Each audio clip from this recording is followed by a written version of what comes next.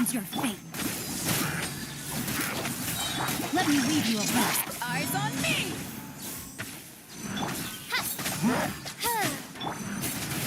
Animal hypostasis.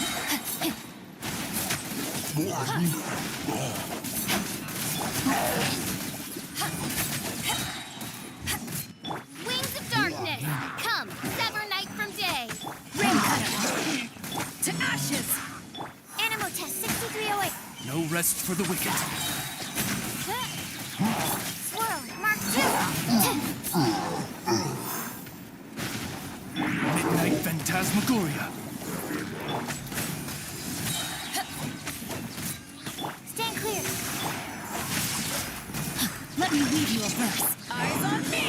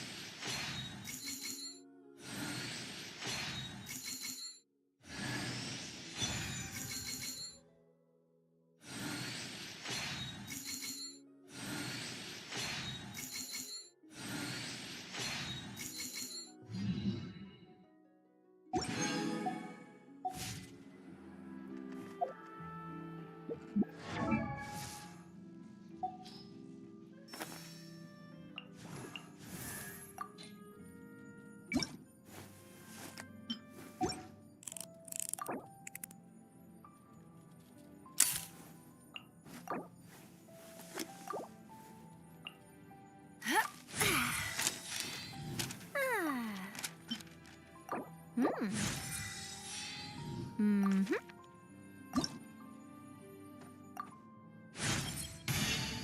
a strength!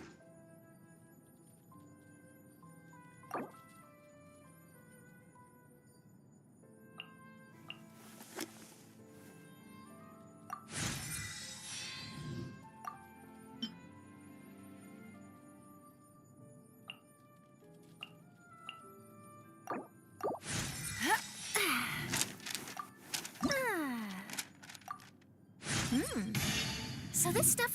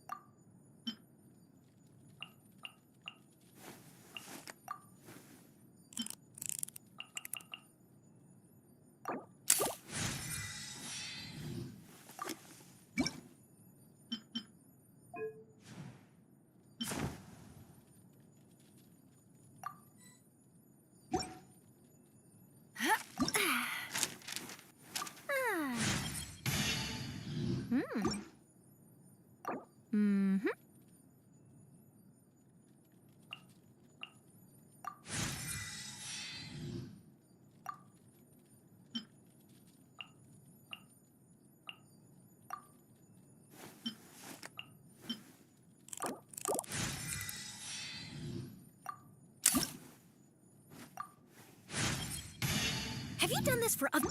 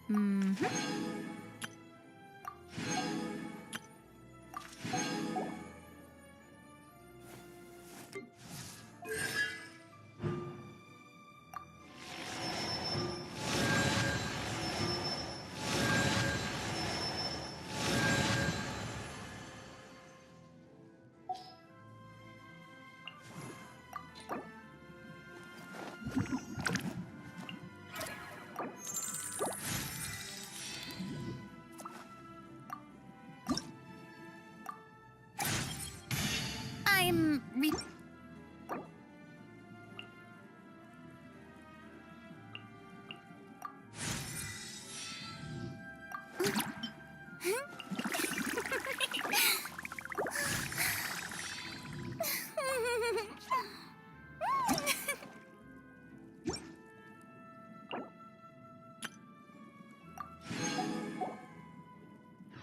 adventuring, as in business, you always have to seize the opportunity while it's there.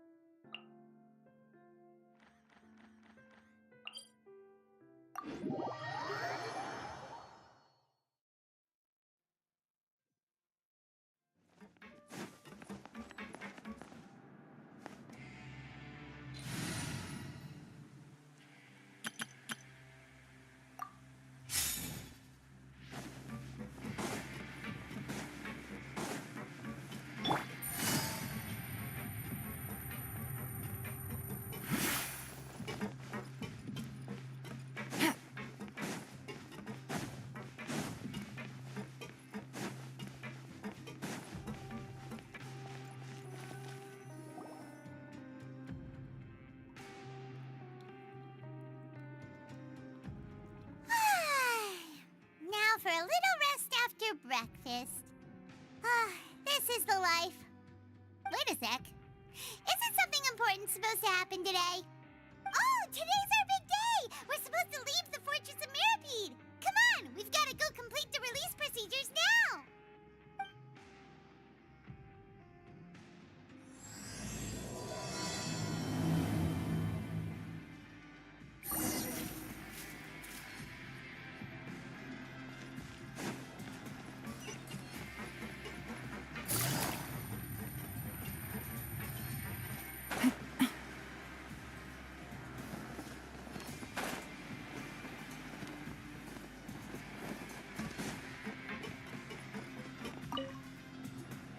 Please, sign here. This document will be effective immediately upon signing, and you two may exit the Fortress of Mirapede via the regular channels. It's been so long since we've been to the surface. Let's hurry up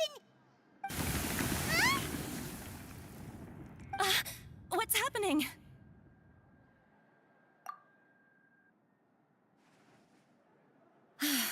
I'm fine, thanks.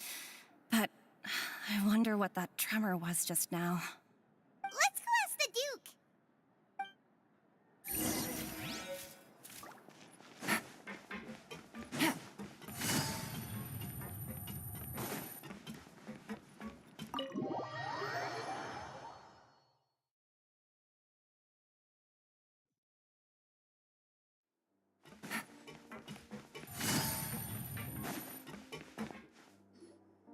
Your Grace?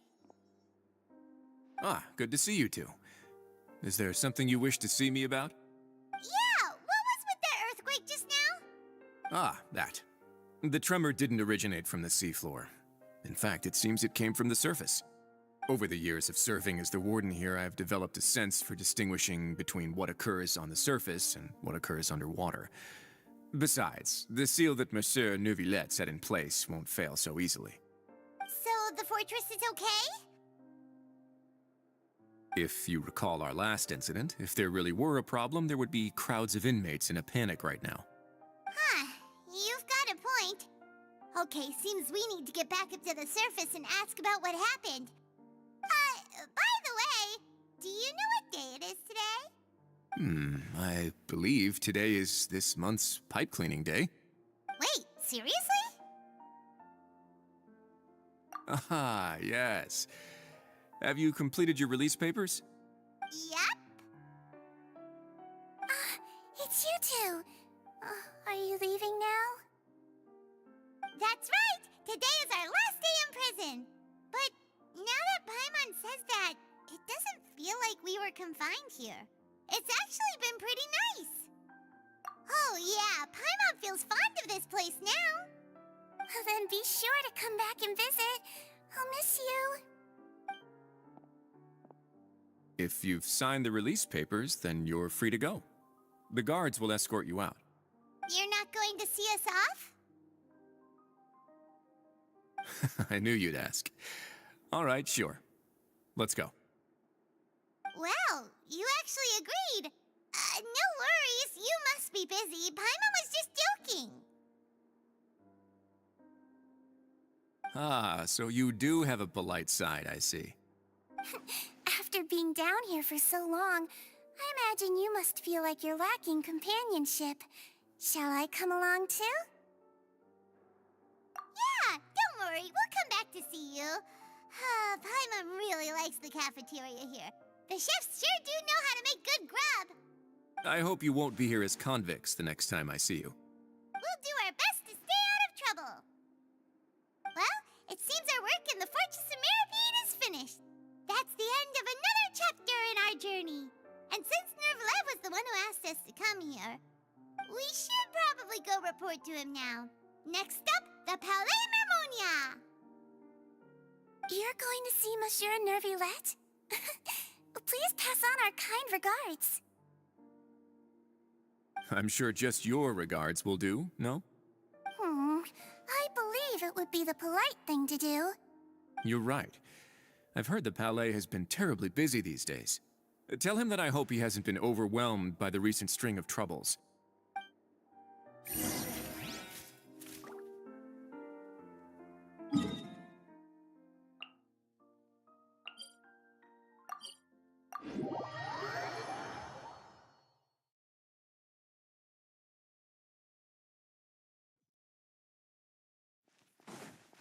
Take it easy.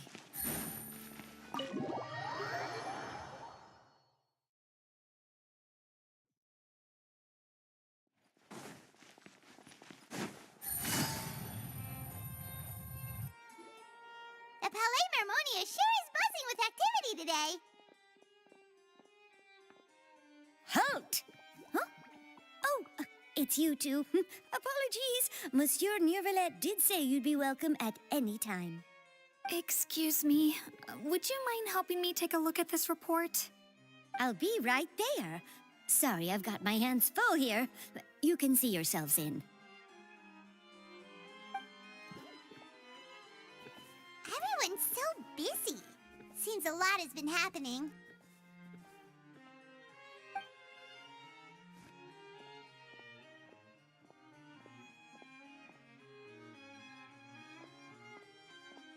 Neuvillette!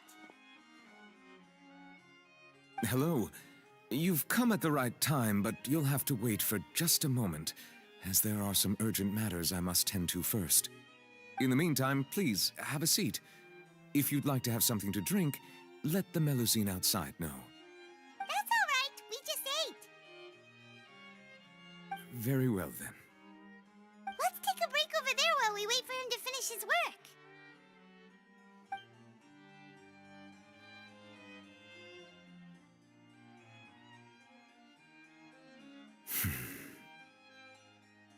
All right. That should wrap things up for now. Are you done with your work? Yes, sorry to keep you waiting. Today should be the day you were released from the Fortress of Meripede, and it appears that you've managed to complete all the release paperwork. That's right, and we came here to see you right away.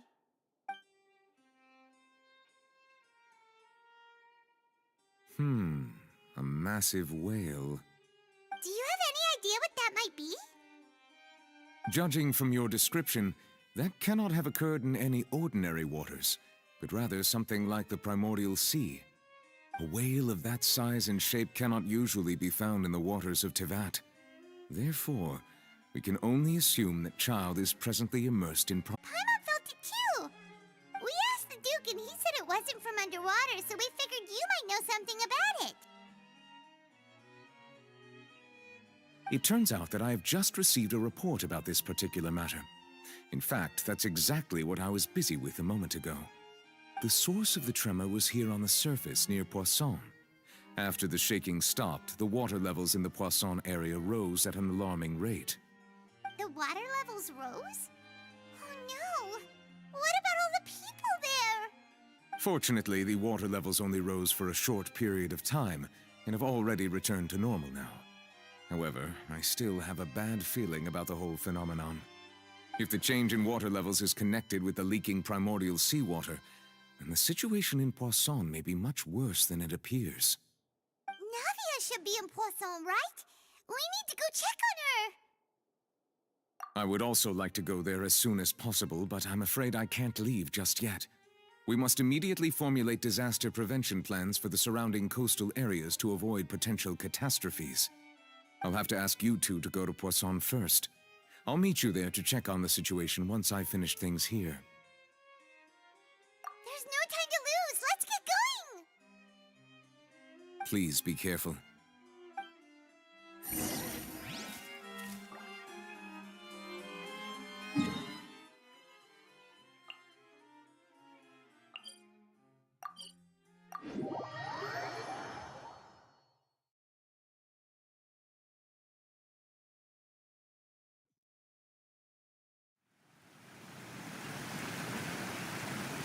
Oh no! What happened here?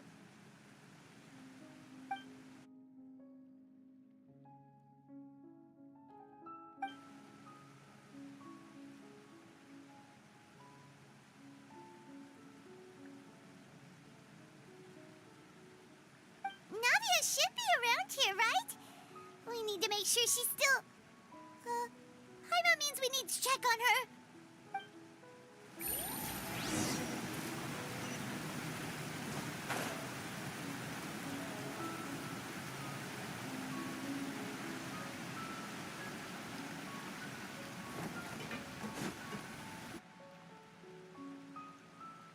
haven't seen a single soul all the way here. Oh, this is getting scary. What will I ever do now? Look, there's someone on the roof over there. Just stay put. We're coming up. Watch your balance. All right, just hurry.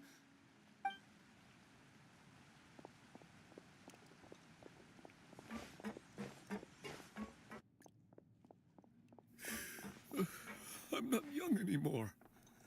How will I survive on my own? My Desiree! Oh, he looks pretty sad. My leg! My leg! How could this have happened? It hurts! Just hang in there. Help is on the way. You can hold my hand if it makes you feel better.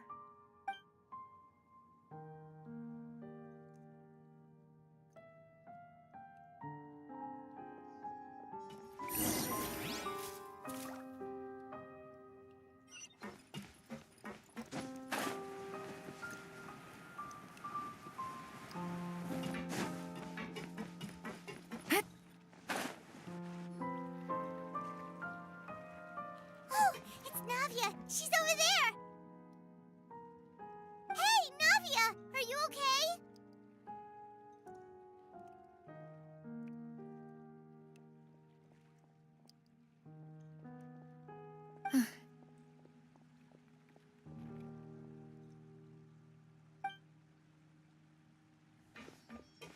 You're here.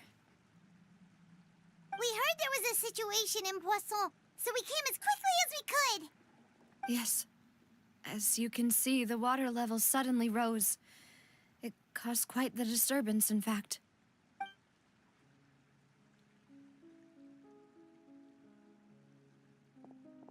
Demoiselle! There was a wounded resident next to a building southeast of here. We've already transported him to safety, but we've run out of medical supplies. He's wounded? How badly? He fell, so it's probably a broken leg. He's pretty shaken up. When the water level rose, he desperately climbed up to the roof. Once the water receded and he saw the ground, he became terrified and eventually... He jumped down then. Find the leader of Squad 1 and tell him to take the wounded resident to see a doctor. He should know where to go. Understood. I'll take over his search and rescue mission in the meantime. All right, you'll be in charge.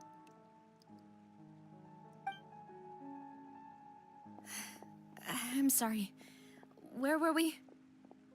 The situation in Poisson? Ah, right. Allow me to explain. A little earlier, we suddenly heard a loud noise. At first, everyone thought that something might have exploded in the waterways. But before we knew it, water started pouring out from everywhere. The rushing water seemed a little odd, almost like the unique color of primordial seawater. Some people didn't realize the danger and thought it was just ordinary water, leaking from somewhere. Everyone on the street who happened to be close to the water didn't have a chance to escape. As the water levels rose, they suddenly disappeared. They were all dissolved. Those who realized what was happening started to flee in a panic, desperately trying to get to higher ground. Many were injured in the stampede, and some people fell from significant heights.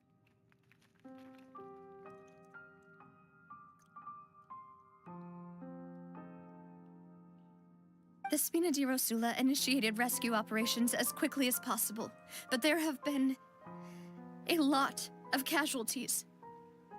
Fortunately, the water began to recede after some time, and the chaos came to an end.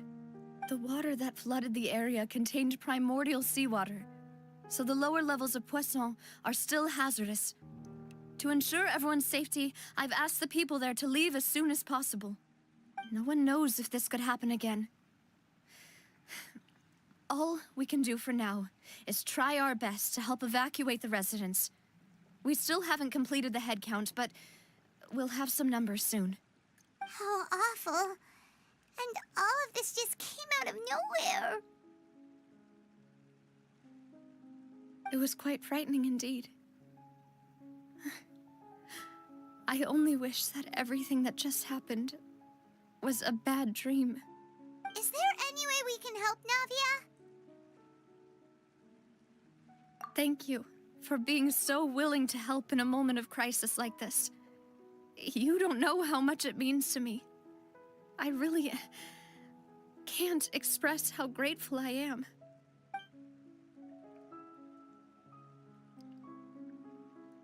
Don't say that, Navia. That's what friends are for.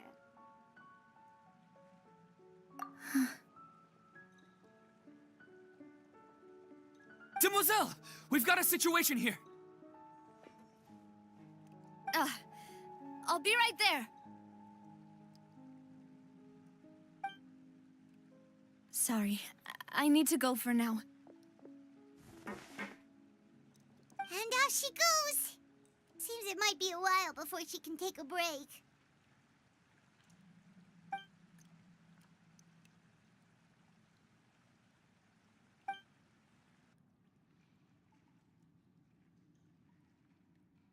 Okay, the wounded are being tended to, and we finished a preliminary head count.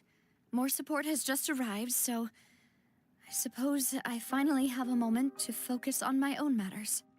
Of course, we should remain ready for anything, and continue doing our best to rescue others. I'll be sure to have everyone at the Spina di Rosula ready to render assistance. Traveler, Paimon, would you two accompany me to my father's grave for a moment? Huh? Right now?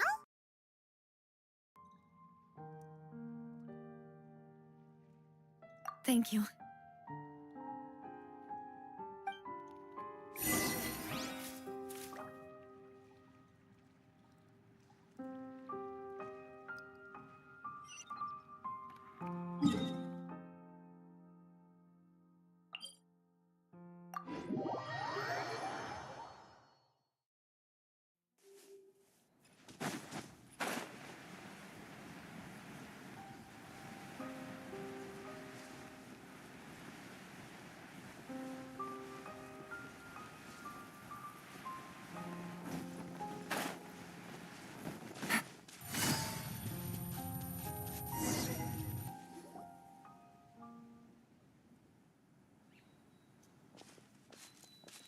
Not a lot of people here, huh? Well, given the time of day and the whole situation in Poisson, Paimon doesn't think there'd be a ton of people here visiting graves. Right. That's how things are now. The living are so exhausted that they've no strength to spare any words for the dead. Navia?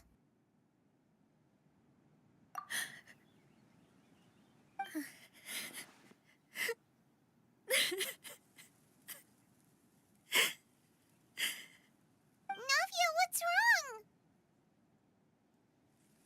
Sorry. I just... Malus and Silver, they won't ever come back here again.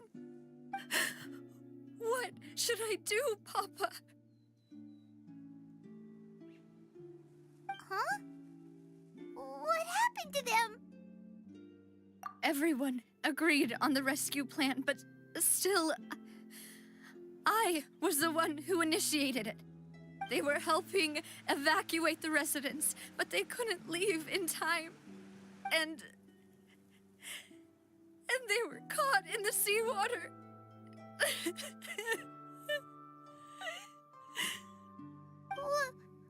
What should we do? I've known them for so long.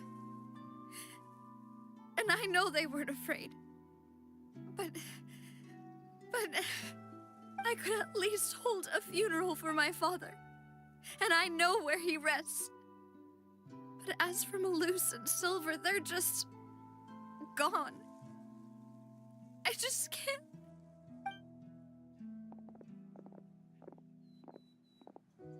Everything looks so clean after it rains. Even the gravestones.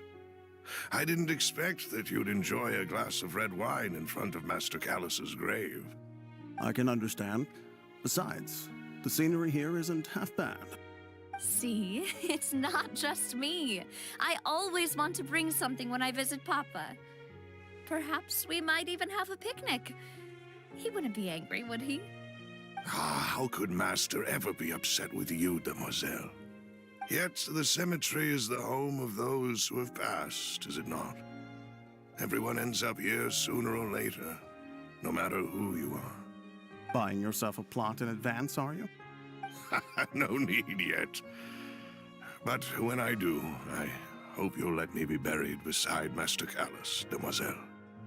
Hey, stop joking around.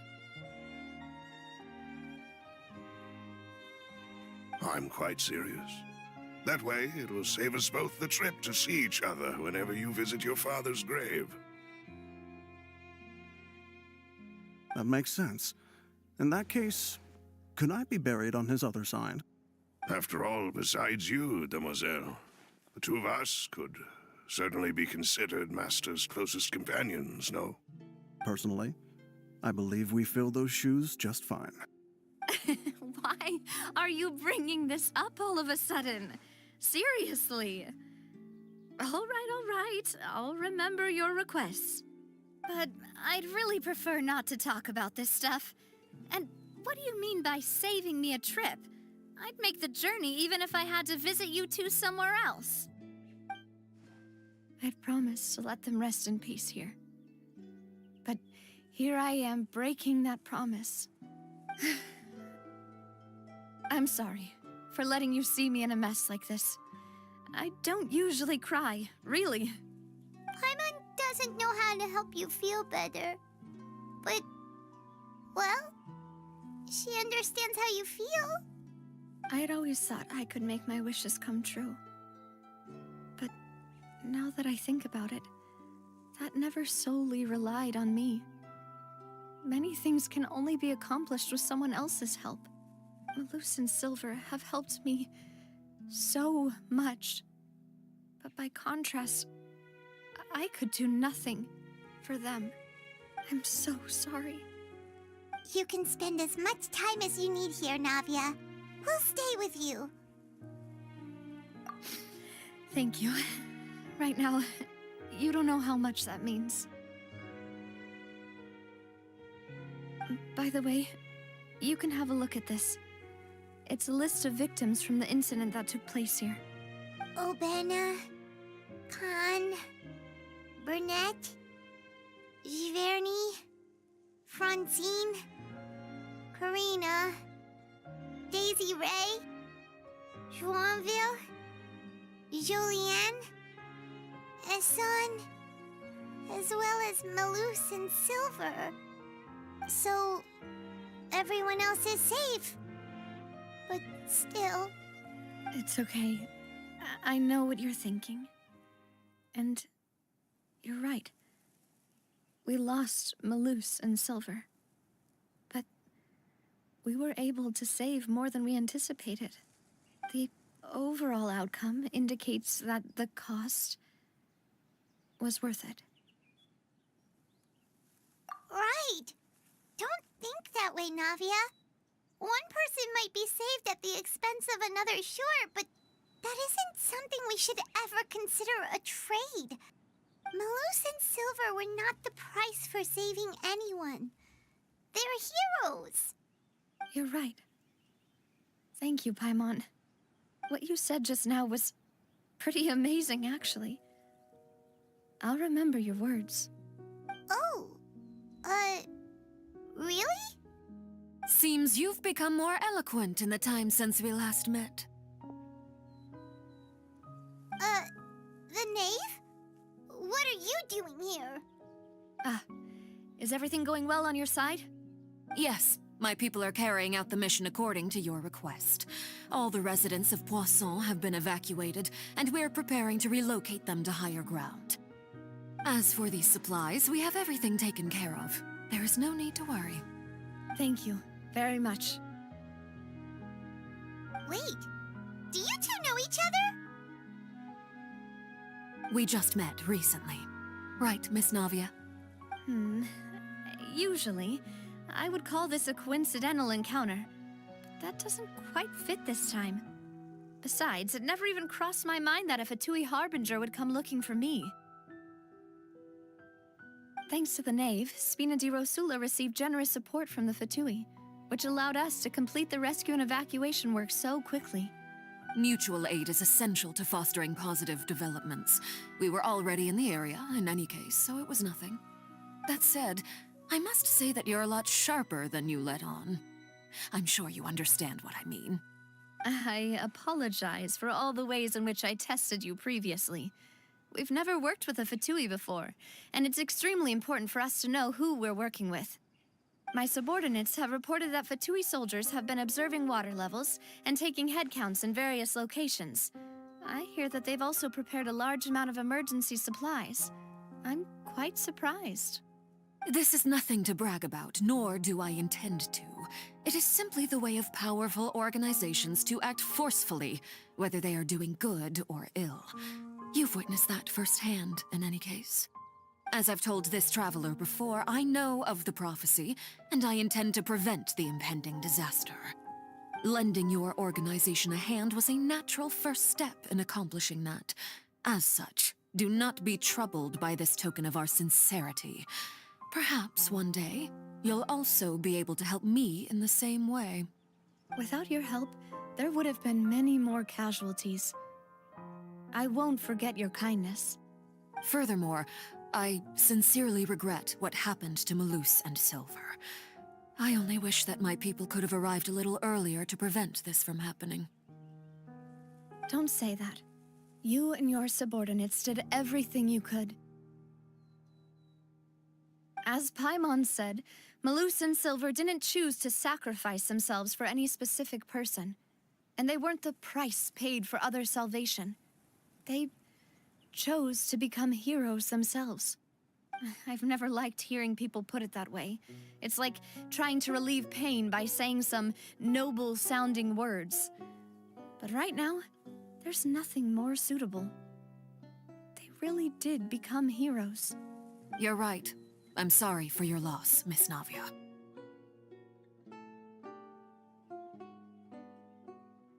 Water is life to Fontaine's people, and it also spells disaster.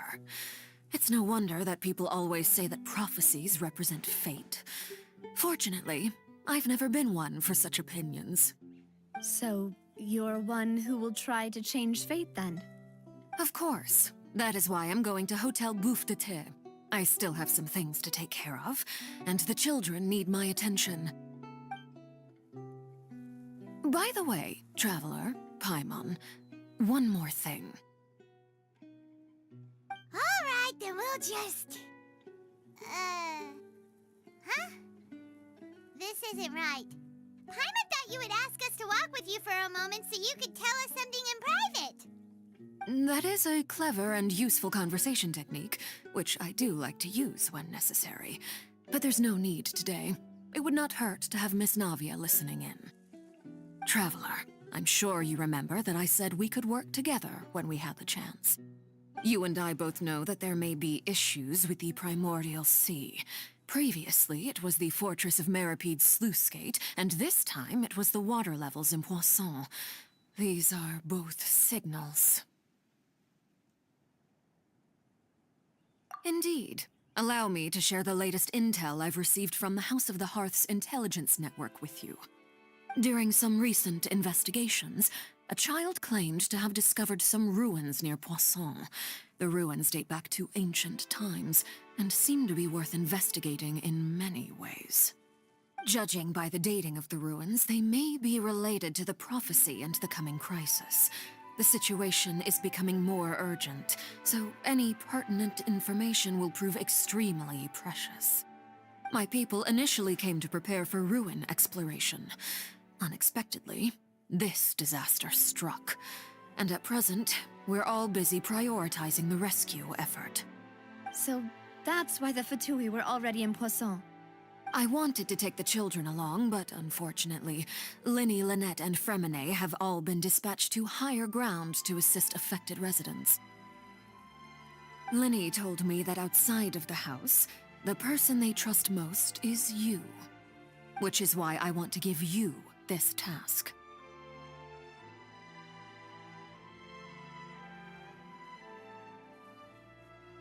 The House of the Hearth's members see each other as family, but Linny, Lynette, and Fremine said that they also see you as such, even though you are not from the house. I'm sure you already understand how earnest they consider their friendship with you to be. Oh, that somehow makes Paimon feel kinda happy. The intel I just shared about the ruins could fetch a high price. But since the children consider you family, it's only natural that I freely share it with you. Got it! So all we gotta do is go to some ruins, right? We can handle that. Excuse me, but may I tag along? You wish to join, Miss Navia? But are you sure you're up to exploring some ruins? You need to rest. Well, I'm sad, yes. But I can't just go back and plop myself into a chair by the roadside and do nothing. There's no point in being depressed while we still have a disaster on our hands. As my father's successor, I must live up to the hopes he had in me. Besides, I'm also doing this for myself. I need something, a distraction, to keep my mind off Malus and Silver.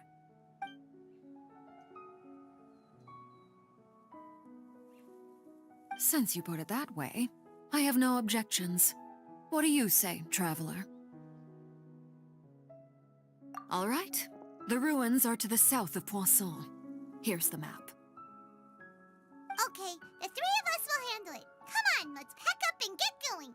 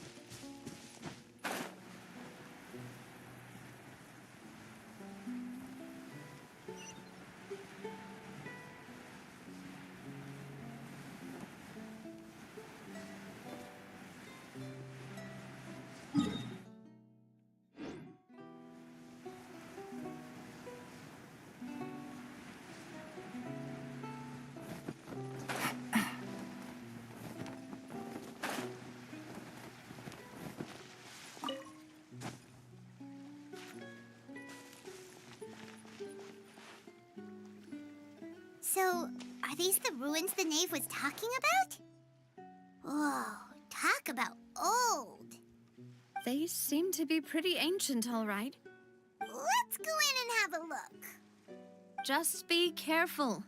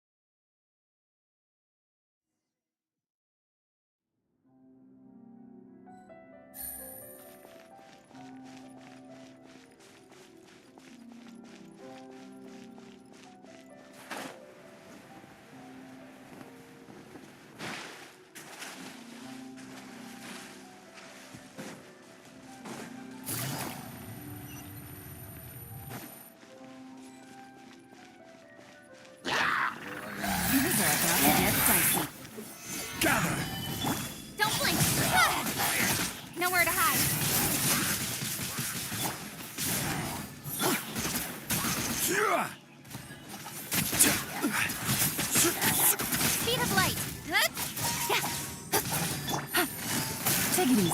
Rise! Don't blink. Let's light it up. Stabilize! Incoming.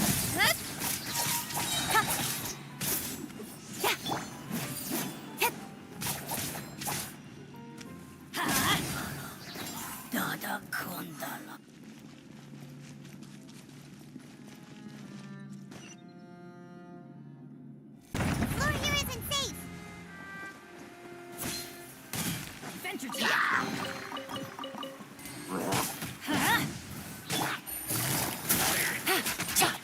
Don't blink.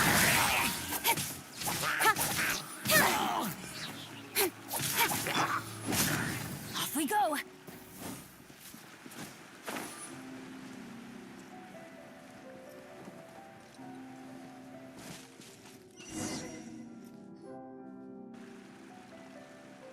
This place has also been contaminated by primordial seawater. Yeah. And a lot of it, too. A Fontainian would most likely dissolve the moment they fell in. Right! You can't go down if there's primordial seawater. It's too dangerous, and it won't be any help for you to just stay here. Don't get Paimon wrong. We're not saying you're useless. It's just that... No, you're right. I can't do anything in this situation. I'll leave this to you.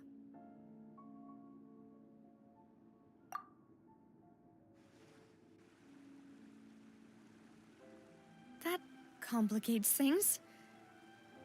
Maybe the only way left is forward. In that case, do you want to wait for us here? The water levels here are unstable, and there's a chance the water will rise. So staying here wouldn't be safe either. I'll go together with you. Perhaps we'll find the exit just up ahead.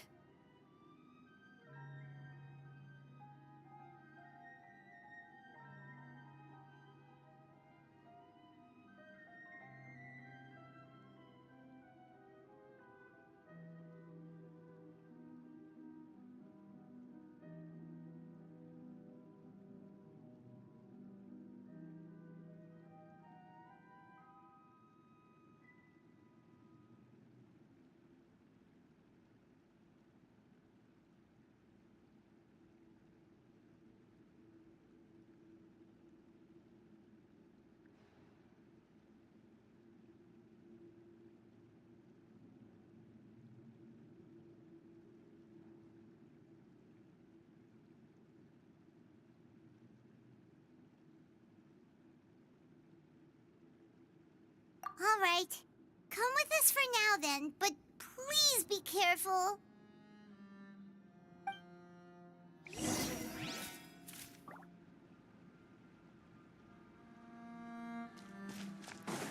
Oh, no, it's a dead end. Let's try climbing over from the side.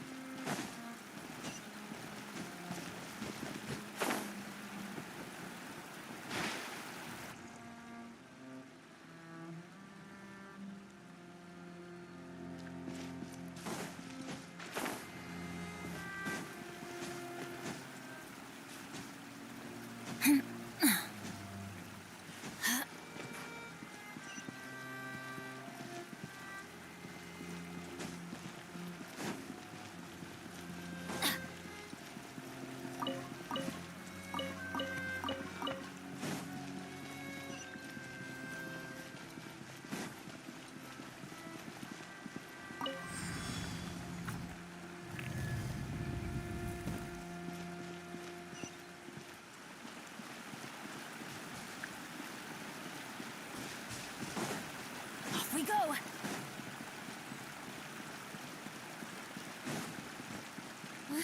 Wait! There's something wrong with this bridge!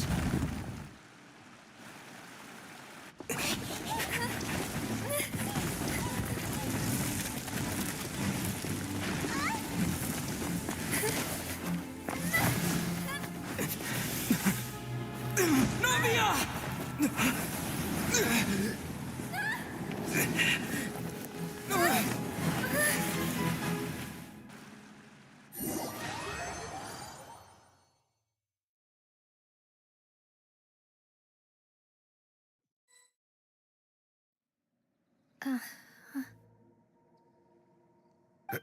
Demoiselle? Huh? Demoiselle, what are you doing here by yourself? Would you be standing here till dark if I hadn't come to get you? Maybe she just wants some time to herself, Maloose. Oh, was I sleeping?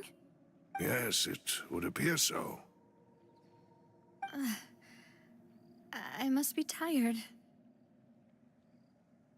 That's quite possible.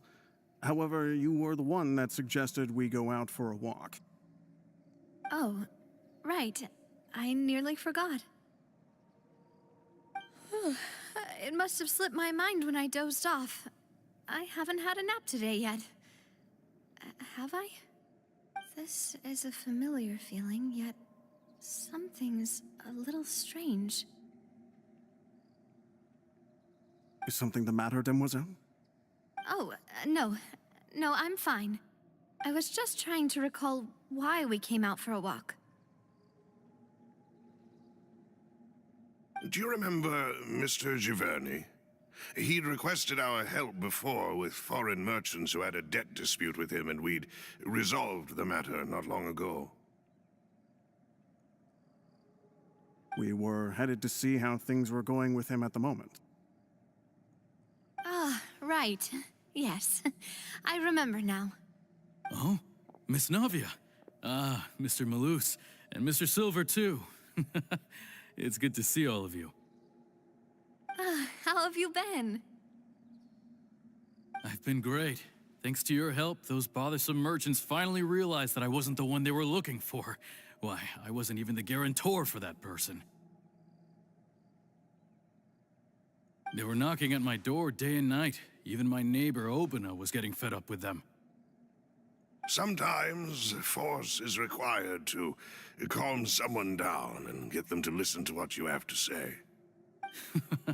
That's right. Oh, by the way, Burnett, what was it that you wanted to give to Miss Navia again? Oh, yes. One moment, I have it right here.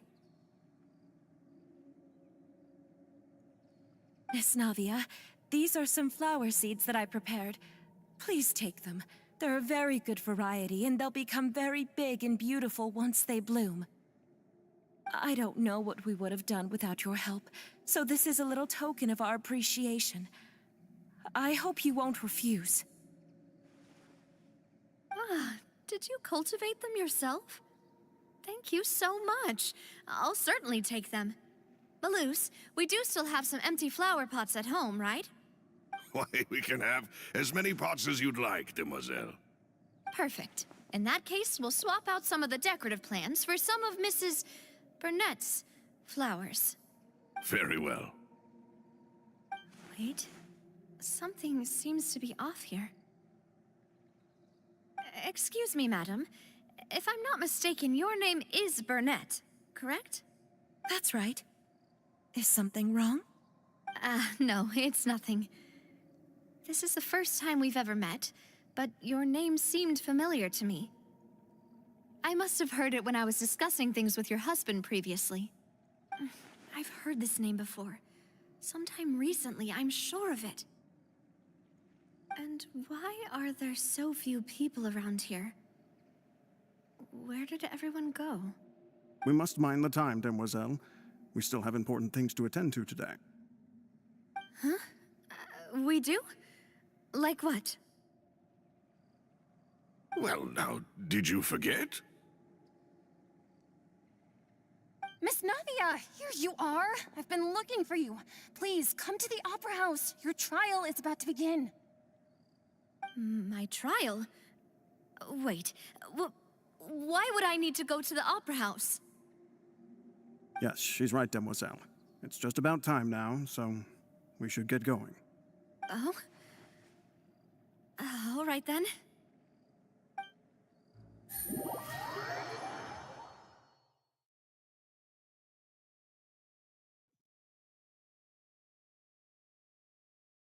Look, it's Navia! She's here! And her two attendants are with her. Goodness, everyone's finally here. sure are a lot of people here to see the trial. And they all seem to be oddly excited about something. I even know some of these people. Karina, Desiree, Joyville, Jolien, Essen. Why are so many people here? And why do I have no recollection of this case? And as for the judge... huh? Where's Monsieur Neuvillette? Please sit in the defendant's seat. Don't worry, Silver and I shall accompany you. All right. But are you sure you can stand behind me? Typically, it wouldn't be allowed, but today is an exception.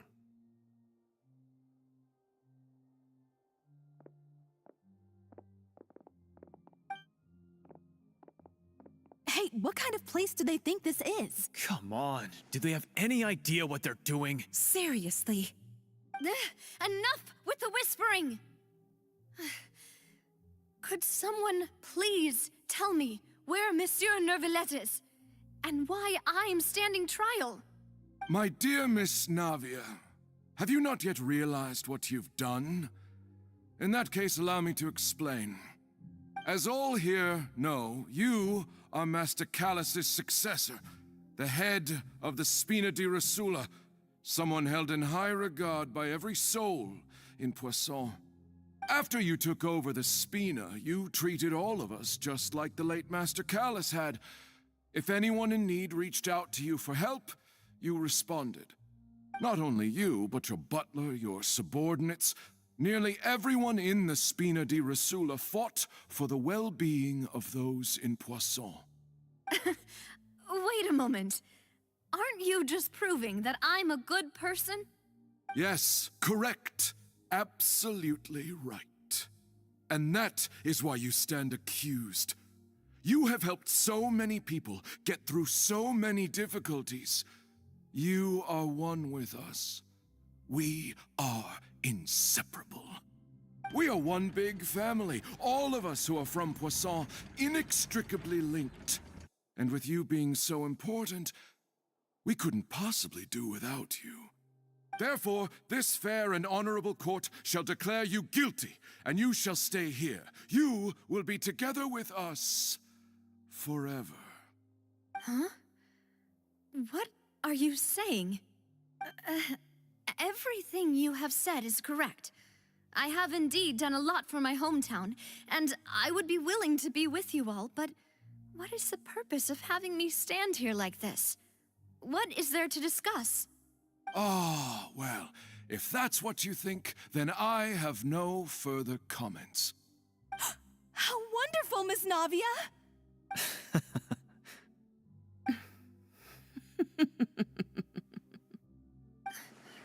I know all these people. Why are they laughing? I seem to remember now. Yes, I get it. This trial is... Wait just a moment. This isn't right! Malus? What was that, Mr. Malus? Our conclusion is very clear and unanimous. Let the court judge her now. She's guilty! Stay here, Navia! You're one of us! Demoiselle, don't admit guilt. This trial means to keep you here forever. I wish to exercise my right to defend Our Lady. Mr. Joinville, you only know of Navia's goodness, but nothing of her utterly independent mind. She was born a free and independent spirit. She has never been tied down by anything. Indeed, even the death of Master Callus couldn't stop her. Her actions cannot serve as proof that she identifies herself as part of any group. She merely acted as an individual, extending her hand to help others. Please do not mistake her actions as being otherwise. Really? As an individual, you say? Don't forget, we are all Fontainians here. This is the nation of justice, the nation of Hydro. Even if Miss Navia only voluntarily rendered her assistance, that doesn't change the fact that her beautiful soul must return to everyone. Water accepts all, blends with all. It will surely accept her kindness. Everything is measured here in the nation of Hydro, and in the end, everyone shall meld together. Thus, when a unanimous opinion emerges, that opinion represents justice. Now I speak for everyone. Our opinion is consistent. Navia should stay. We and Navia are one. And you would call this justice? Preposterous. You are merely jealous that Demoiselle still has a chance to exist as an individual. Have you forgotten how much you all once longed to become individuals, to become independent? Do you mean to defy our justice? If your justice is flawed, then why should we acknowledge it? As you said, we can also have our own justice. Silver and I shall defend Demoiselle. And that is how we will enforce justice. My head... It hurts. Demoiselle. Silver, it hurts. My head is spinning. All I can see is stars swirling in front of me. I remember now. Everything that seemed odd from the very beginning.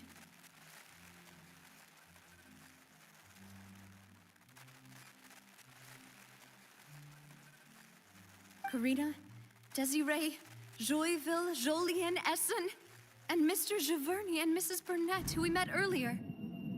Even Malus and Silver.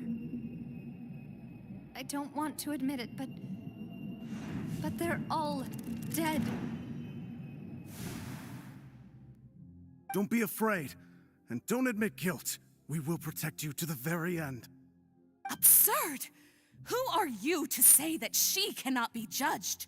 We are the majority, and in the nation of trials, the majority is absolute justice. We are the will of all. Don't let them escape! We shall keep Navia here with us! Mr. Malus and Mr. Silver, must you be so stubborn? How could the two of you possibly hope to stand against the collective? Do not resist. This judgment is fair and just. Navia belongs to us. After all that happened, she should not be left alone in Poisson. What are you saying? No more excuses! He says we're jealous. Jealous? How could she possibly be an independent individual? What's with these people? Who's jealous of her? She belongs to us! Miss Navia, she... Silence! That's...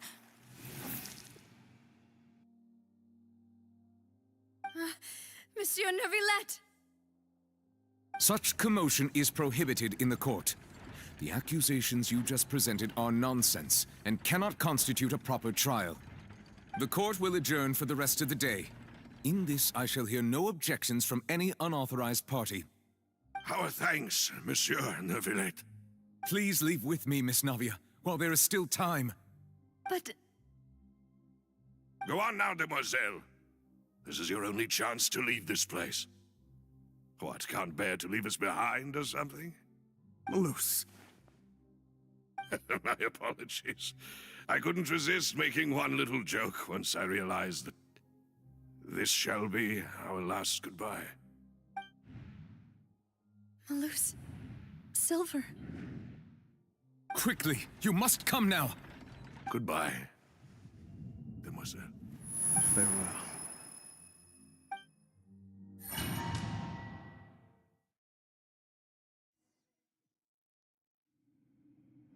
No, wait! Just a second! Navia? You're awake. Good. I must have been dreaming. Malus and Silver were still alive, and they were defending me at some insane trial. It looks like you're all right. Did all the sad feelings cause you to have a nightmare? Paimon could give you a hug. The ruins you were exploring suffered a cave-in. When I arrived, I found you falling toward the water. You were just about to be dissolved within, but I...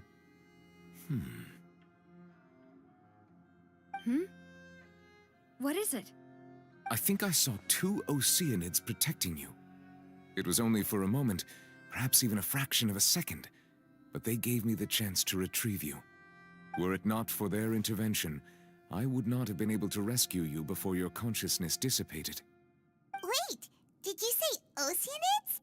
You mean like what happened with Vache? Perhaps those 2 Oceanids were the people you saw in your dream.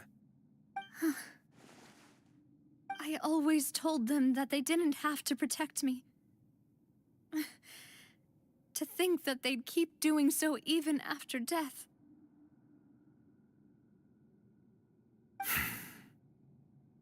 Please come with me.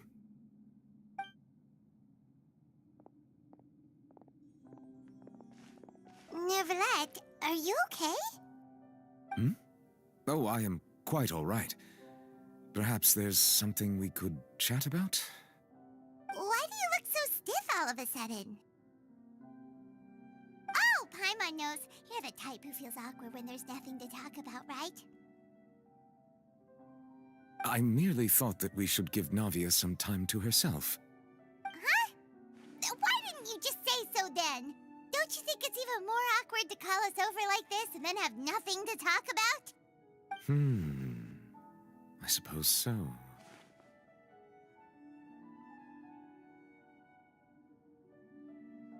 Ah, Sigewinne.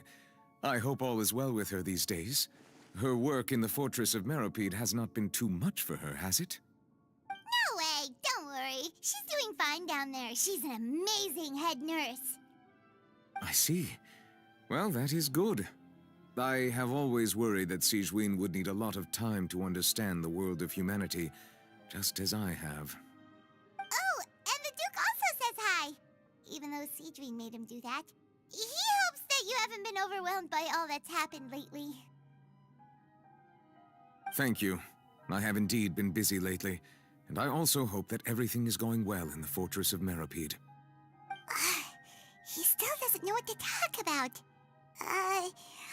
Let's chat about something else then. So, Neverlet, you're probably quite the swimmer, huh? Yes, of course. This isn't going anywhere. Let's try something else. How did you find these ruins? Did the knave tell you? Yes, in fact. I had arranged to meet you in Poisson, but when I arrived, I discovered that the Fatui were helping the residents evacuate. They had even transported a large quantity of supplies to the area. Amid my astonishment, I ran into the knave, and we had a chat. She informed me that she had asked you to investigate the ancient ruins here. Yeah, we originally planned to meet up with you, but we thought you might still be busy with all those official documents. We didn't think exploring the ruins would take very long, and who would have thought you'd wrap things up so quickly?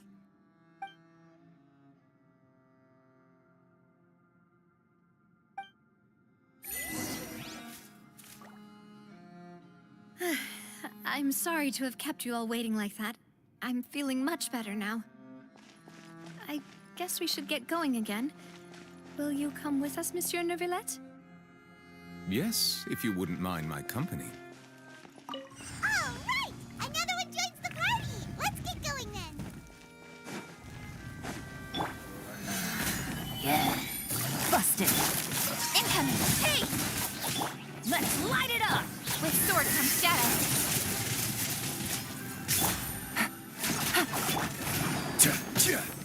Solidify! Order guide you! Speed of light. Gotcha.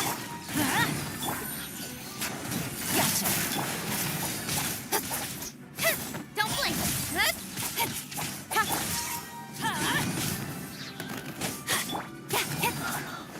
Dada Kundala.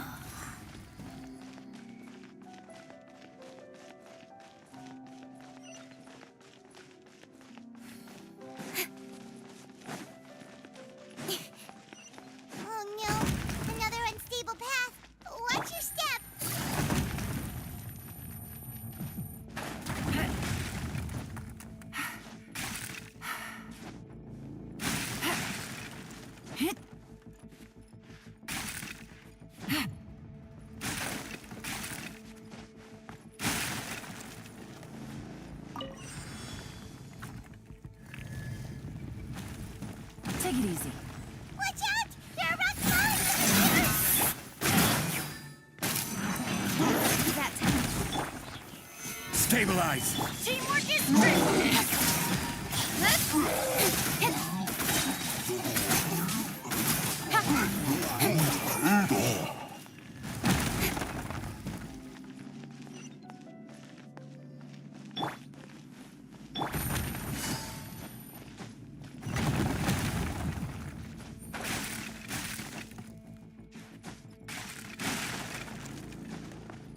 It seems we're almost at the top. Keep it up!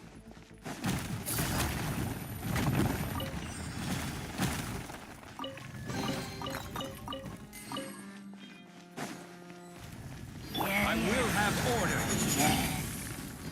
Gather! Cut to the chase. Quietly now. Let's light it up.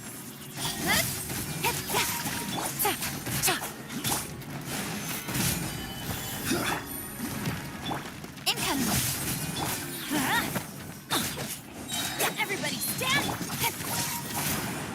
With sword in the shadow. Order guide you. Stabilize!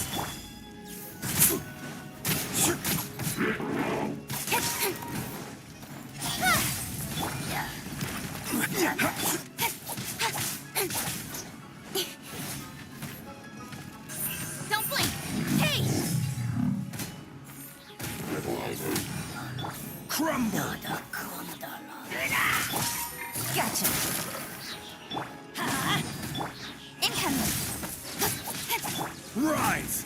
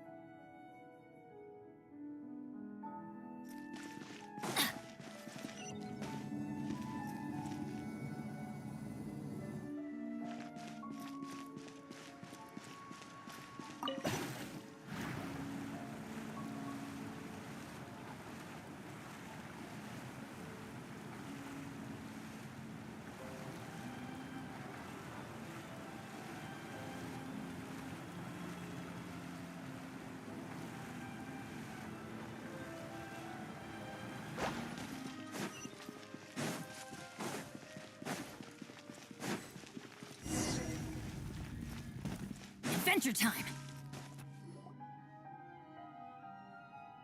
Looks like we've reached the end. This is the place. There should not be any other hidden spaces in the vicinity. The path sure had some twists and turns, but it turns out that this place isn't actually that big.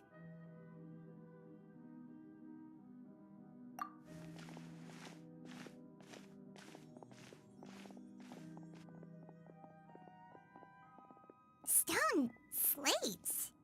It seems like they were put here as an offering. Could we take them down and have a look?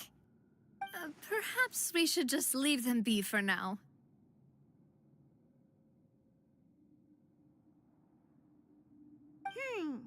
There are 4 locations in total, but only 3 stone slates. The slate that should be in the first empty spot is missing. The surrounding walls also show signs of damage. There's something written below. Let Paimon see. Reason dictates that this nation be destroyed. I shall record the history of its future here in its past. Say what? It feels like someone left these slates and these words here for a purpose. But does he mean that Fontaine should be destroyed? That would fit the circumstances dictated by the prophecy, yes. Indeed, the slate's contents correspond to it. Take the second slate, for example. There's a person kneeling here. She seems so dedicated. And there's a whole bunch of other people behind her doing the same. She's facing this... what is this? Some kind of island in the sky? And is that Lady Farina in the third image? Did the Hydro Archon fall into the water? And is that a ring of people around her? Paimon doesn't quite get it. Are they all in the water? The fourth image. I know this one. This exactly matches the content of the prophecy.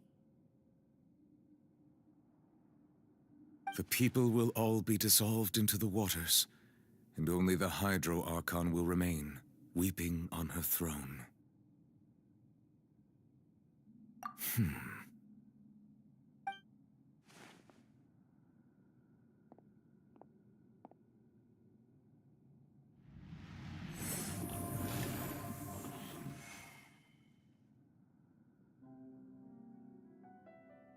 More information should be hidden in these slates, but I fear I cannot easily uncover it, most likely due to us missing the first slate.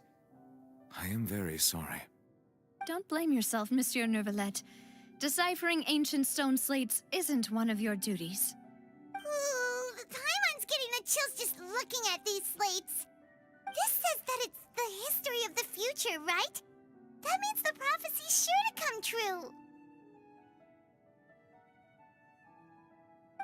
I really hope it doesn't mean that. Still, Paimon feels like these images are kind of weird when you look at them together.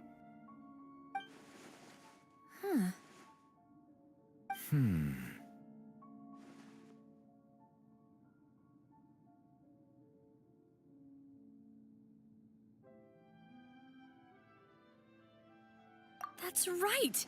If the images are in chronological order, shouldn't the fourth, the waters drowning Fontaine, come before the third, where the Hydro Archon herself falls into the water? And yet the order is reversed here.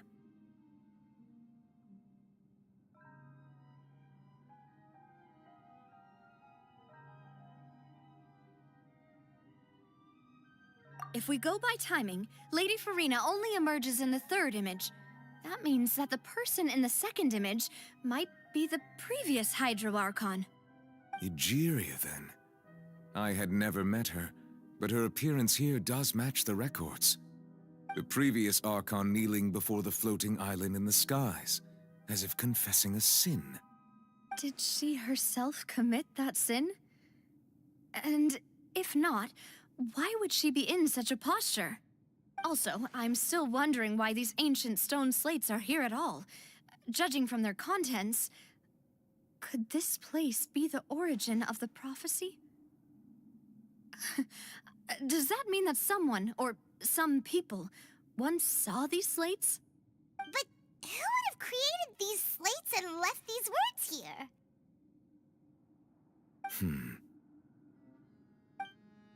It seems that any further clues will have to come from Farina.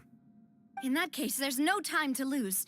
There's nothing else to be gained here, so let's head back first. Yeah, we better get somewhere safe for now.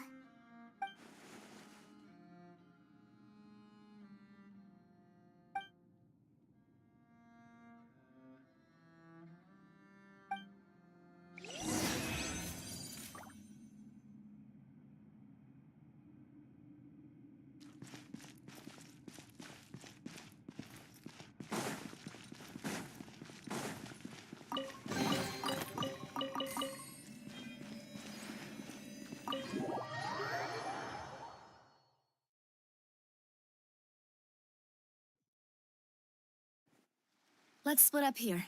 I'm going to check on what's happening with the Spina. You know how it is. There's some things you just need to be there for yourself. You still have energy for that, Navia? Paimon's already beat!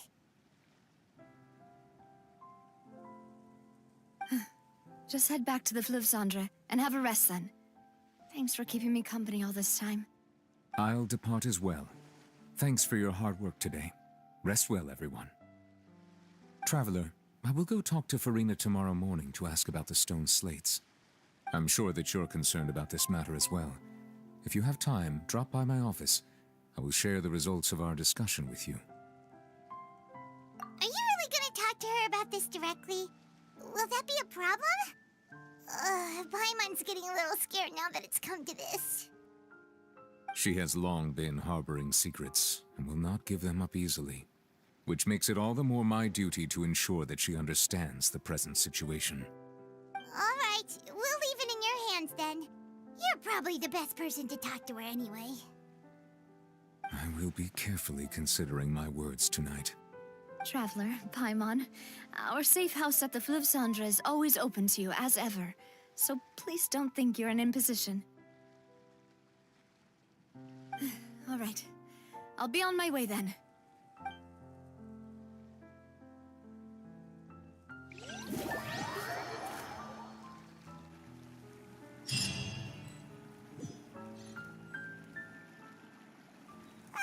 We're finally back! Welcome back. We've got a special menu prepared for you two tonight. Yay! And there's good food too! No, the boss is the best.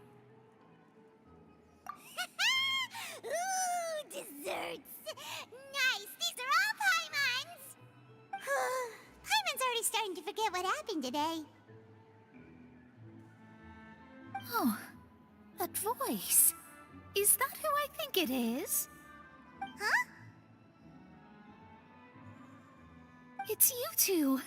What are you doing in Fontaine?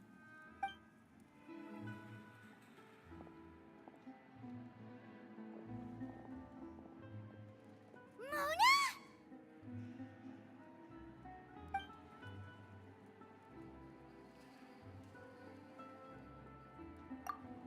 Seriously, nobody just uses a scry glass whenever they've got time to just see who they'll meet on the road. Still, we didn't expect to see you here. Wait, you're not a Fontainian, are you, Mona? Well, I have some business to attend to here, so I booked a hotel in the city. I was just out for a stroll when I bumped into you. Quite unexpectedly, if I might add. Why did you think I was from Fontaine, though? Is that because Magistus doesn't sound much like a Mondstadter surname? Yeah, let's go with that.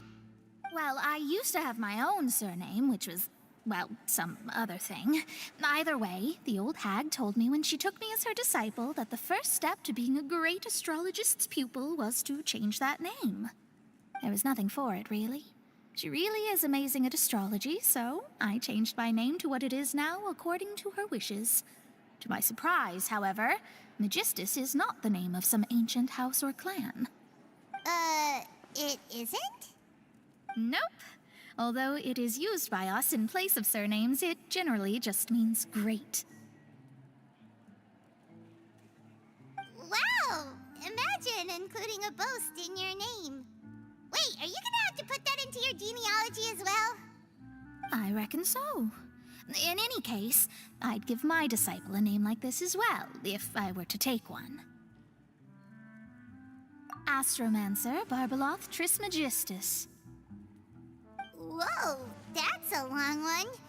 Does it also mean great or something? My name means Mona the Great Astrologist. As for the old hag, hers is, in plain speech, the thrice-as-great Scholar of the Stars. Just take it as a title specific to astrologists.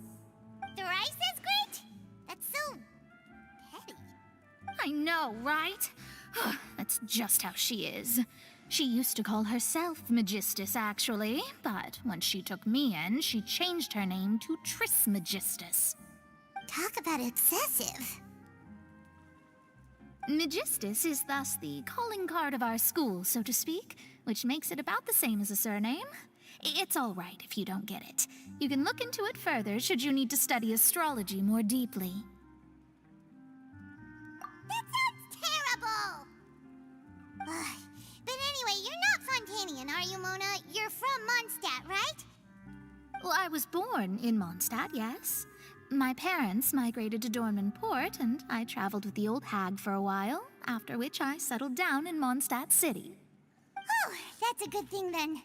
At least we know you won't be dissolved by Fontaine's waters. Speaking of that, I'm sure you're aware that a bunch of things have happened here in Fontaine, right? I know you're not a local, but I'd avoid getting too close to any water that looks strange all the same. There's something ominous about it. Well, the water, I mean.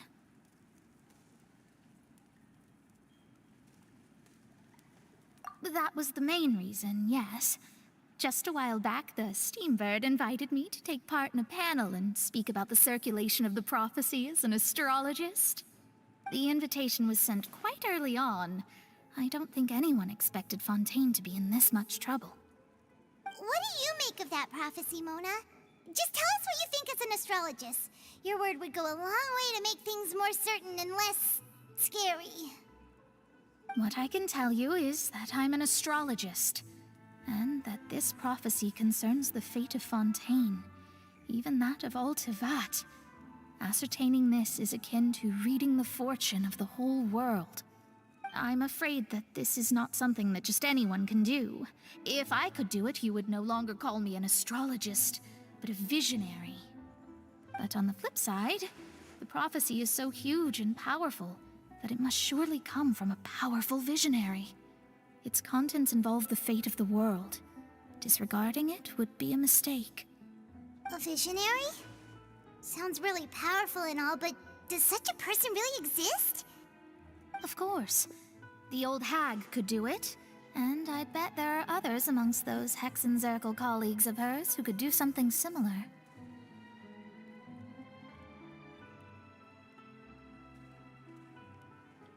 Huh?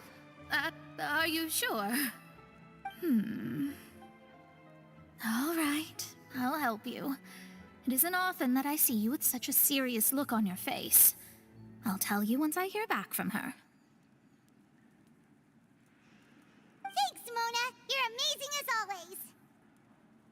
Oh, well, this is something only I can do after all. So yes, your praises are quite welcome. That's the greatest of astrologists for you!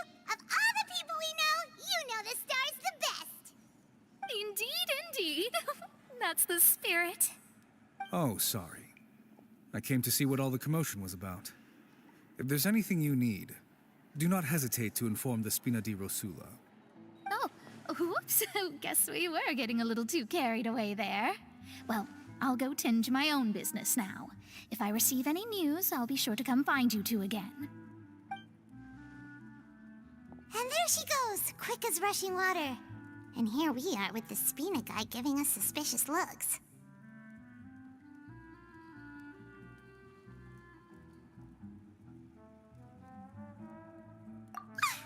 If Paimon hadn't spoken for you, it'd be you getting all the weird looks. The things Paimon does for you. That's more like it.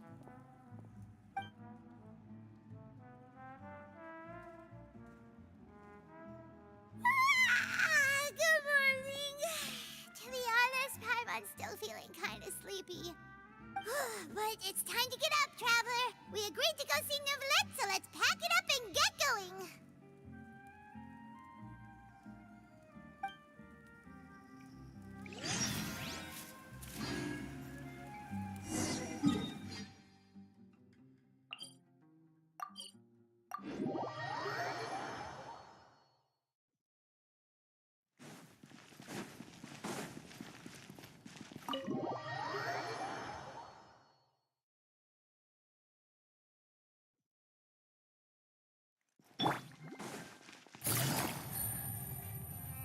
Take it easy. You're here! Finally! Is something wrong? Monsieur Neuvillette and Lady Farina, they seem to have gotten into a dispute. Please go see for yourself.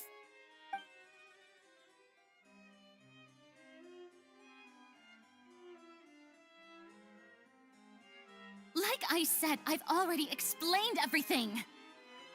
And yet the problem has not been properly solved. There is little space for excuses between us. It is not my intention to offend you, but please, tell me where you stand. You are the Hydro Archon Focalor, are you not? Look at this. This is a list of the victims from the recent Poisson incident.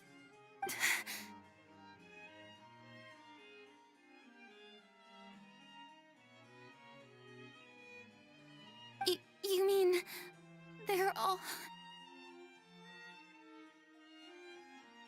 We did not arrive in time to avert this disaster, and I will not have it happen again. I will say this once more. You must tell me everything you know. Yesterday, I found 3 stone slates in some ancient ruins near Poisson. Do you know anything about those? Seriously? You're questioning me like this is a court case now. I don't know anything about that. But you found them in some ancient ruins, you say? That's correct, which is why I came to ask you some questions. There should have been 4 slates, but one of them was missing. The other 3 featured different images that seemed to correlate to the prophecy. The prophecy? The second of these slates depicts the previous Hydro Archon Egeria kneeling before a floating island in the sky, as if confessing something. Do you know nothing of this either? I don't. I've never seen such slates. I'll ask you again. Do you really have no information regarding the previous Archon? My deciphering of the slates indicates that the Hydro Archon Egeria once had to confess to, or apologize for, a certain sin. If anyone would know about it, it should be you. All gods don't have the same secrets, you know. She was herself and I'm me. Is it really so strange that I know nothing? I understand your concerns, but I'm sorry. I just don't have anything to tell you. Forgive me for saying this now, Lady Farina, but I have long known of your various secret investigations into certain matters. There are several indications that you have been investigating the prophecy on the sly. This is not strange in itself, considering that you are the Hydro Archon. But it is strange that you should also claim to not know any of Egeria's secrets, as well as do nothing following your inquiries. You have never been as superficial as you have presented yourself to be, nor are you a fool. And yet, your behavior is very inconsistent.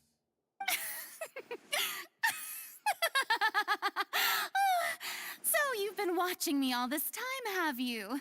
I didn't think you were that type. You... Well, since you know about my secret investigations, then you should know I'm actually working to take care of it. There's no point questioning or suspecting me. You're the Eudix, but you're still my subordinate. You should be following my lead. Just trust in me, your Archon, and do as I say.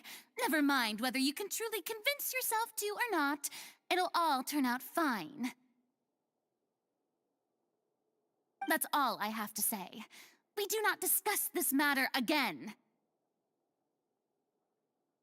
Oh, the opera's about to start. Toodles!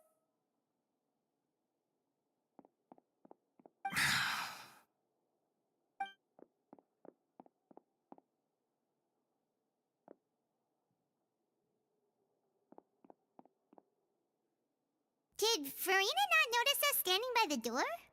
Wonder what's up with her. She was smiling.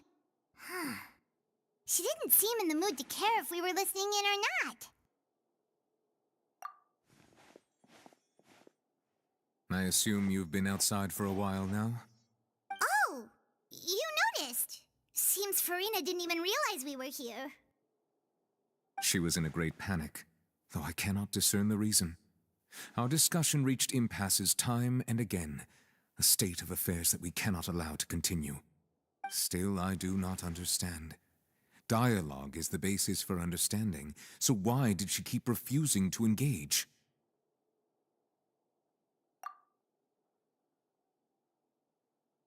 Everyone in her inner circle has noticed that she is hiding some secret.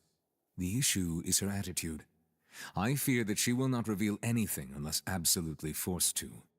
We may have to create a situation in which she will have no choice but to speak. Oh?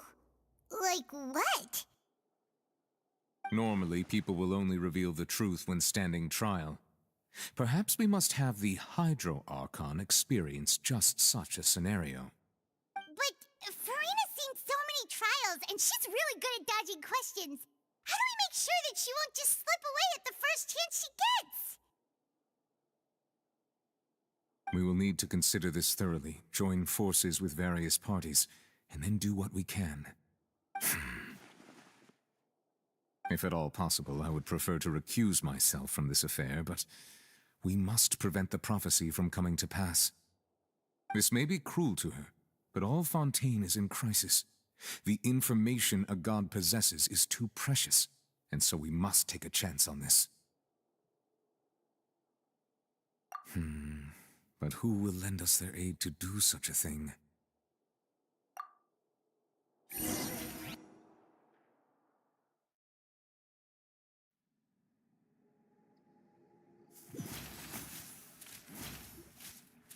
Well, that's everyone, huh? Speaking of which, it was pretty smart of you to think of hiding here. Poisson was just involved in a disaster, so it's presently devoid of people. That naturally makes it the best choice. And here you are drinking tea like it's the most natural thing in the world, huh? That's what families should do. Sit and enjoy a leisurely time together. It's nice to enjoy tea here, you know? Care for a cup? Lend me your ears, everyone. Or perhaps one of you might like to start us off. How about you, friend? Me? No, I don't think I can. Then, how about you, good sir? I fear that I will cause the mood on this boat to become as somber as it is in court. Well then, I guess we're lucky we've got a local like me to organize things. Wonderful, the spotlight at last. I guess I'll be facilitating things from here. That was a little long-winded, don't you think? Oh, you might be right. Anyway, to cut to the chase, our friend here, the Traveler, has brought us together to discuss something. As for what that is, well, let's start by saying that we'll be pooling our efforts together to create a series of traps. Oh, how intriguing. Well, it's just an expression, really. One that I just learned from Chlorand, and used on the spot. So, let's invite her to explain in detail. A round of applause, please.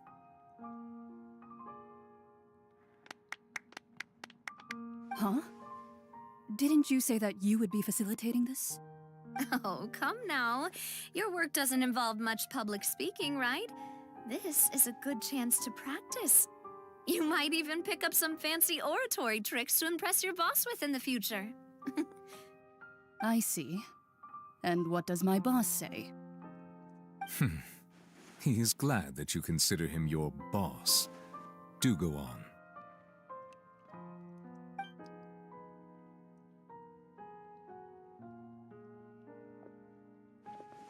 In that case, do any of you have experience hunting? Not that I recall.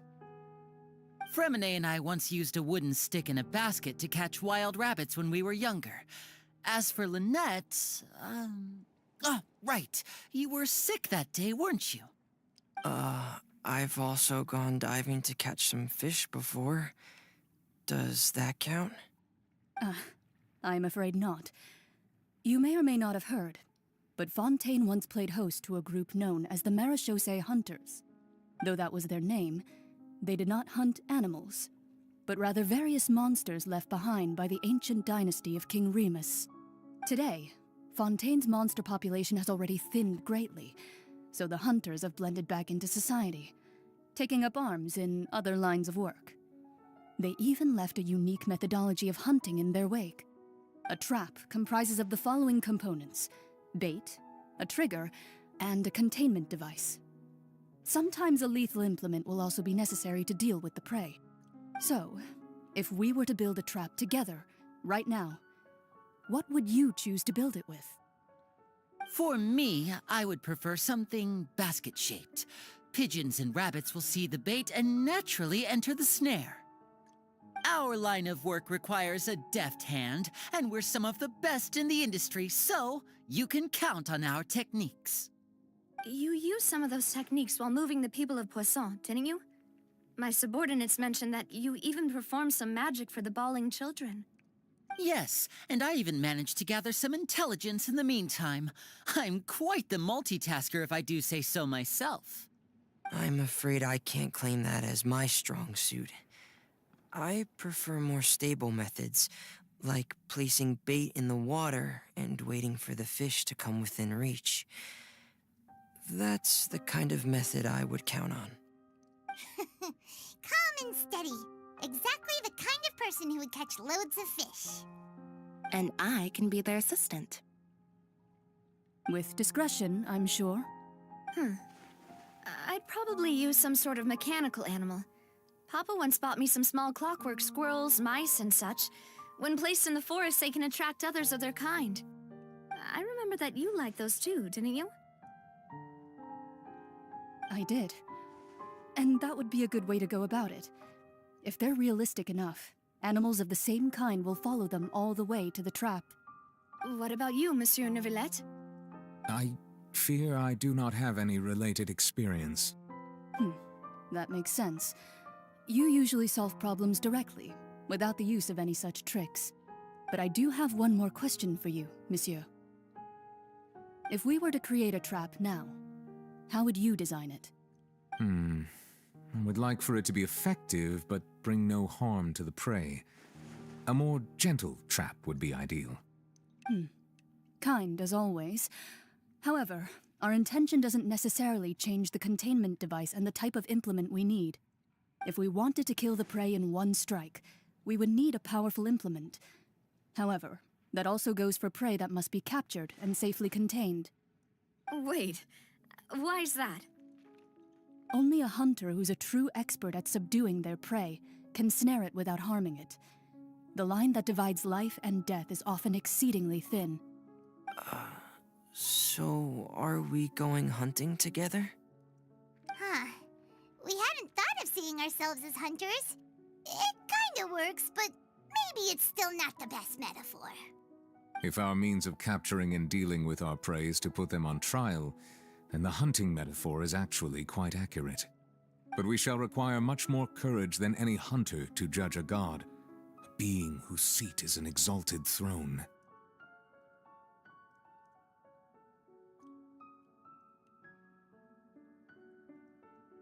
Oh, so that's what's going on. Sounds very interesting.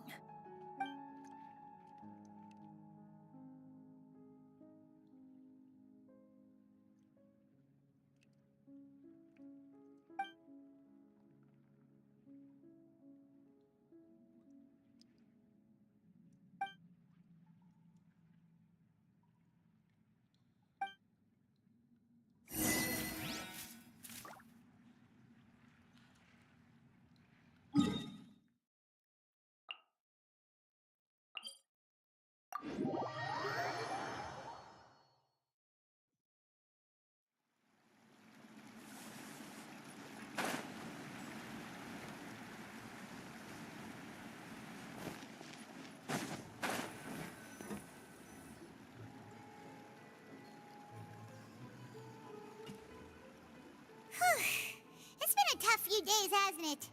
So much has been happening.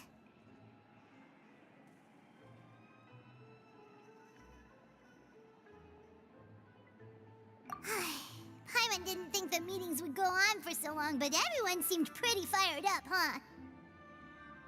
Paimon thought they'd be at least a little frightened. Well, Fremine was, now that Paimon thinks about it, but everyone else just looked a little surprised.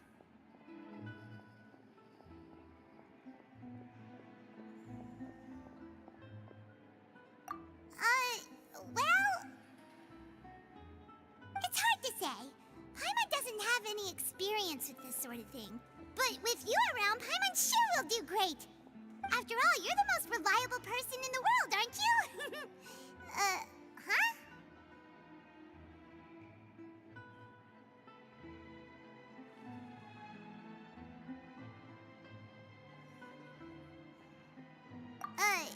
Did you just pour some tea?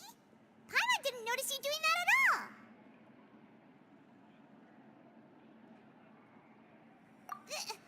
Then what's that? Paimon's never seen that cup before.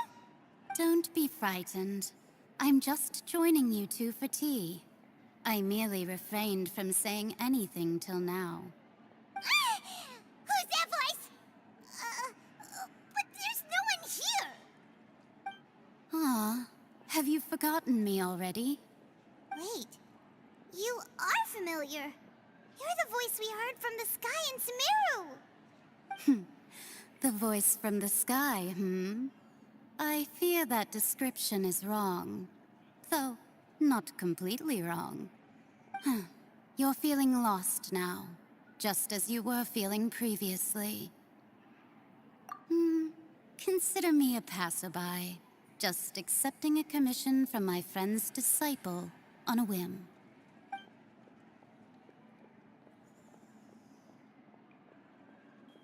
The prophecy. Yes, what has been prophesied will be fulfilled. You may view such things as the history of the future. What? Then is there any way we can stop it? I believe you have witnessed a failed attempt with your own eyes. Can everything in Tevat so easily be changed?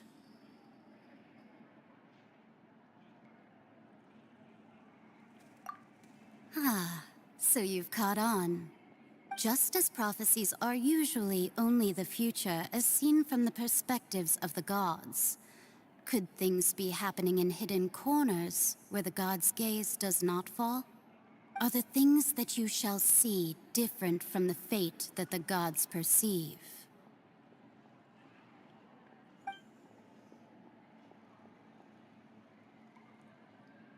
What is she talking about? It all sounds really impressive and important and stuff, but it also sounds kind of scary.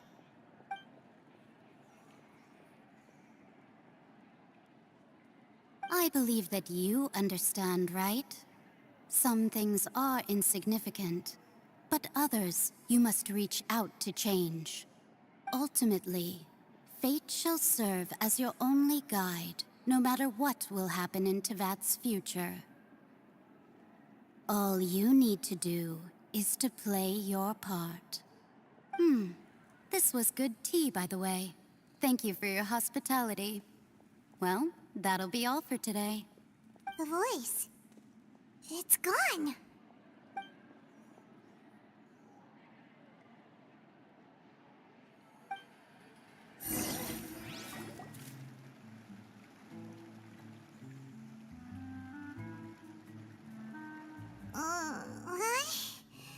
I want to hear someone talking. All right, coming.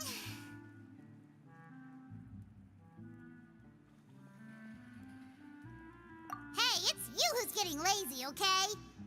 Well, I see I've walked in on some lively banter. Mona!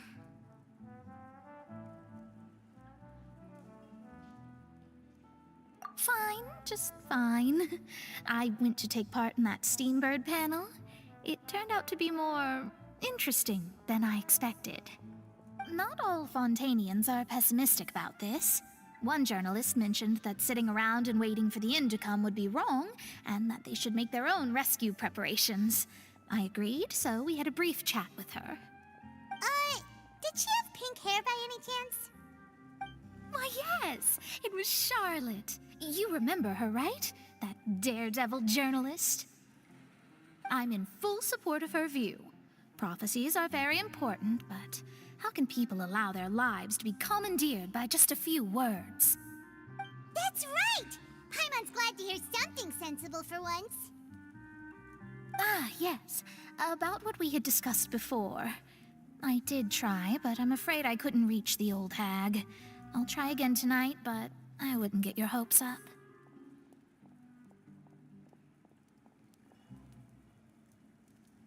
Huh?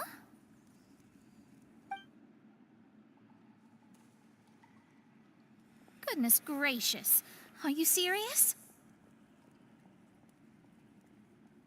She said that even the god's gaze has blind spots.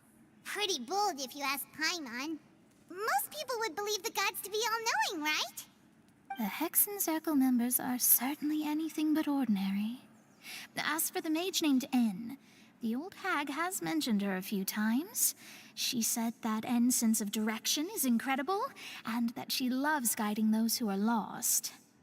But I've never met her, and if she were still alive, she'd be... well, suffice it to say that the hag's at least a few hundred now, and N's been around for longer than that. Whoa. The Hexen Circle sounds like a scary group. But they must really stay in shape to live so long. Their abilities alone are pretty terrifying. If she came to see you personally, then the problem you're facing must truly be of great importance. Well, it's not like Paimon could understand anything she said. Yes, she was quite cryptic, but I suspect she means that there is still a way to turn things around. She didn't say when or what that would be, though, so... perhaps it is something that you cannot know right now.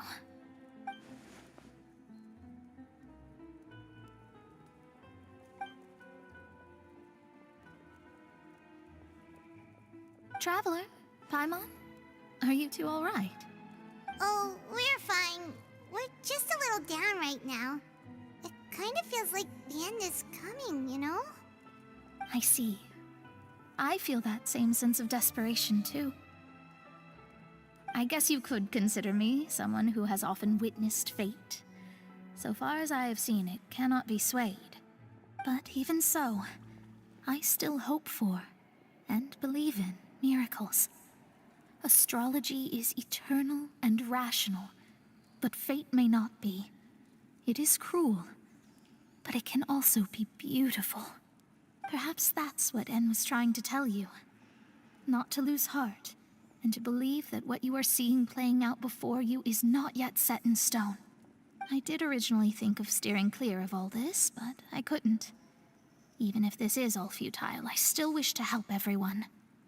If we don't struggle to the last, then how can we face the end when it comes? Huh. You do have a point.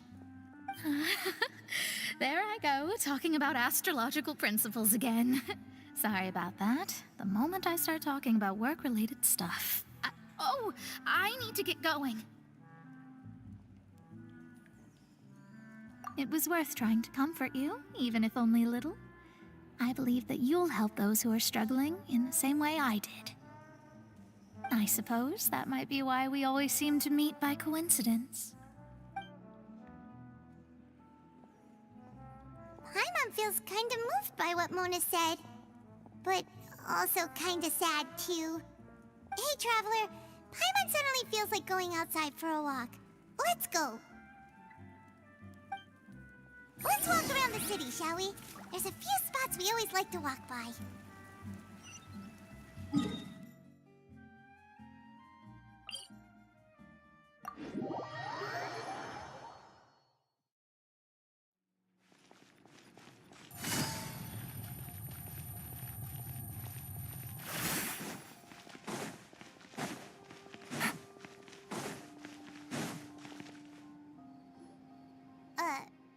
Huh? Our names are written in this newspaper. What's going on? Let Paimon see! The underwater stronghold, the Fortress of Meripede, has continued in its noble autonomy, but that does not mean that others cannot interact with it. My recent attempts to enter the fortress bore little fruit. Huh. Guess Charlotte still hasn't given up on that. Thus, did an Outlander friend become the focus of this report, a blonde adventurer with their white fairy legends trailing in their wake.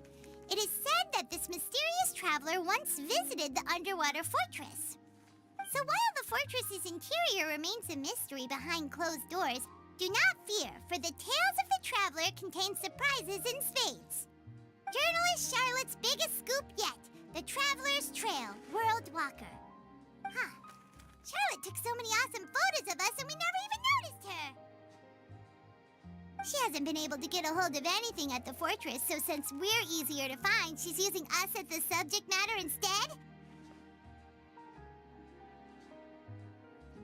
Ugh, seriously? Well, fine. Those headlines and photos do look cool, so Paimon will forgive her this time.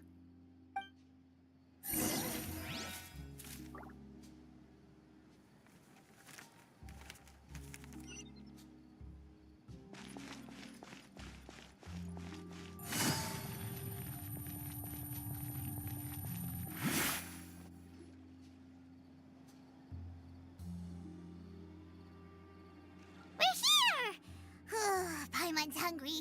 Should we go in and get something to eat?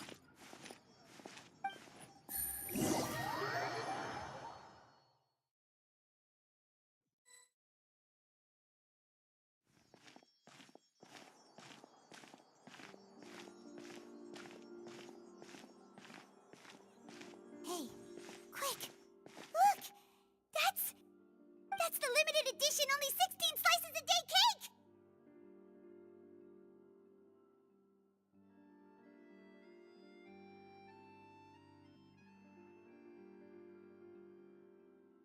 It was so delicious the last time we tried it! Despite the tense situation we were in, let's give it another go! Paimon's sure it'll be great!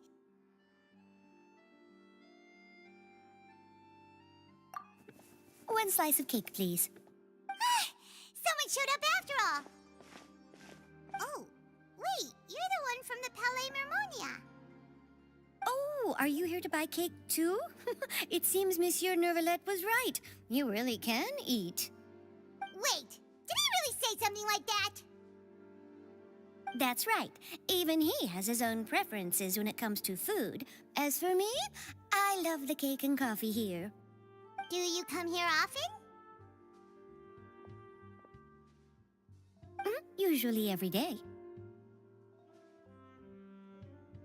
Every day? It's part of my daily schedule, apart from work. I shall have my cake and coffee. Then what if someone told you one day that this place would be closing soon, and you wouldn't get to eat cake here anymore? What would you think? But why would it close? Well, Paimon doesn't know either, but maybe the waters will rise tomorrow. You know, like in the prophecy. Oh, the prophecy. To be honest, I haven't paid much attention to that. No. Still, even if there'd be no more cake tomorrow, that wouldn't keep me from having some today. No. It's the same for eating in general. You might not be able to eat tomorrow, but if you can do so today, then you should carry on. That's what people call living, you know. Huh. Don't be sad. Excuse me, could I have 2 more slices of cake to go? These 2 slices are for you. Sijuin said that this kind of expression you're making is what humans call being sad. Oh, you know Sijuin? I sure do. She was born before me, and she sometimes comes to the surface to teach us things about humans. She said that humans are creatures that are saddened easily, yes, and you can only lift their spirits by feeding them delicious food. So please try the cakes here. I've got something else to do, so I'll be home now. You do try to stay in a good mood after eating, all right? Bye!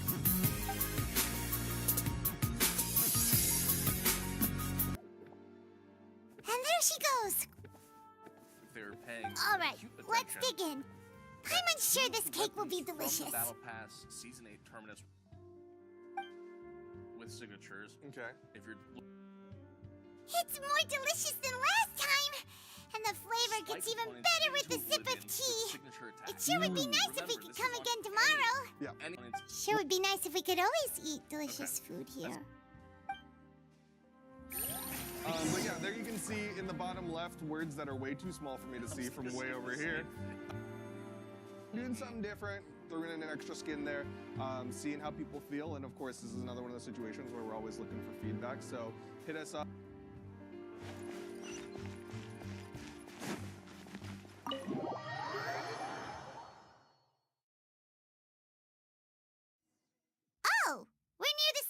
office. Let's go look for Charlotte and have a chat.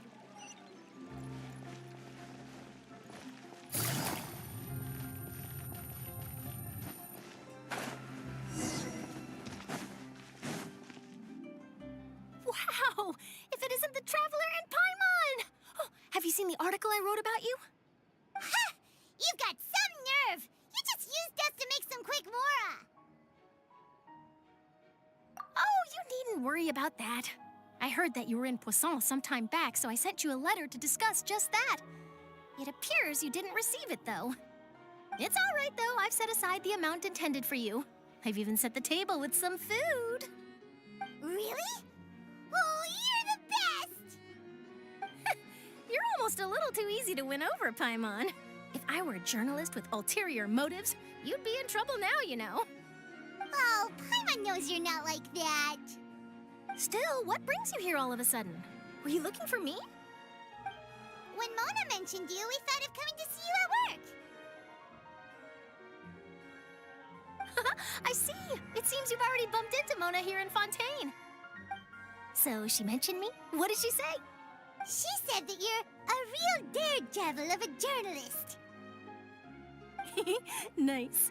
In which case, can this daredevil journalist dare to request an exclusive interview with the legendary Traveler and Paimon? Huh? So your article in the paper today doesn't count? Oh, of course it doesn't. That was more like live photography. What I'd like to do is dive deeper and ask you to talk about the things you've seen and experienced. Yeah, are we even qualified enough? Why not? If I say you're worth an interview, then you're worth it. But not right now, of course. I'll need a few days to prepare. Oh, in that case, we'll just chat when you have the time then? Oh, so that's a yes? Ooh, splendid! I'll tell the editor-in-chief immediately. I'll have to apply for lighting, a venue, some props, and... Whew, so much to get done now. Talk to you later. Wait, Charlotte, Paimon's still got a question for you. And what's that? If, just for example, Fontaine were to be flooded tomorrow, what would you do today? Huh, that's the prophecy you're talking about, isn't it? I mean, I do hear about it often, but I've never once thought that the day could be tomorrow. If you're seriously asking, then I might try and think of a way to leave Fontaine. Oh, but I'm still a journalist first and foremost. That means I have a duty to be reporting from the scene. And secondly, I wouldn't forsake my homeland that easily. From what I've seen, most people don't know what they'd do should the worst come to pass. In truth, it might be better just to behave like normal rather than worry over such an end. So in all likelihood, I'd probably still be prepping at the office for that interview of ours. I know what you're thinking. That sounds a bit sad, but I've always believed that it's best to do what you enjoy. Just think about it. If this nation really were to be suddenly destroyed tomorrow, but I still successfully finish an exclusive interview with a truly unique person, then the story I would wind up writing would truly be timeless. And then do you know what I'd do? Well, I'd write that story, send it for printing, and use messenger pigeons to get copies out to the various nations as soon as possible. I'm not a dreamer, nor am I a workaholic, but I do love my job, and I'd be proud of leaving such an article behind. I guess you could say that I was born to be a journalist. But anyway, that's my answer. And on that note, I'll get back to my preparations. That's so nice. All of a sudden, Paimon actually kinda envies her. Anyway, let's go and take a look at the sea, shall we?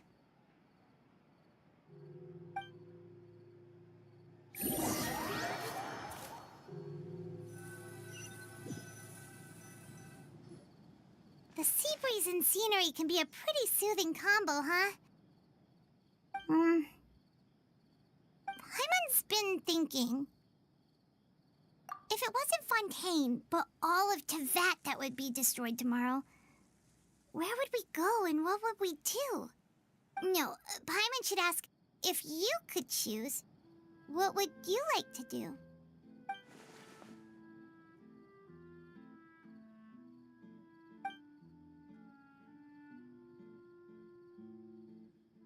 We've always been moving to the next destination, so we haven't spent much time thinking about these kinds of things. We didn't have to either, with us always being on the road and whatnot. You mean, still traveling?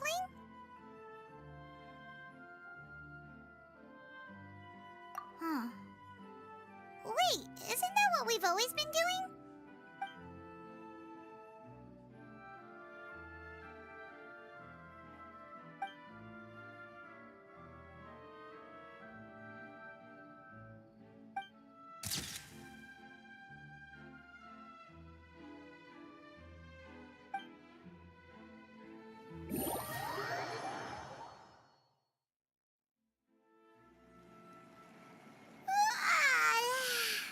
Feels like you'll grow mold if you stay here long enough.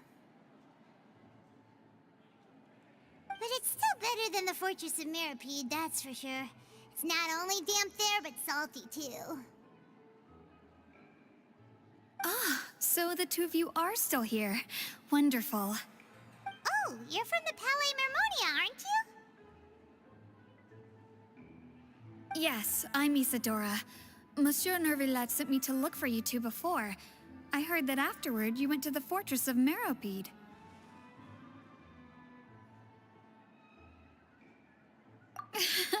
Not at all. I'm well aware that you're friends of his. Actually, I'm here to pass along a message from him. Yes, inside the Opera House. The Maréchaussée Phantom has declared the incident a small-scale riot. A riot? Well, that said, I don't personally think it was that serious. Lady Farina was watching a performance at the Opera House, and while she was resting during an intermission, some other audience members suddenly started harassing her, loudly accusing her of doing nothing about the prophecy crisis. And before she could respond, others started to join in. The crowd continued to grow, and protests against the Hydro Archon started to break out. So people have started to put the blame on Farina. Guess they finally found an outlet for the pressure they've been under due to the prophecy. I agree. People will naturally rely on gods, as is customary. But the moment people feel threatened, gods are also the first to be blamed. So what happened after that? Is Farina okay? Seeing that the situation was spiraling out of control and that further argument was pointless, she claimed that she'd gotten tired of this and left in a hurry. The Maréchaussée Phantom had their hands full maintaining order and did not catch where Lady Farina had gone. Only when things had stabilized did we realize that she had gone missing. So, you mean she's still missing?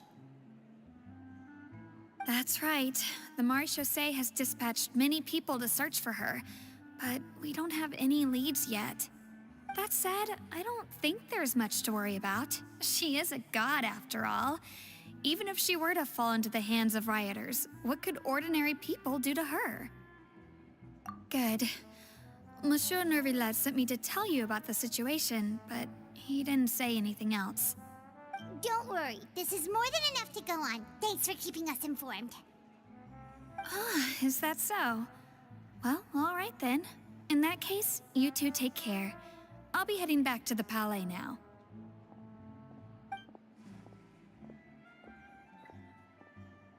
Well, sounds like we should hurry over to Poisson then. If we know Farina, she won't try to fix things in this situation.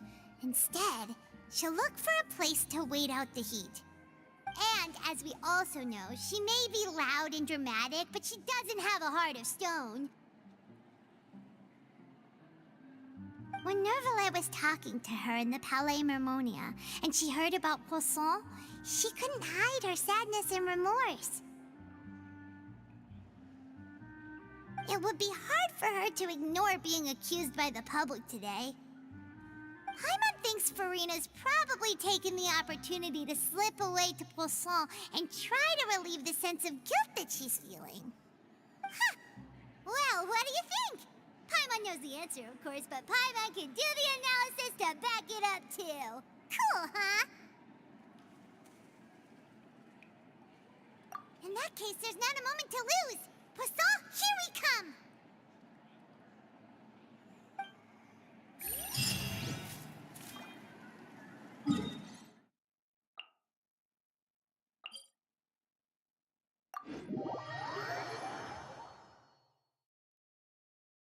This place look... Could Farina really be here? Well, let's try to find her as soon as possible.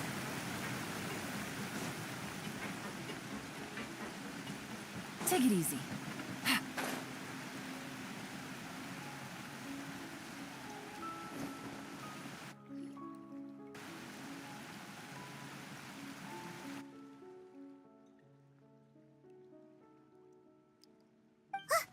That's Farina, right over there.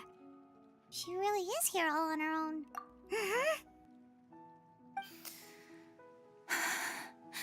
Should I just give up?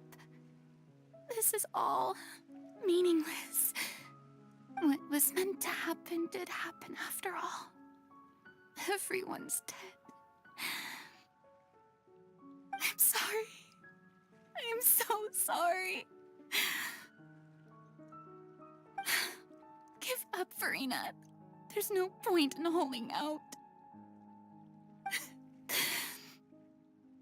I'm sorry. But what can I even do other than to repeat meaningless apologies over and over? Who's that? Don't worry, Farina. It's just us.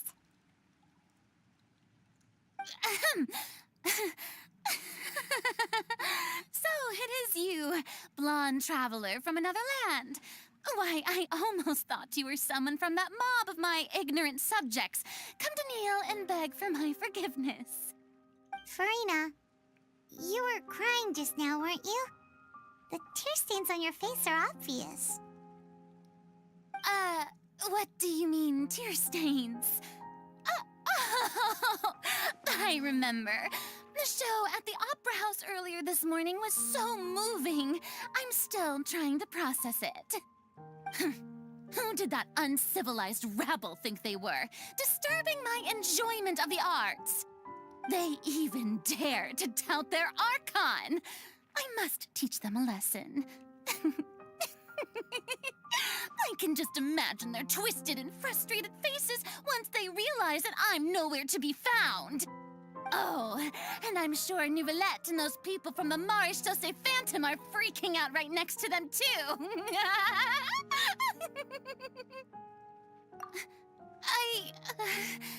Of course not. Hey, there she is! The Hydro Archon's over there! Quick, after her!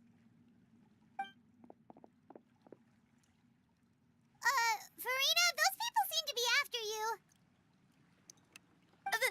They are... They're just some rabid fans who want to cut the line because they haven't been able to meet me in person, aren't they? That's against the rules. I can't let them get their way. Farina just ran off. Quick, we have to catch up with her.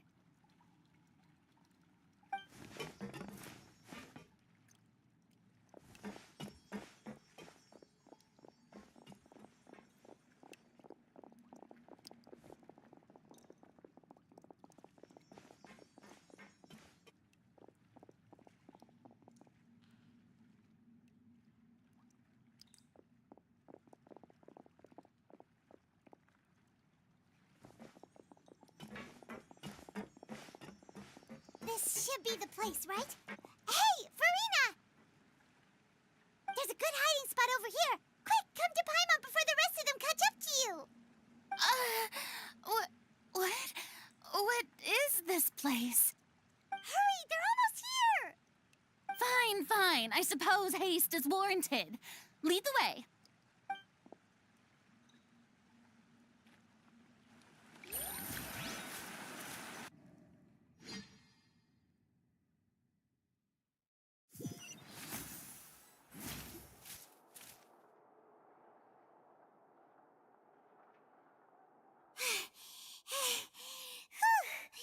Paimon's exhausted.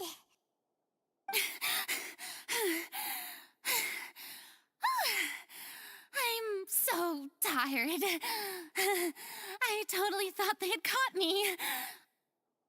No, I mean, I merely gave in to the sheer enthusiasm they displayed.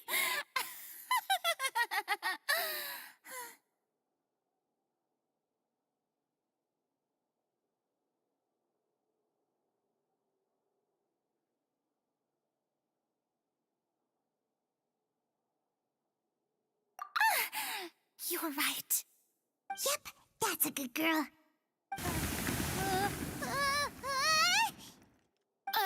What's happening? The ground's shaking. Is it an earthquake? Yeah, a quake of this kind preceded the flooding in Poisson, didn't it? It can't be. It's happening again. Well, there's no need to worry too much about that. Neuvillette made some emergency plans, so the evacuation should go a lot smoother this time. Yeah, I hope you're right. But the people of Poisson, they've already...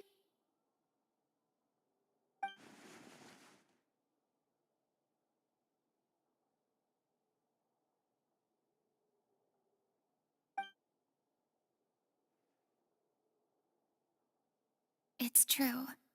I've been investigating the prophecy for hundreds of years. I once had informants all over Tevat, searching for clues and feeding information back to me. I've tried all kinds of ways, too, to hold back the sea. Anything to keep the coastline from advancing. But all my efforts proved to be futile in the end. Really, the truth has been clear to me for a very long time. We cannot make an enemy of the divine. No matter what we do, the will of the heavenly principles will have its way, and the prophecy shall be fulfilled. Give up. I do love the sound of that phrase. It would mean finally coming to terms with fate, but also for me to finally be free. Indeed, I've thought about giving up so many times, especially after we almost lost Poisson. Fate is really unreasonable, isn't it? It has no heart and obeys no rules. The prophecy has only just started to come true, and so many people have already lost their lives. But just now, it all became clear to me. I still don't have the right to come to terms with fate on behalf of everyone else. As long as the final moment hasn't come, it's still not too late. Don't worry. I will keep hope alive for everyone until the very end. Well, that's enough for now. I got the impulse to play the stricken maiden, but honestly, considering my rank and station, that wasn't a good fit at all. Don't take any of what I just said seriously. How could I possibly let Fontaine fall to the whims of trivial prophecy? Come on! Paimon could have sworn you were actually being honest just now.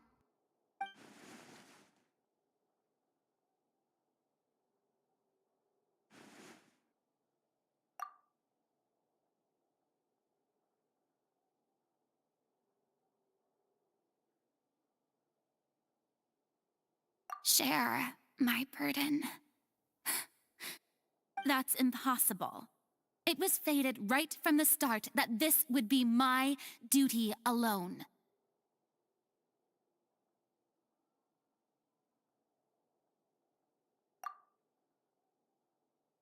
A witness. Yes, I've heard that you came to Tevat from beyond the stars, yes. In other words, you never belonged here. And if Tevat is, in its entirety, a show on a stage, then you're just a spectator, aren't you? If that's the case...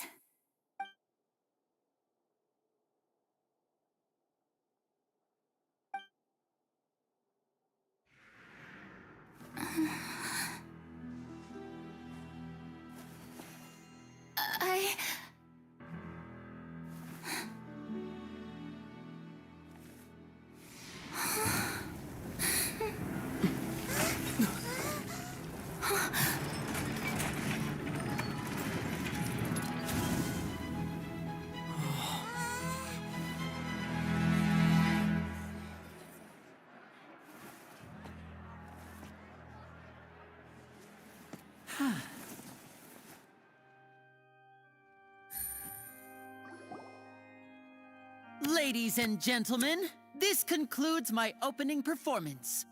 Now, without further ado, we may proceed to the trial of our god. So this is what it is. Yes, you deserve praise for the effort you took to raise the dramatic stakes. Do not forget, however, that I am Fosalor, the god of justice, the embodiment of justice itself. Does it not strike you as even the least bit absurd to bring the very concept of justice to trial? May I interpret these words as your refusal to stand trial? In that case, you will have the opportunity to defend your honor through a duel. You would draw your blade against a god?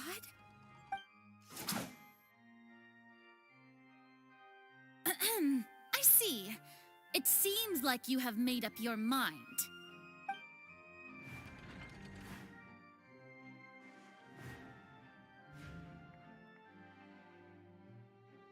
Paimon can't believe it.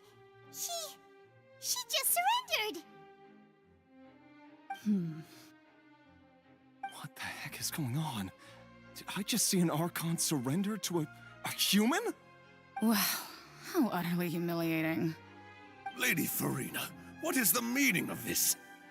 Shh! It would seem that there has been a misunderstanding. To be clear, the raising of both hands is not always an indication of surrender. Looking for excuses again, huh? I raised my hands just now to indicate my acceptance of the trial. No duel shall be necessary. I will admit that I've been running away for a long time. I'm sorry, everyone. I was unable to protect the people of Poisson. It is my duty to stand trial for my crimes. You are not the only ones to be disappointed in me. I, too, am exceedingly disappointed in myself. But now, it is time for the Hydro Archon to show you her courage and resolve. I, Farina, will use this trial to show the world the true meaning of justice! This time, I will protect you. Applaud and rejoice. One of the most outrageous and fantastical arcs known to the opera epiclese is now unfolding before your eyes. Mark my words, this shall be one of the most exhilarating and brilliant shows ever to grace the stage of Fontaine. The trial of the Hydro Archon, Fosalor, will now begin! Woohoo! Oh, now we're making history! Why does it feel like Farina just took over the whole thing? Like, come on! Didn't she just get forced to stand trial for her crimes? Also, even though she's still acting super dramatic, she is taking this seriously this time, right? All right, then. Who will be my opponent in this trial? The court asks the prosecutor to please take the stand. Is that so? Very well. Then please speak, witness of Tivat, my accuser and fated opponent.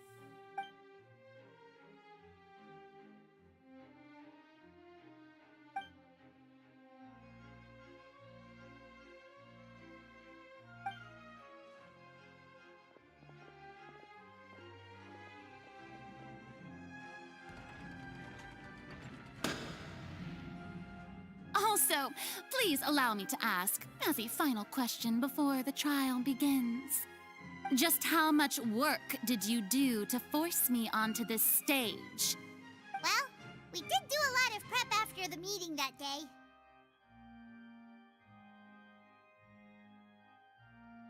I can go over the tasks assigned to the Spina di Rosula, since they were rather straightforward and easy.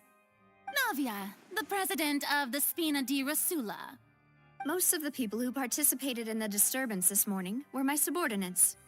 They changed into plain clothes and came to the opera house as regular audience members, waiting for the perfect opportunity to incite insurrection against you. The people's resentment against their Archon has been building as more and more of the prophecy is fulfilled.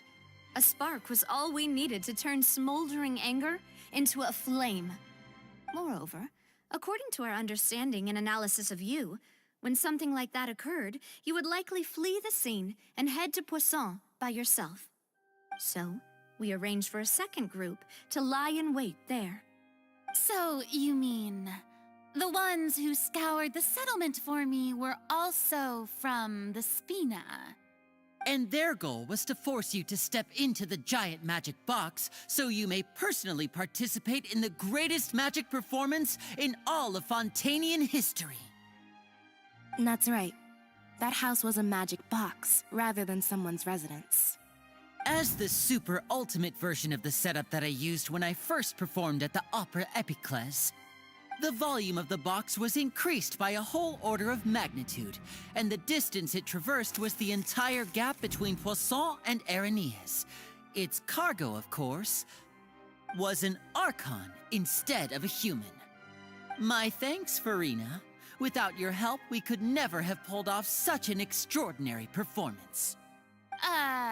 You're welcome? Of course, this performance was only made possible with Father's support. The House of the Hearth spent a massive amount of labor in Mora to pull this off.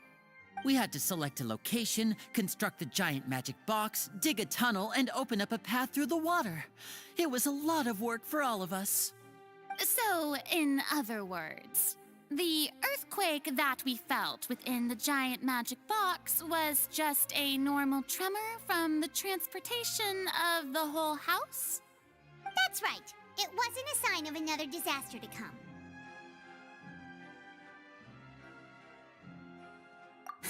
Then, I can guess Nervilette and Cloran's parts. You gathered a crowd, prepared a stage, and made sure that the champion duelist would be immediately ready for a fight. Also that as soon as I appeared on the stage, the trial may commence without a hitch. Am I right? Yes, that is correct. Well, Clorand, I must commend you for your courage. Only the most outstanding champion duelist in all of Fontaine would accept a duel with an Archon without flinching. Thank you. As for you, Traveler, I suppose your role was to keep me distracted with conversation once you found me in Poisson. You'd make sure that I didn't notice anything amiss before revealing yourself as my prosecutor once we'd arrived onto the stage. Oh?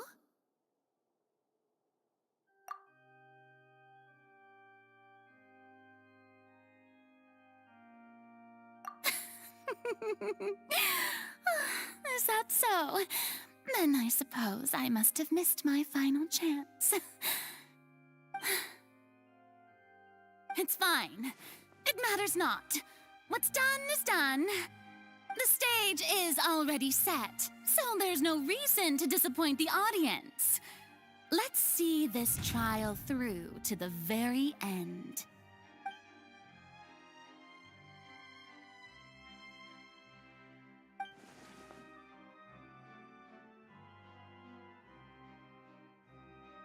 Sir Prosecutor, please allow me to pass this along. This is a document that Miss Charlotte applied for and received permission to share with you during the trial. According to her, it should speed up the proceedings. Huh? Charlotte wanted to give us something? Oh, so she's here too! Hey, Charlotte! Oh, Lev Hymansi. Isn't this the exclusive interview that she did with us before? So she's already finished it, huh? Wait, then that means this document is a perfect timeline of everything that's happened ever since we stepped foot in Fontaine! So in other words, we can refer to this anthology of evidence every time we want to use something from our journey as evidence for an argument! Let's quickly confirm the information in it. Just think of it as a refresher, alright? You defeated the Hydro Archon in the very first duels you took part in at the Opera House. That's one for the history books, all right. I didn't think that you'd wind up getting to the bottom of the case I'd been following all this time. I guess you could also see this as a happy coincidence. This is the first time Monsieur Neuvillette had a difference of opinion with the oratories. Even the Hydro Archon can't figure it out. A Fatui Harbinger. She's an extraordinary person. Her instinct must mean something. The fortress of Meripede was almost destroyed in a single day. That I didn't witness that scene personally will always be a source of professional regret, I think. According to Monsieur Neuvillette, both Child and that whale should have been in the primordial sea at that time. I nearly lost my awesome friend Navia. To be honest, that still gives me shivers.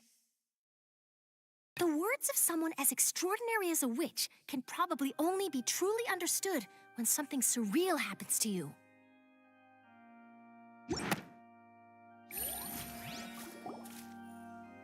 The prosecution and the defense are both in position. The trial shall now begin. Oh, come on, Neuvillette. There's no need to repeat all the unimportant legalese. Just fast forward to the part where the prosecution lays out my offenses.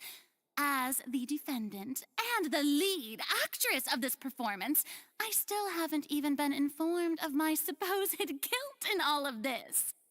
Of course, it is only natural for humans to struggle to understand the actions of a god. However, you will need more than that to convict me of a crime. That's true, but my charge here is unrelated to your conduct as an Archon. Instead, I would like to charge you as a fraud who's never been the Archon in the first place. Wait, what was that?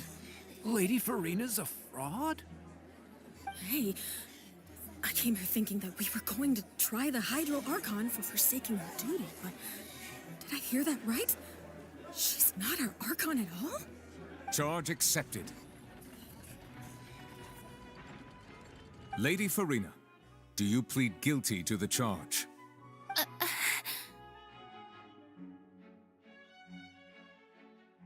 Lady Farina. I plead not guilty. How can I be guilty? There is no way that I, Focalor, otherwise known as Farina de Fontaine, a member of the Seven and the Regina of all waters, kindreds, peoples, and laws of Fontaine, could be anything other than your true Archon. Yeah. Even though Lady Farina can be rather eccentric, isn't it going too far to doubt her very identity? Yeah, I've never questioned her identity either. Sure, Lady Farina can be super irresponsible, but what grounds does that prosecutor have to make such a huge claim? I have cause to believe that common sense will prevail in this case. Many of the members of the audience have known me as the Hydro Archon ever since they were born. There would be no fooling their memory. See? Even the Oratrice has decided to show me its favor. Are you sure you want to commit to a charge that will never be upheld? If you wish to drop the case, I can promise you as the god of justice that you will not have to face trial for making a false accusation. We will treat everything that's happened as a dramatic spectacle and move on with our lives. What do you say to that? Huh. An argument with near impossible odds, huh? We have to not only refute Farina's claims, but also overturn the long-held beliefs of the people.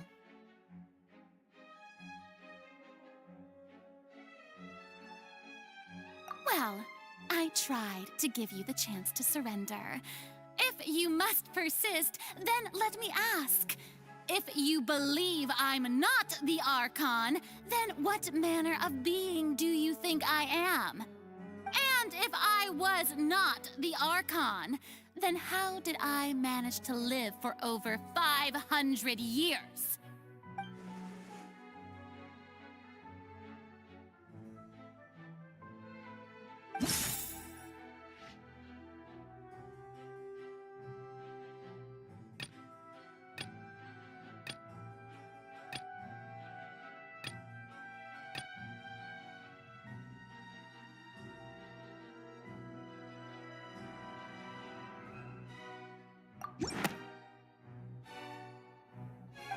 First of all, you may be a member of another long-lived race, which would allow you to naturally possess an extended lifespan. And second of all, even if that wasn't the case, there could be other ways to extend your life. Who gave you that idea? Was it the knave? You'd sink so low as to use a harbinger's words against me.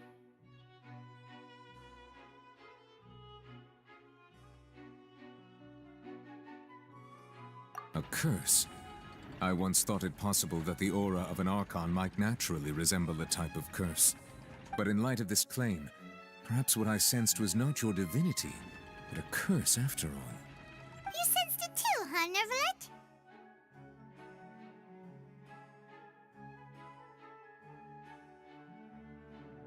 Lady Farina is actually a human? Well, it is true that it's extremely difficult to tell humans and gods apart just by looking at them. It's not impossible.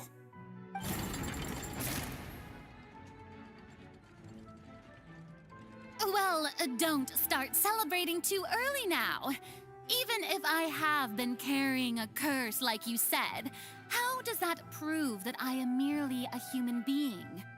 Besides, everyone knows that the main difference between a human and a god is the possession of authority. Gods can do what humans cannot. That's why they're worshipped as gods. For centuries, manifestations of my authority have served the nation of Fontaine.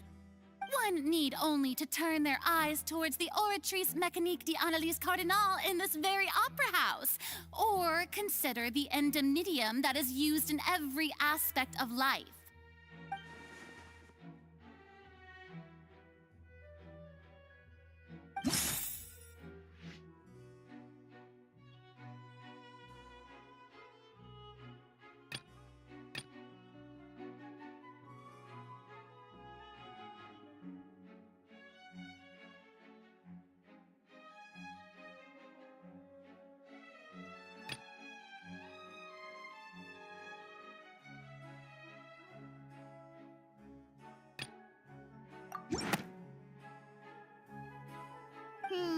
That doesn't sound right. Paimon doesn't think this clue can be used as compelling evidence to build our case.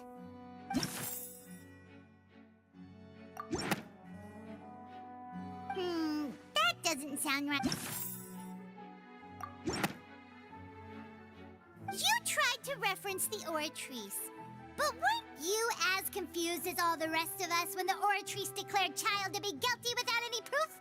Otherwise, you should have come up with a good explanation for that by now. Didn't I make myself clear at the time?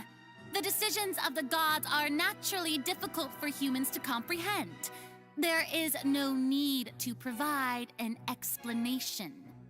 Lady Farina, I believe a reminder of your current circumstances is in order. While the court is in session, the principles of justice and the law must come before all else. While you are an Archon, you are also first and foremost the defendant in this trial. You will prove yourself unable to defend against the prosecution's charges if you continue to withhold vital information against the rules of the court. I never thought you'd use that kind of rhetoric against me. That was no trick of rhetoric, Lady Farina. I've merely reiterated the rules of the court. Rules that all should respect and follow. So, you neither knew why Child was declared guilty, nor did you understand the structure and operations of the Oratrice. Instead of having been created by you, the manifestations of authority you mentioned have been made by the real Hydro Archon, haven't they? The real Hydro Archon? Well, now you're really losing me. It is true that I did not know why the Oratrice gave out a guilty verdict that day. But the Oratrice handed out that verdict unilaterally, and it has been operating independently ever since it was first created. You can't argue that just because a divine creation is flawed, that the god behind it must also be no god at all. She's still throwing out all kinds of excuses. Seems like she's confident that we won't be able to produce proof that she has no power over the Oratrice. my power as an Archon. There are many ordinary citizens in the audience. How can I just carelessly demonstrate the formidable power of an Archon? If that poses a concern, I'm prepared to extend my protection to the audience. You don't need to go that far.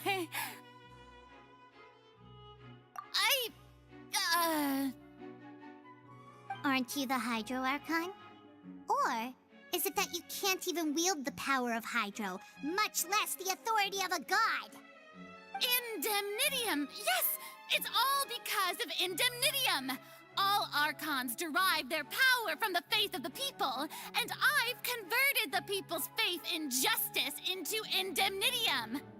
Thus did I give up all of my divine power to provide everyone with energy for their daily lives. Have you ever seen a more magnanimous god? Isn't that a huge stretch?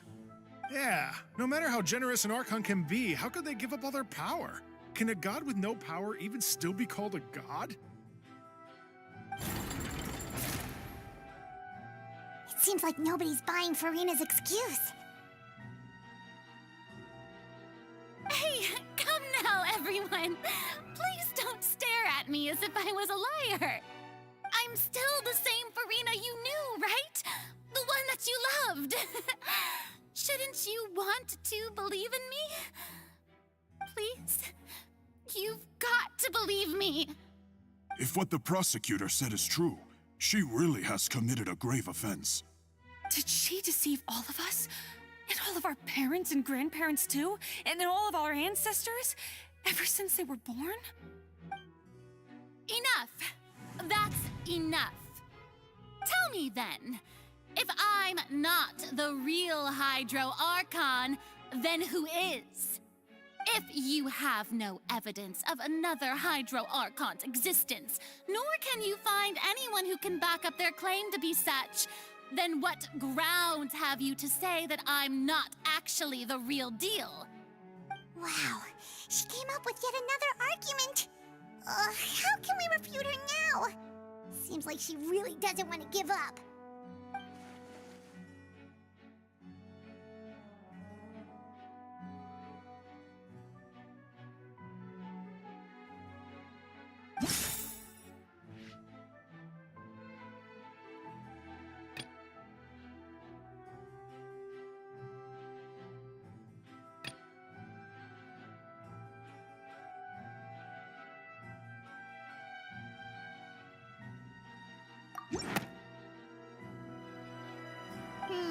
That doesn't sound right.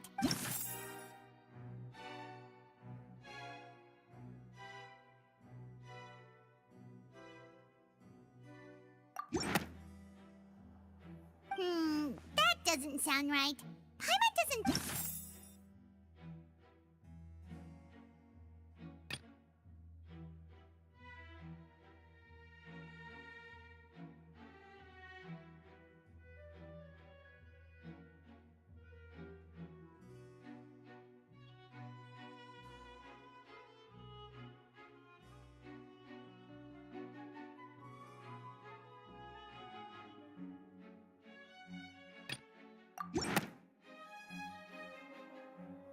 It has been established that all Fontainians can dissolve in water from the primordial sea. And that means... Since you insist on claiming to be a god and not a human, then there's a method that you can use right here and now to eliminate all suspicions of you being the latter. Miss Navia, please apply to serve as a temporary attorney for the prosecution before addressing the court. Though you act in partnership with the prosecutor, you must still adhere to proper procedure. Super sorry, Monsieur Chief Justice. I swear this really will be the last time that I'll speak out of turn. Now, I've brought some seawater from Poisson. As everyone knows, a massive flood struck the area not long ago, taking many lives, including those of some of my closest friends. So, Miss Farina, would you dare to touch some of this seawater? If we are to believe that you are indeed the real Hydro Archon, touching this seawater would have no effect on you. All it should do is strengthen your case. But if you don't dare to touch it, then we would have basically proved the reverse. Oh, and I must remind you that after the disaster at Poisson, nobody wants to see any more people dissolve. I do hope you'll act prudently and choose the simpler path of admitting guilt. Navia from the Spina di Rasula. The Spina has governed Poisson for many years. I guess her suggestion is valid. If Lady Farina is indeed just a human, she's probably Fontainian like all the rest of us. Would she really dare to try?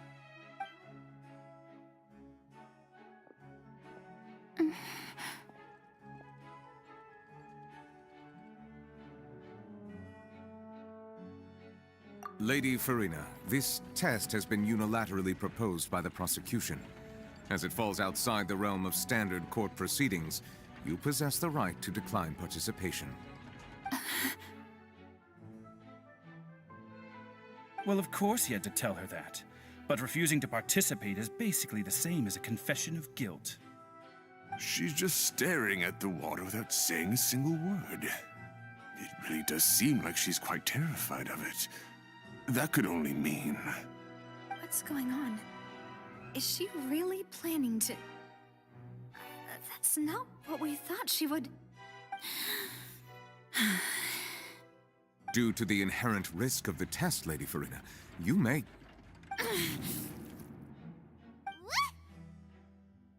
Hey!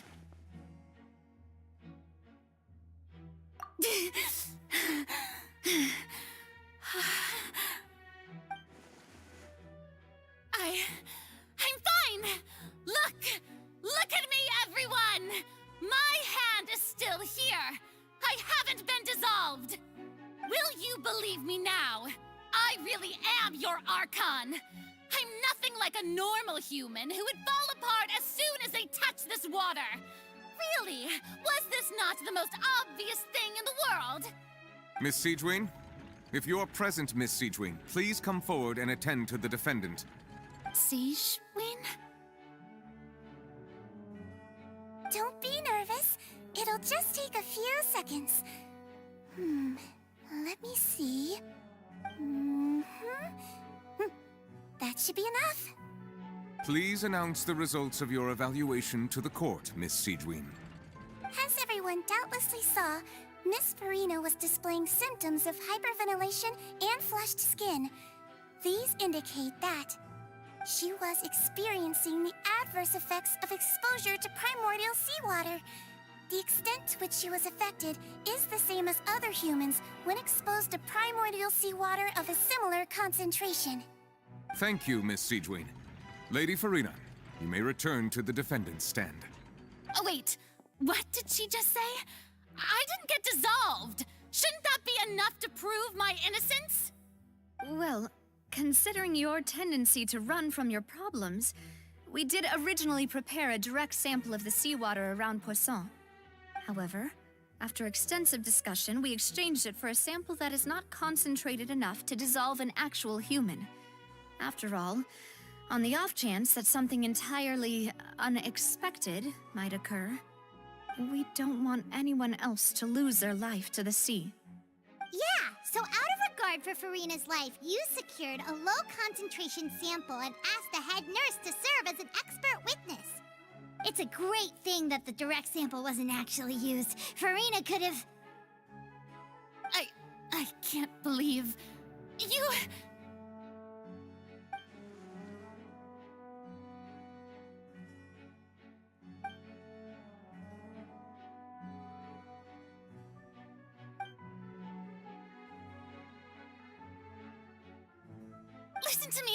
Listen to me, everyone. Please don't give me such cold and disdainful looks. What happened just now didn't prove a single thing. Think about it. How can you conclusively prove that an Archon can't also be affected by the primordial seawater? Also, if I was really just a human, why would I dare to just put my hand in that kind of water?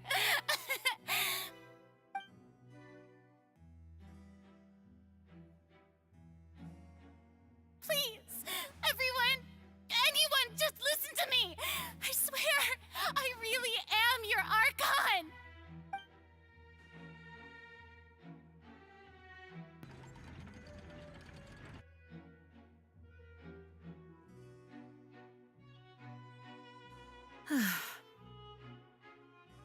I don't think anything she says at this point will sway anyone. The odds are just too stacked against her now. With all the things that have been said, Paimon doesn't think there's any way left for Farina to win. I believe the time for arguments and presentation of evidence has come to an end. If there are no objections, we will move on to the final judgment.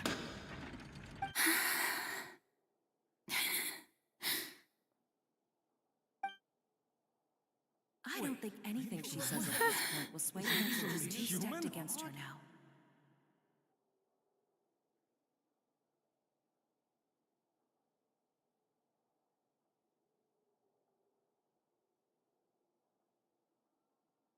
In my capacity as Chief Justice, I shall now render judgment on Farina's misrepresentation of herself as the Archon of Fontaine.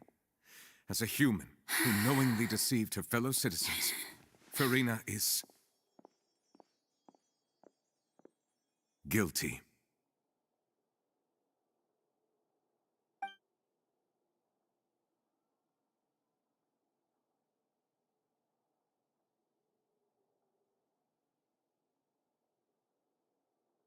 We shall now turn to the Oratrice Mécanique d'Analyse Cardinale to render the final verdict on the charges.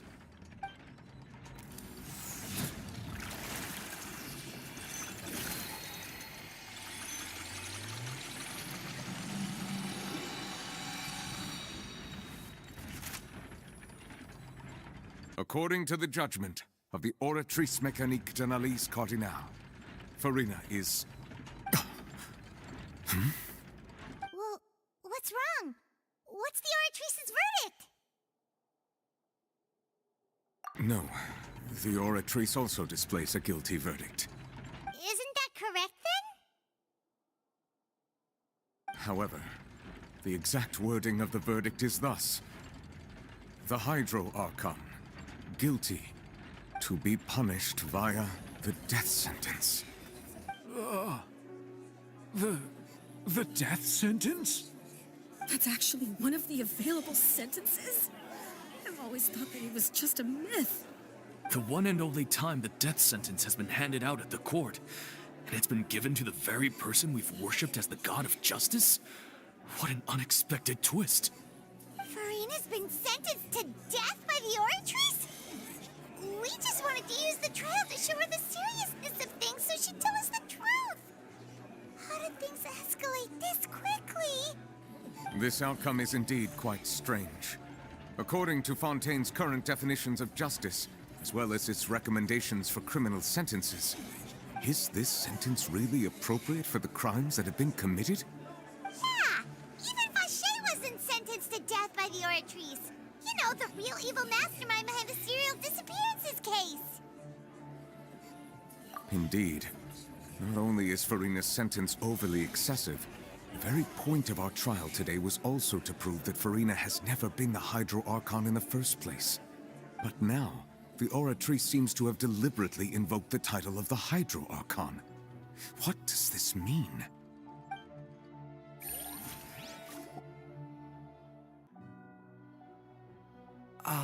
Excuse me, if I may interrupt. Is the trial still going? Fremine! You finally made it. I assume this means you've completed your mission? Mm-hmm. Any mission Father assigns to me will always be top priority.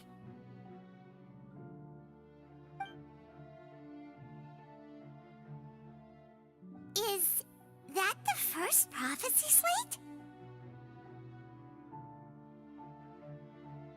Huh.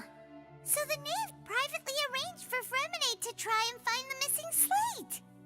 I looked everywhere and finally found it at the bottom of the sea. It took me a long time to get around some dangerous stretches of water.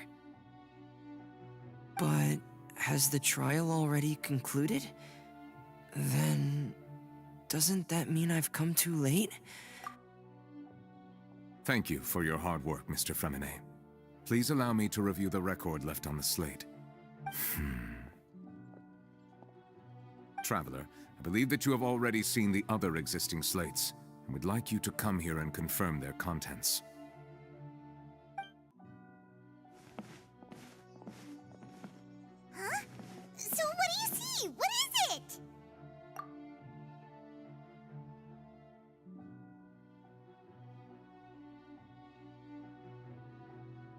I believe I've now made sense of the Hydro Archon's crime.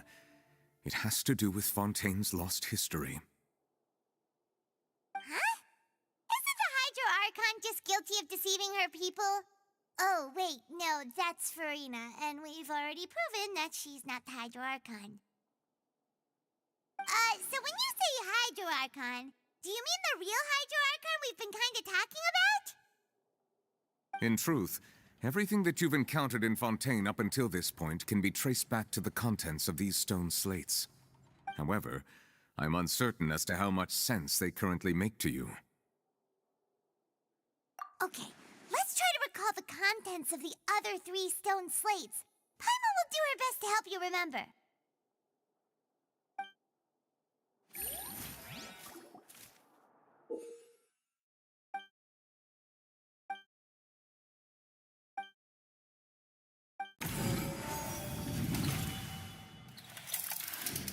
The first stone slate describes what you just said. It seems to show the previous Hydro Archon using her divine power, and then the Oceanids turn into humans. Does that mean that Fontainians are transformed Oceanids? Oh, Paimon wasn't expecting that. But if Oceanids can turn into humans, then perhaps this process can be reversed as well. The second stone slate shows Celestia floating in the sky, and the Hydro Archon and her people worshipping it together. But the heavens still brought judgment down upon them. This must be the point when the Hydro Archon and the Fontainians were branded with their original sin. Does this mean that the original sin and the Hydro Archon sin are the same thing? The third slate shows the Hydro Archon sinking into the sea surrounded by many people.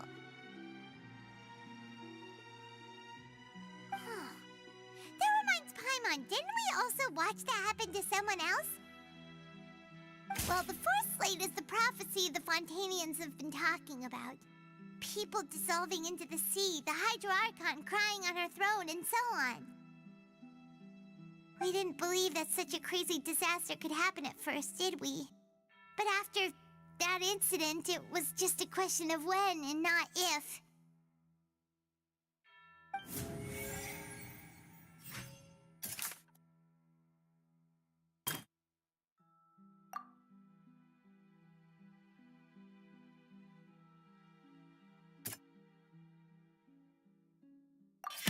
The prophecy from the stone slates found its way into society, but not many people believed it at first. The fortress of Meropide was nearly flooded with primordial seawater, which we know can cause Fontainians to dissolve. It seems increasingly likely that the prophecy may come true. If we hadn't dealt with it in time, things could have gone very badly.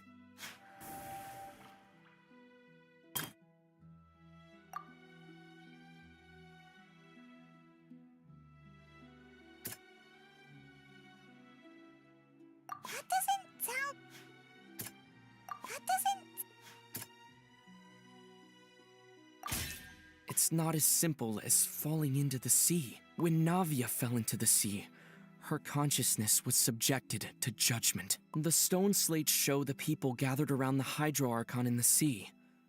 Could that be alluding to the same thing?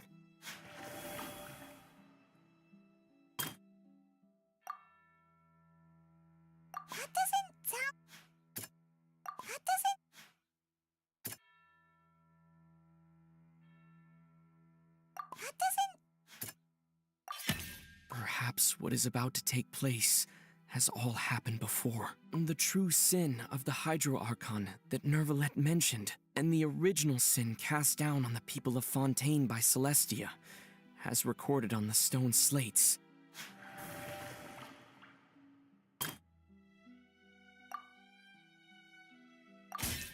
We know from the case of the serial disappearances of young women that Fontainians can be dissolved in primordial seawater, and the first stone slate tells us that long ago, the Hydro Archon used her power to turn Oceanids into humans. This might be the reason that Fontainians can dissolve. They'll will dissolve into the primordial sea but won't cease to exist, their essence will flow in the seawater, converge, and take the form of an oceanid.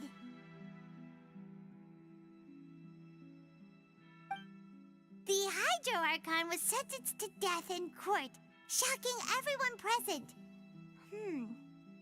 Perhaps this means that her sin was actually Fontaine's original sin. Navia fell into the water inside those ruins, and she nearly dissolved. She was surrounded by the people of Poisson in a court within her consciousness, and was forced to take part in a trial meant to make her stay. The eruption of the primordial sea at the fortress of Meripede was the surest sign that the prophecy was about to come to pass no matter what. The prophecy's contents can all be verified by recent events. If we combine what we know together, loads of truths should come to light.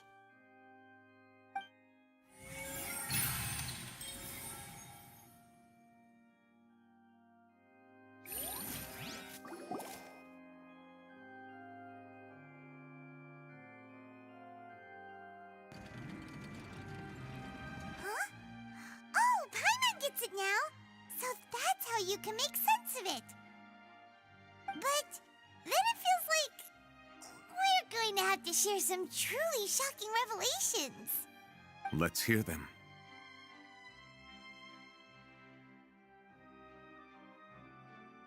Incredible. Linny, did you hear that? We're not real humans.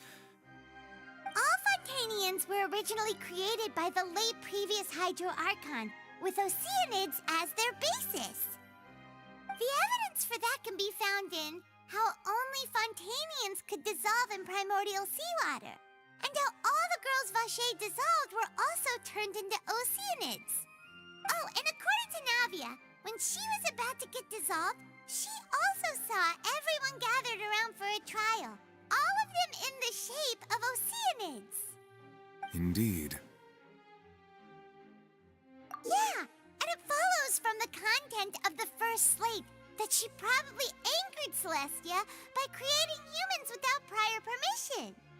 That could also explain why the Oratries judged the Hydro Archon to be guilty.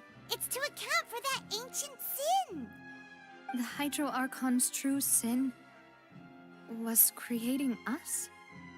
And yet, after many hundreds of years, the Hydro Archon's creations have turned around to try to judge the Archon within the Opera Epiclese. Yeah, isn't the image here just like when Navia fell into the sea? So wouldn't it be trying to show the image of the Hydro Archon also falling into the sea once the prophecy has been fulfilled in the fourth slate? In the end, the people will all be dissolved into the waters, and only the Hydro Archon will remain weeping on her throne. Only then will the sins of the people of Fontaine be washed away. Did Paimon get all that right? You've made some keen deductions. I must say, given how much you still don't know, it is impressive that you've already managed to connect so many pieces of the truth. However, while you were able to decode all the information on the slates, they've also been etched with an additional layer of hidden information using a different power source. When we were at the ruins, I tried to decipher the hidden information recorded in the slates. But since we only had 3 slates at the time, I was unable to come to a full conclusion. Now that the slate collection is complete, I shall make another attempt to decipher the narrative recorded within. If everything goes well, we should finally be informed of the unadulterated truth.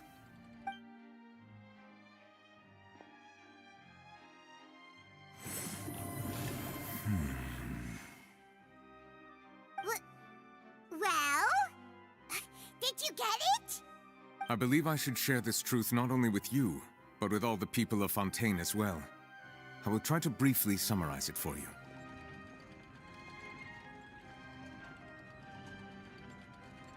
Your hypotheses regarding the origin of Fontainians and the sin of the Hydro Archon were both correct.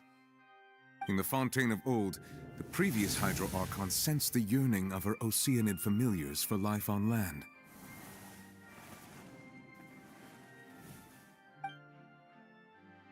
The Oceanids were enamored with the beauty and romanticism of human beings, and wishing to have those experiences for themselves, expressed to the Hydro Archon their desire to become of a similar kind.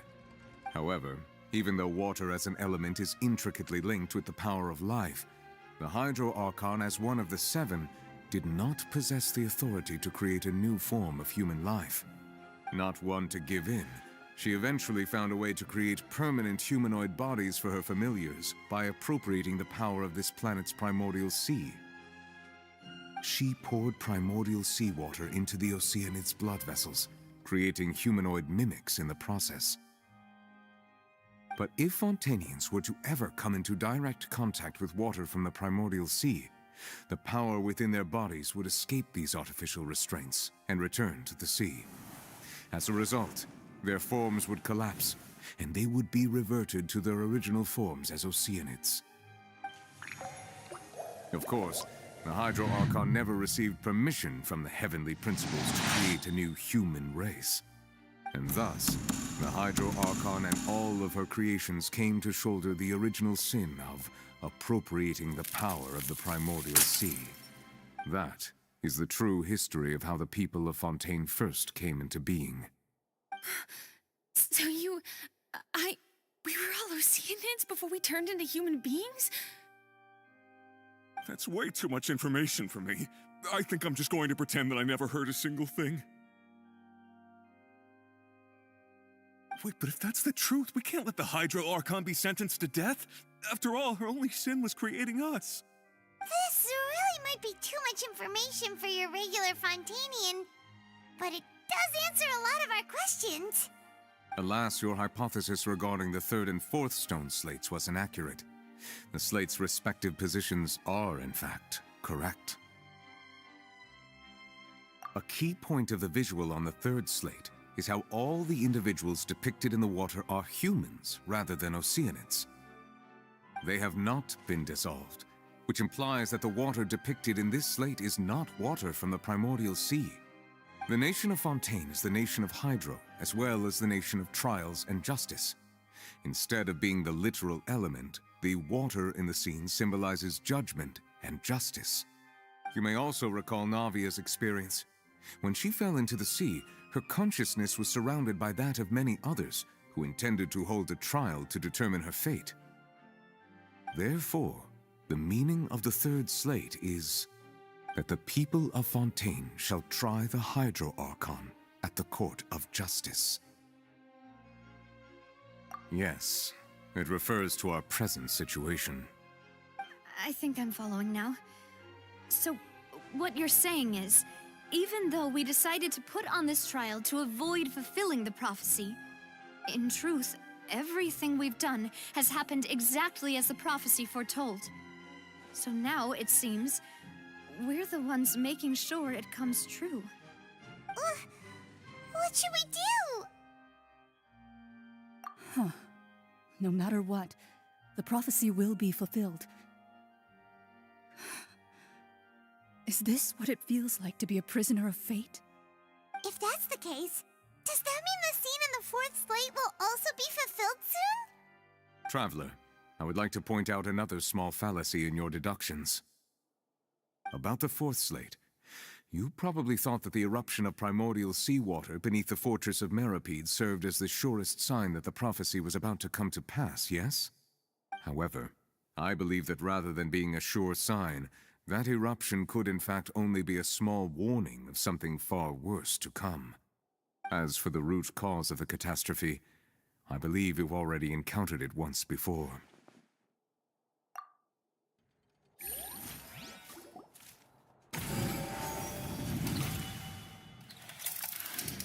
This eruption was just a small warning of the things to come. We must find the root cause of the disaster.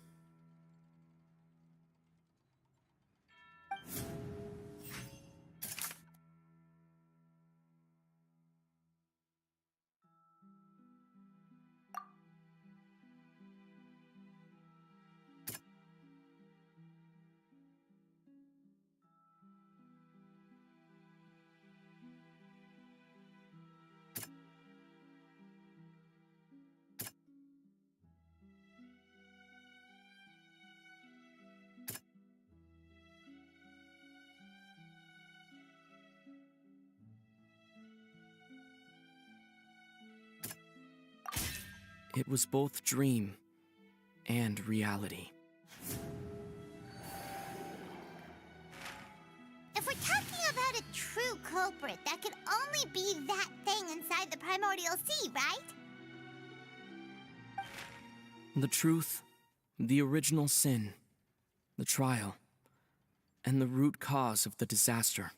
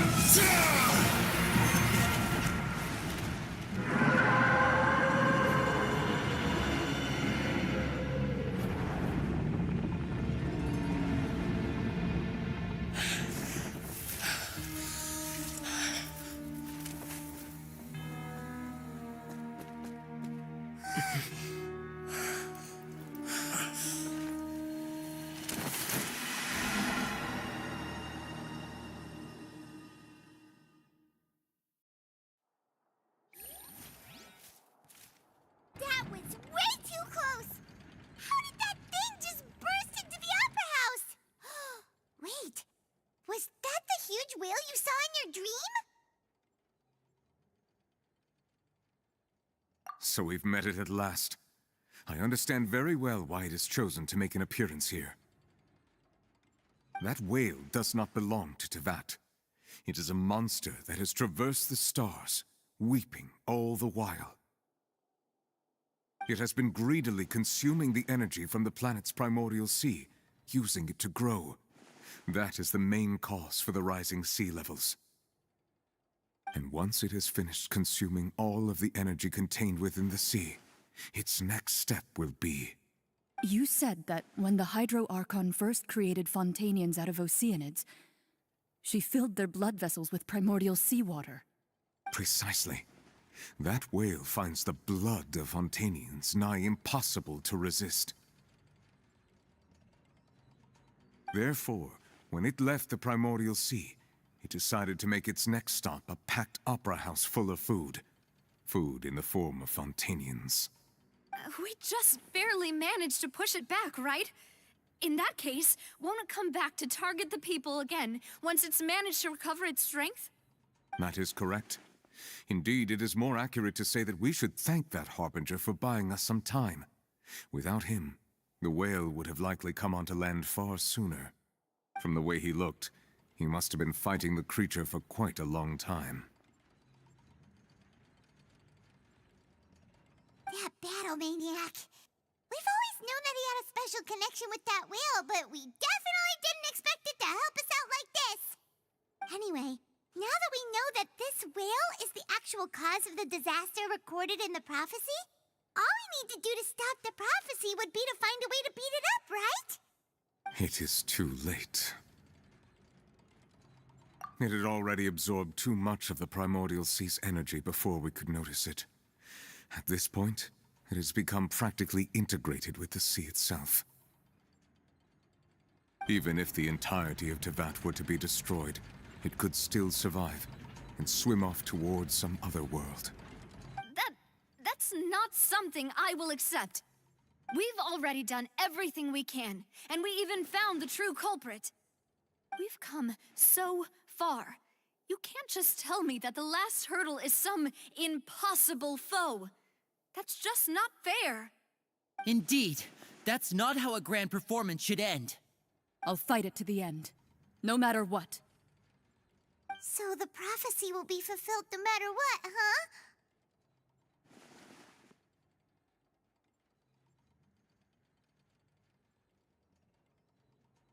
The prophecy. Yes, what has been prophesied will be fulfilled. You may view such things as the history of the future.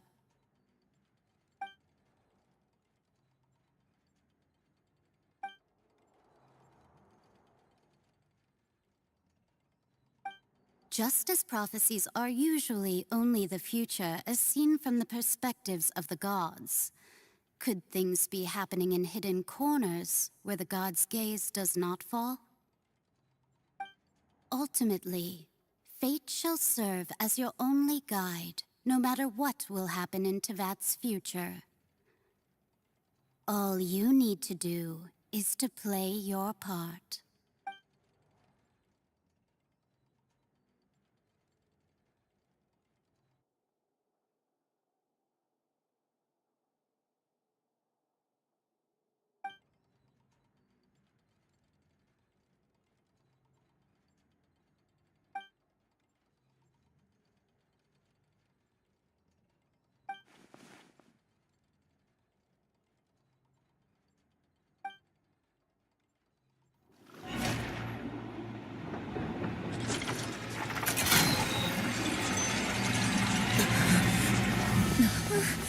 What's happening with the oratories?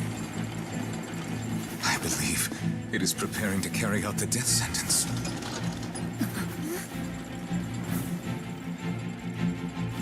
Farina!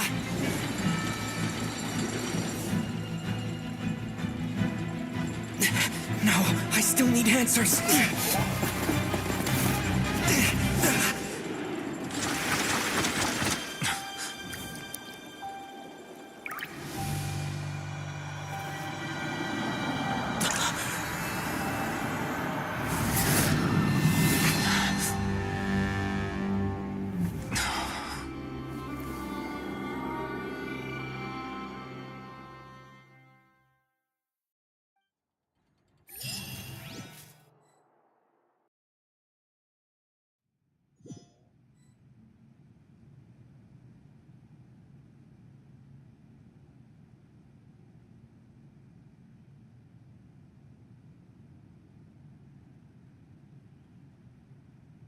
You.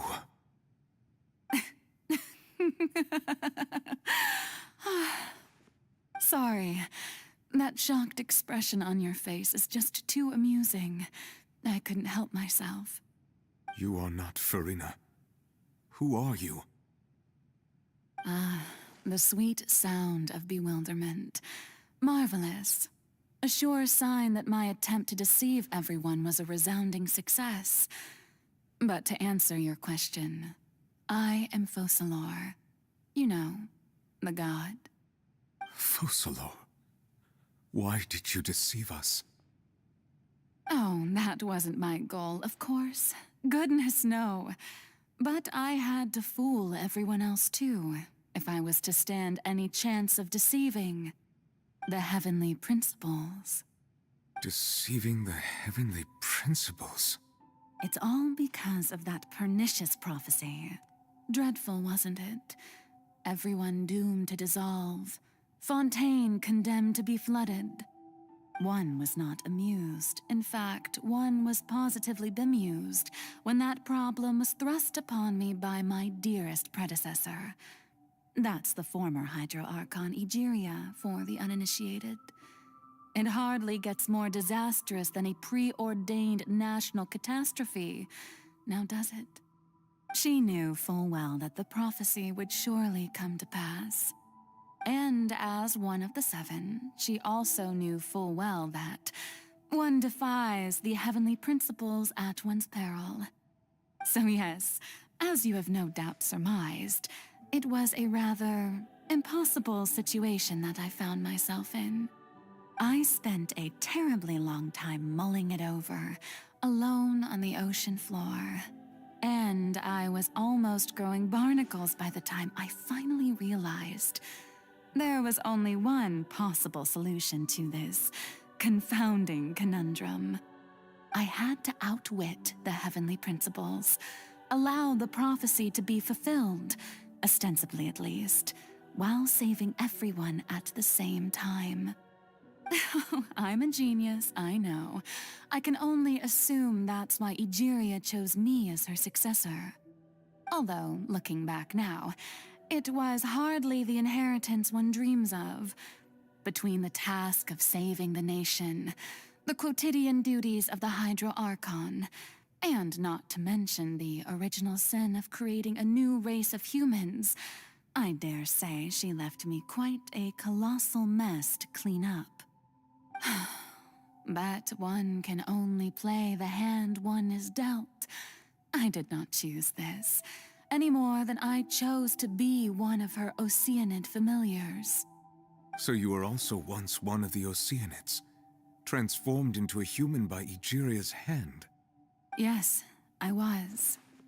I always dreamed of becoming human. And I still do, even now.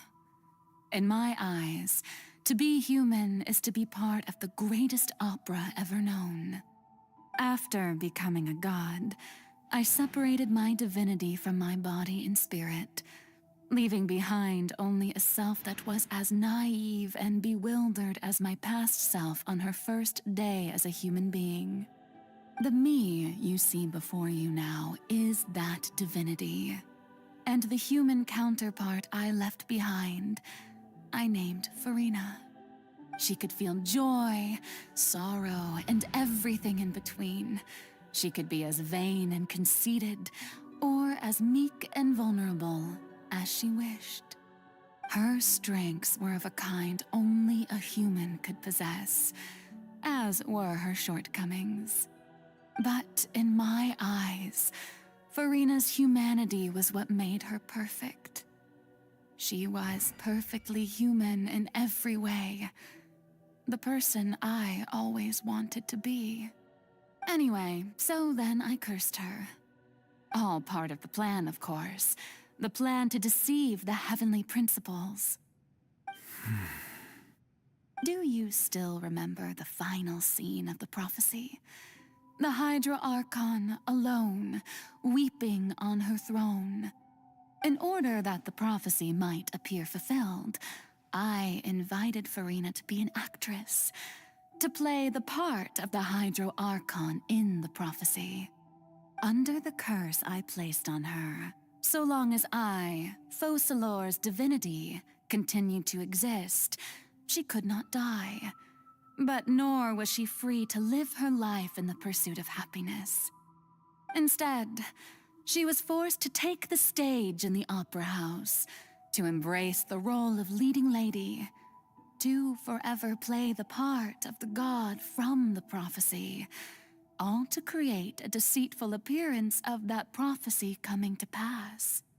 I suppose now you probably understand why your court is called the Opera Epiclese. But Farina is only human, isn't she? Even though she has had a long life, her mind is no stronger than that of any other ordinary human being.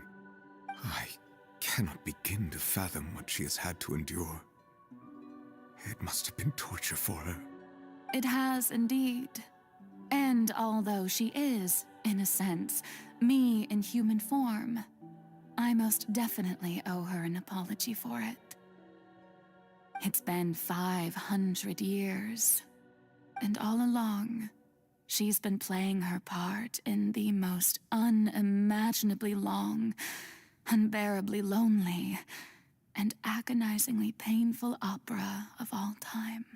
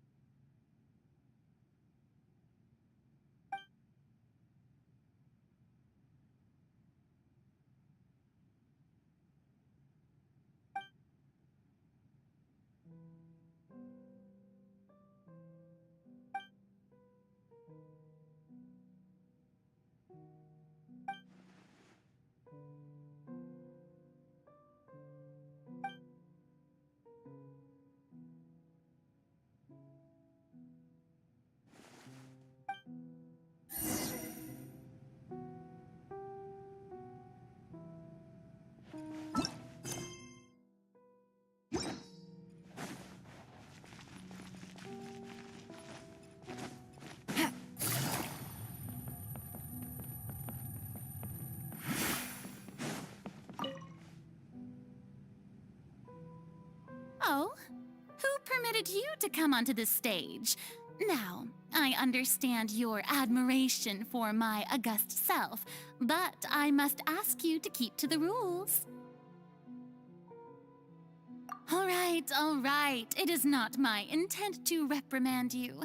There is no need to state your name. Just be off with you. Do not distract me from my performance. Oh, do not jest. Can you not feel it? I am Focalor. The eyes of countless Fontainians are upon me. I must, at all times, display the utmost elegance and nobility.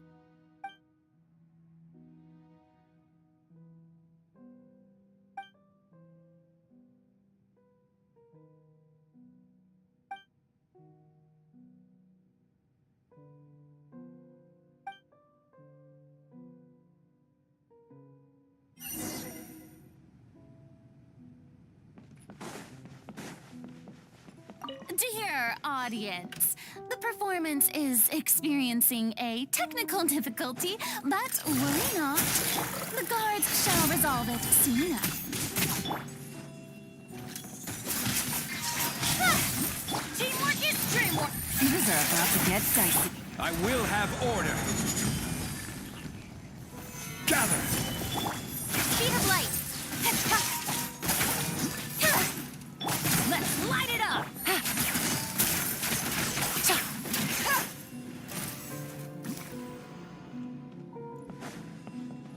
Hey, what gives? The audience is still watching me, you know. Guards? Wait, where are the guards? Guards!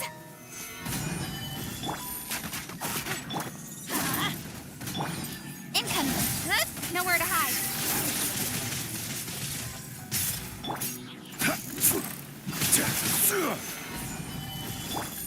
Gotcha. Speed of light. This is order. Solidify! Let's light it up! Quietly now.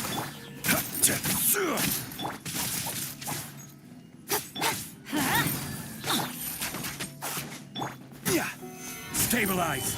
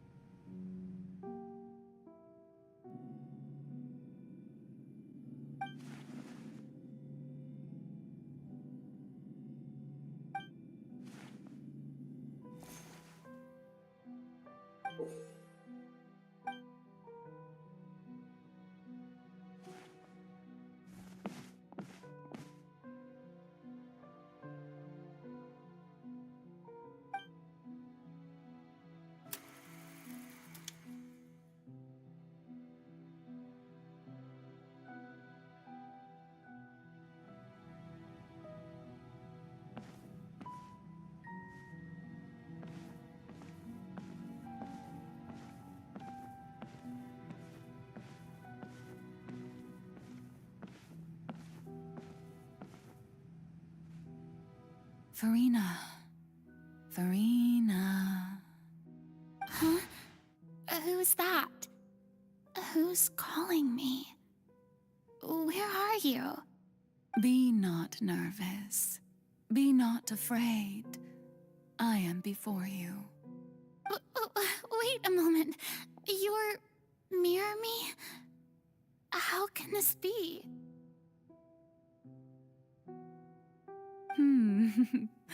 Mirror you, huh? You know what? That's not bad. Let's go with that. Mirror me. What do you wish to say? The prophecy. Have you heard of it? What prophecy? Wait. I know. I don't know why, but it's in my head somehow. The people will all be dissolved into the waters, and only the Hydro Archon will remain, weeping on her throne. Only then will the sins of the people of Fontaine be washed away. Oh, very good. You know it well. What's going on? I can't seem to remember anything clearly. The only thing I know for sure is this prophecy. Will it really come to pass? Yes, it will. And that is why I've come to you.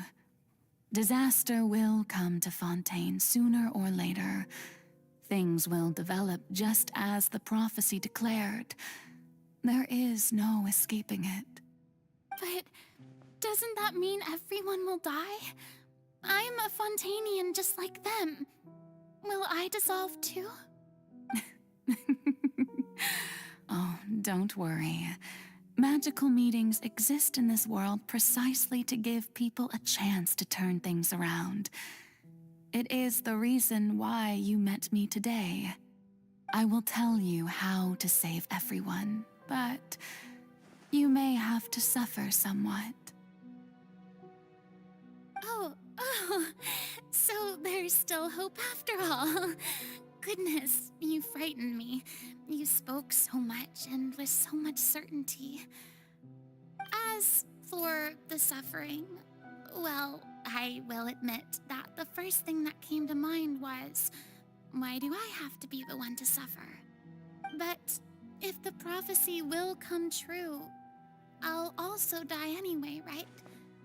So if I've already met you as my magical meeting in this world, if there were scales, with all the people of Fontaine on one side and my pain on the other, is it not obvious where the scales should tilt? You truly are the perfect human, my ideal. I suppose this would also be the justice that belongs to you. Huh? Don't worry, it's nothing. Listen well. Fontaine has just lost its Hydro Archon. I need you to play a role, that of the new Archon. Play as a god? That's right.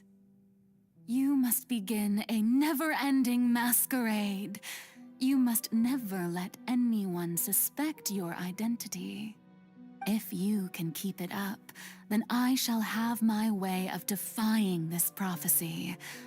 But should your identity be revealed, then all hope will be lost. But how will I do this? A human assuming the role of a god without being exposed? Don't worry. What you must do is not to turn yourself into a real god. You simply need to play the role of a god as humans imagine them to be. Being a human yourself, I'm sure you already know what such an entity would be like. Remember, your true challenge will not be pursuing divinity, but contending against humanity. I'm still not sure I understand, but I'll try. I'll try to do this. So, how long am I going to have to play this role? To accomplish this mission, you will have to stay on the stage for many, many years. You will endure and not grow old until your task ends. But I promise you, all will eventually end in a magnificent and dramatic trial, and everyone will be saved. A trial, huh? How exciting. I'll be looking forward to it.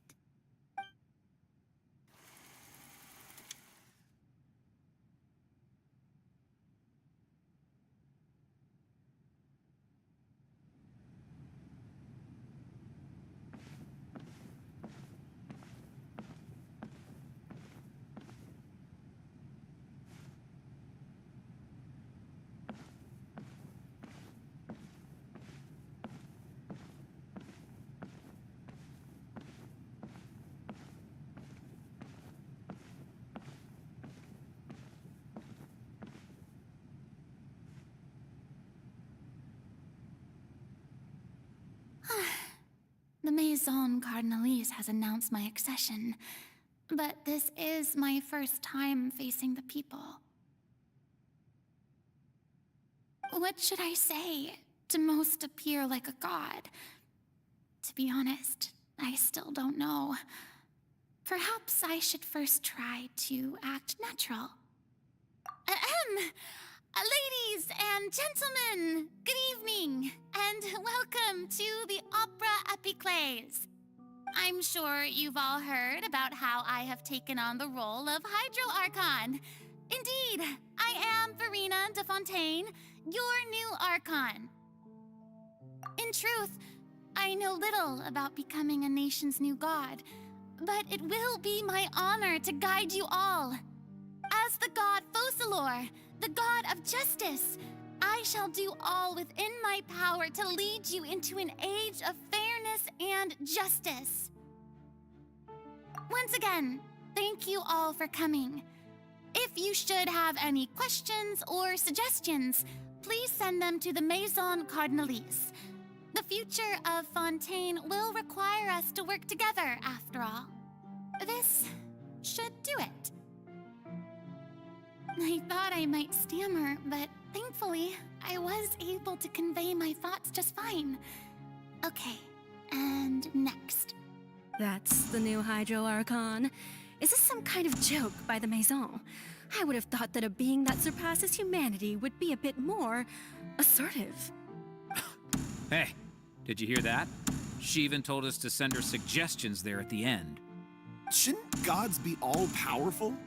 She's being so modest. What's the difference between her and an ordinary person, then? If you ask me, perhaps the succession didn't actually happen. She might just be a Maison-back puppet. Wait, what's going on? Why is everyone suspecting me of being a fake? Oh, this is bad. If I get exposed here, there'll be no saving the people from the prophecy. Right. Mirmi said that I just need to play the role of a god as humans imagine them to be. Calm down, Verena. Think. What do the people want? How would they imagine a god to speak and act? Assertive, with a strong sense of presence. One who can dispel all doubt. That is the character I'm fated to play.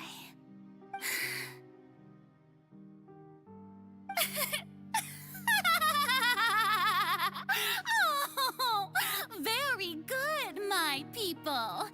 Only ones such as you are deserving of my rule. Now, I was wondering if some weak puppet were to one day come onto the stage and claim ownership of this opera house, would the children of Fontaine follow them? Well, it seems that you would all see right through them. Having passed my test, you are qualified to witness wondrous trials alongside my august self, here in this opera house. You may consider my previous act a door gift of sorts. I thought it was a debut that suited the atmosphere. Now then, let us be reintroduced. Ah, so that was just a performance. How could I have forgotten that we were inside an opera house? Her personality. It's quite shocking, to be honest, but I suppose it's a better look than before. Such a fascinating and bold deity. How wonderful! Our future may yet be bright after all. It seems I've turned them around. Best follow this flow and restart my accession speech. My dear people, whether you acknowledge me or not, whether you trust me or nay, I say to you, keep faith in your ardor for justice. We have heard it said that this nation's sins can no longer be washed away. Well, I say that justice is most fragrant when it blooms amid sin.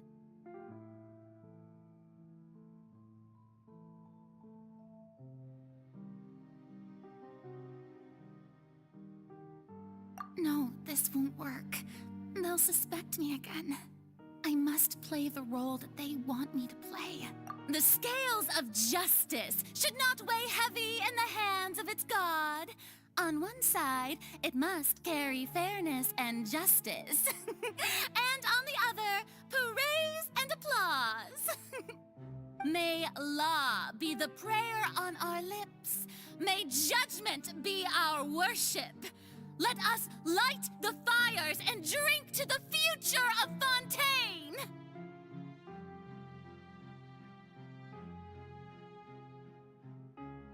There is no trouble in this world that justice cannot solve. All that is needed is for you, my people, to believe in it, heart and soul. So long as I, the Archon Focalor, stand within the Opera Epiclese, so long as I stand before the Oratrice, I shall even judge the gods of this world!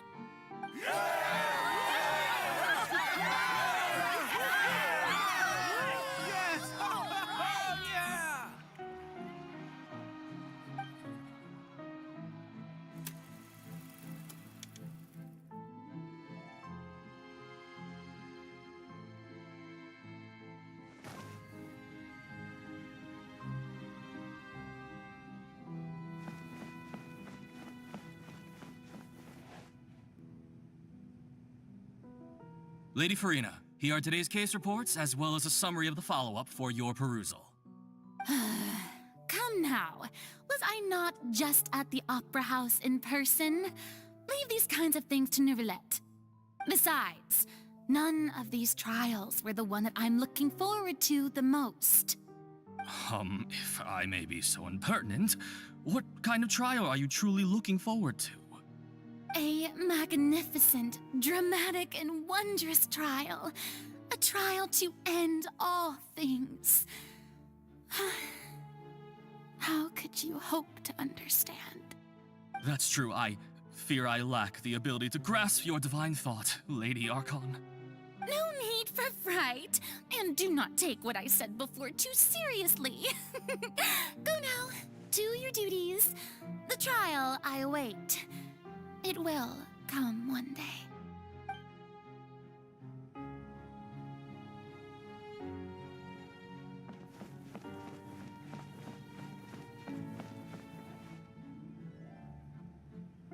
Lady Farina, I don't know what to say. Thank you for agreeing to see me. No need to thank me. Or rather, thank your own sense of perseverance instead. Long have you stood in line to meet me, have you not? Oh, I'm afraid that's just an inevitable consequence of my divine charm. All right, Deoteria, is it? How is your son's illness? You remembered me, and you knew of my family, too. He is doing much better now. In fact, he is far more of an ardent believer than I. He was the one who forced me to seek an audience with you, and to bring your words back to him. Oh, good. Very good. If this should happen again in the future, please do not hesitate to come and tell me. Going down to citizens' homes every so often, while not usual practice, should serve as a fine change of pace. You're such a gentle and wise God. Thank you once again, on behalf of my son.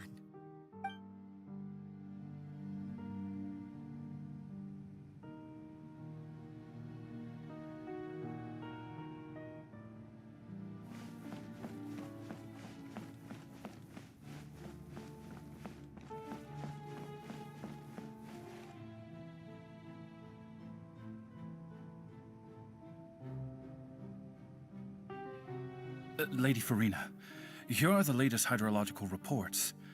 As for the specific parameters you asked to take note of, I'm afraid things still don't look good. I see. It's as I thought, then. As your god, I did already expect this, but I wanted to see how far your human wisdom would allow you to analyze it. All manner of signs indicate that the prophecy will still come to pass. Forget it. That's not something you need to worry about right now. Well, as I understand it, the Fontaine Research Institute is also trying to find a way to counter the rising water levels. Really? Have they found anything? I'm afraid that they haven't found any effective solution thus far. Oh, is that so? Well, no wonder. This issue has reached the realm of the gods, after all. Still, their spirit is praiseworthy.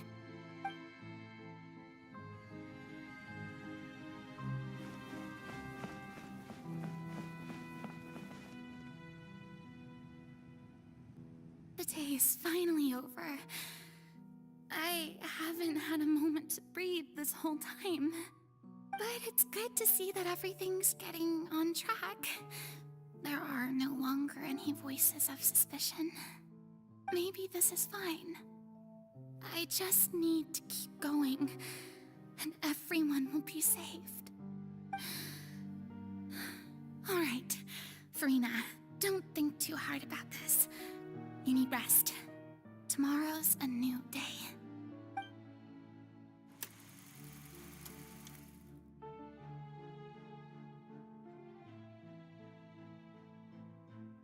Lady Farina, here are the new trial reports for the latest cases, as well as a summary of the follow-up. There'll be no need for that. I've seen them already. There's no need to go back over scenes I've witnessed in person before. Lady Farina, I've waited so long for this chance to see you in this manner. Indeed, my dear, loyal citizen. This joyous moment is an honor for us both. Lady Farina, we're detecting significant hydrological anomalies near Poisson. Understood. Keep monitoring. Keep me informed should anything come up at the Institute.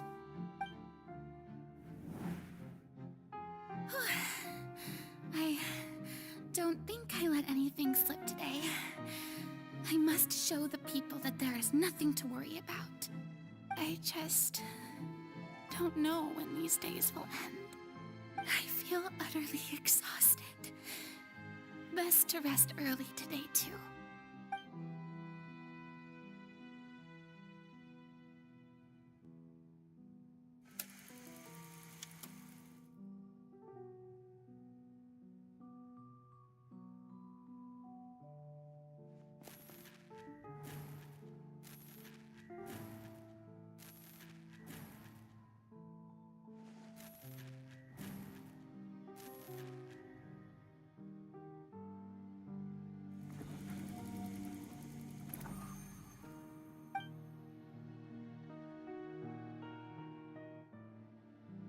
Lady Farina, it's like a dream being able to speak with you up close like this. I've heard that the first member of our family who was honored to receive an audience with you was Madame Deoteria, almost 20 generations ago.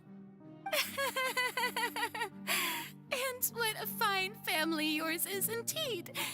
It brings me great joy to meet such a faithful believer. A descendant of a line most ardent. Surely you exaggerate, Lady Farina. My lady? What is it, good citizen? Oh, are you crying? Uh-huh. Oh, really now? I didn't even notice. This must be the overflow of hydro from my person. Well, can't quite help being the god whose dominion is the waters, can I? No wonder.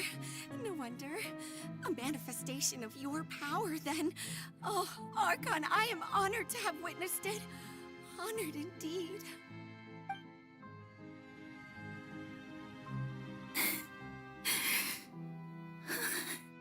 So interminable.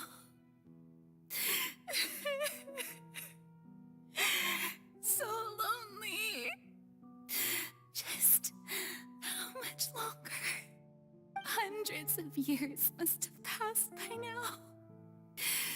Perhaps the The show must go on for hundreds more.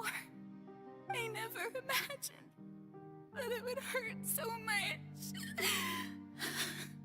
Have I reached my limit? No. Perhaps I reached it long ago. Today I didn't even notice my own tears. I want to tell someone, anyone, about this. But would that not destroy all I've done so far? I've conducted so many investigations across the centuries. But there's not even a sliver of hope that we might break the prophecy. All I can do is keep heart. I must maintain this act. It is the only way to save Fontaine. Please, mirror me. You have to succeed.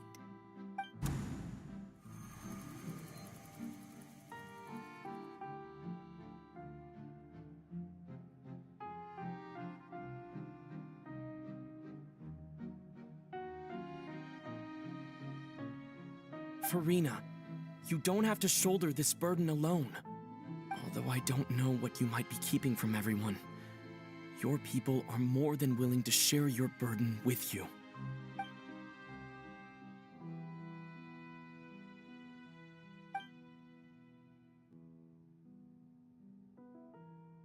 Share my burden. That's impossible. It was fated right from the start that this would be my duty alone. But even if your burden doesn't need to be shared, you can still choose to confide in someone. Just share it with me. I'm what you'd call a witness. A witness? Yes, I've heard that you came to Tevat from beyond the stars, yes. In other words, you never belonged here. And if Tevat is, in its entirety, a show on a stage, then you're just a spectator, aren't you? If that's the case... He's right. I could confide in him, couldn't I? But if things don't play out as expected, the people of Fontaine will be the ones to pay the price. No, Farina.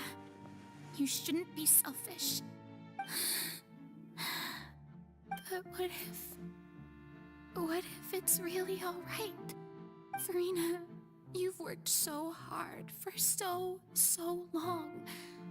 Surely it would be okay to put yourself first for once. Just this once. Is it such an outrageous thing to do anyway? To find someone in whom you can confide your frustrations and sorrows? Surely it could not hurt. If you let this opportunity slip through your fingers, it might never come by again. Think about it long and hard.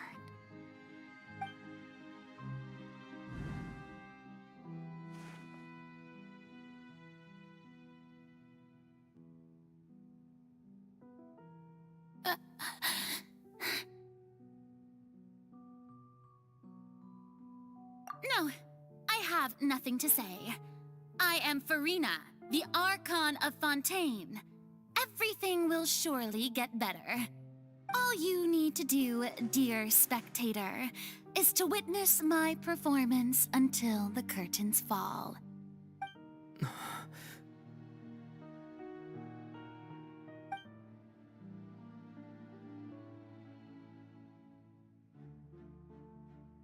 Fine.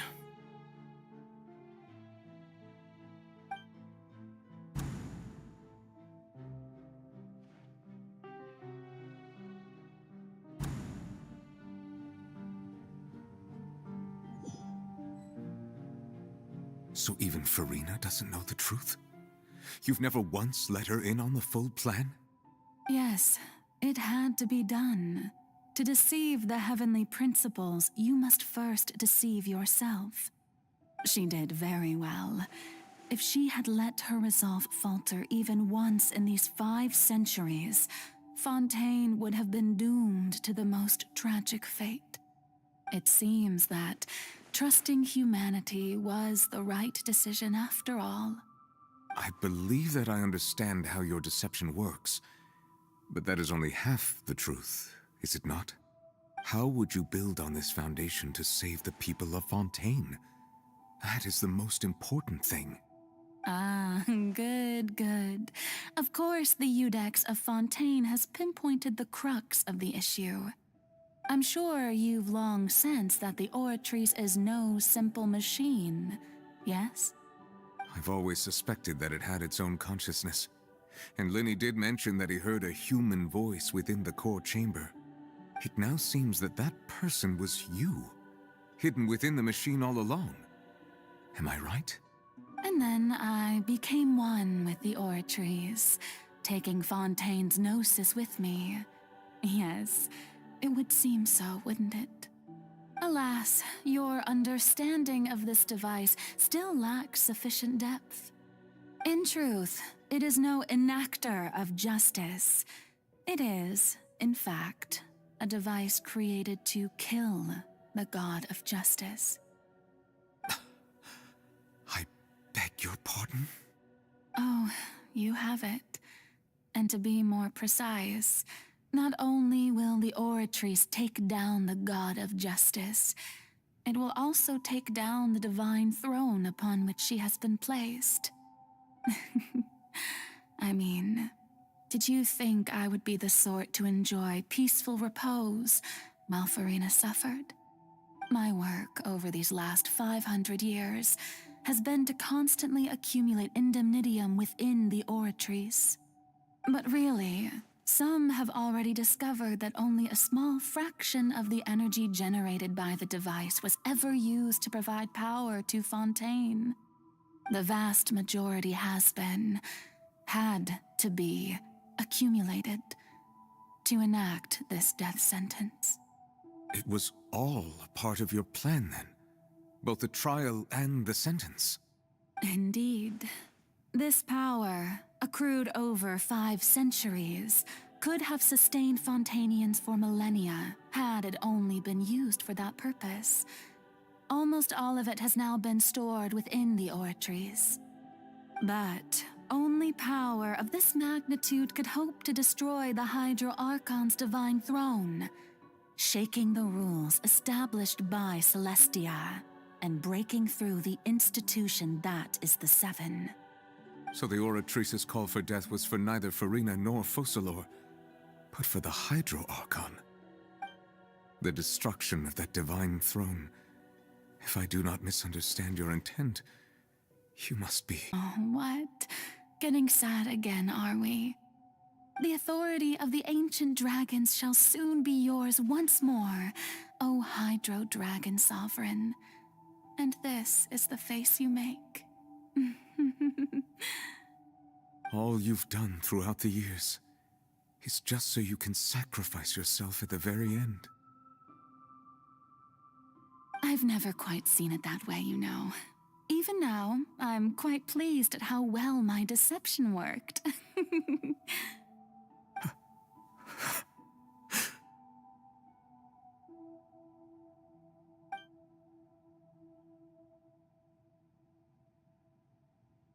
Hydro Dragon, don't cry. I must say, had it been within my rights, I would have loved to judge the heavenly principles themselves. Were they not guilty of essentially the same crime? Egeria stole the power of the primordial sea, and the heavenly principles stole the power you ancient dragons possessed. I, for my part, am the god of justice. And is it not just that your original powers should be returned to you? Speaking of justice, I have always believed that justice lies in the process of pursuing human existence itself. So, if the theft of the primordial sea's might was Fontaine's original sin, then, leaving matters of procedural right and wrong aside, the descent of the Fontainians as humans and their right to exist in this world would be Fontaine's original justice. In other words, existence was Egeria's justice, and to me, justice is the continuation of that existence. Defying the prophecy and ensuring that Fontaine's people shall live on, that should be the justice enthroned over all others. At this point, we, whether it be myself or all other Fontainians, have shouldered the burden of this sin for far too long. Iudex Neuvillette, the highest judge in our land, when you regain your full power as an elemental sovereign, what verdict shall you pass upon us? So when I was invited to the court of Fontaine to serve as Iudex, I see now that that was your idea too. At last, I now understand the true purpose behind this position. In the beginning, I was uninterested in human existence. But these 5 centuries of living alongside them have gradually brought about mutual understanding between us. And I have even attempted to feel as they feel. You are a devious one, Fussalor. Things being as they are, surely you know that I could never declare them to be guilty.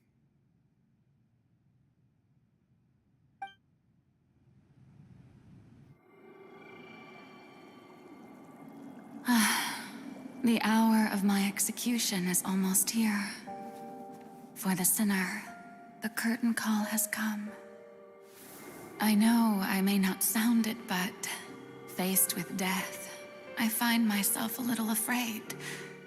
Perhaps this is one thing both gods and humans have in common.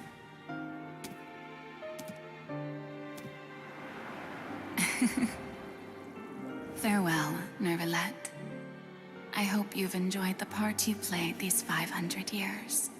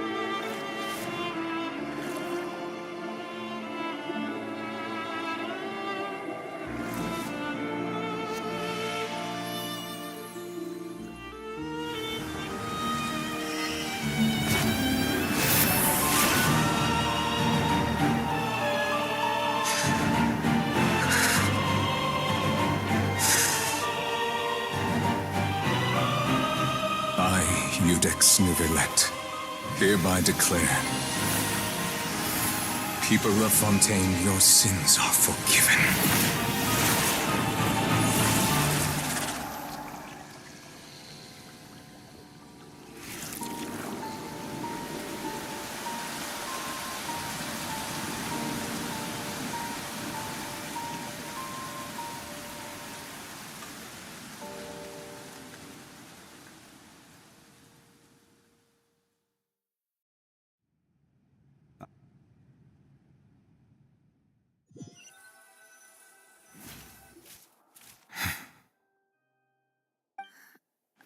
What just happened? Has the death sentence been carried out? Was that bright light some sort of misdirection? I have a feeling that something huge just happened. But since we're all still alive and haven't been dissolved, I assume whatever happened was good for us. It's time to end this. We must mete out punishment to that beast. Didn't you say just a moment ago that it can't be defeated? I have gained the strength sufficient to deal with it. Through certain means, I now have the ability to separate the power of the Primordial Sea from that creature. We should seize the opportunity to pursue our quarry. Traveler, now that the oratories can no longer function, I require an executor to help me mete out justice. The root of the calamities befalling Fontaine, the beast that enacts the prophecy, its name is the Narwhal. Come with me, traveler. The hour of execution has come.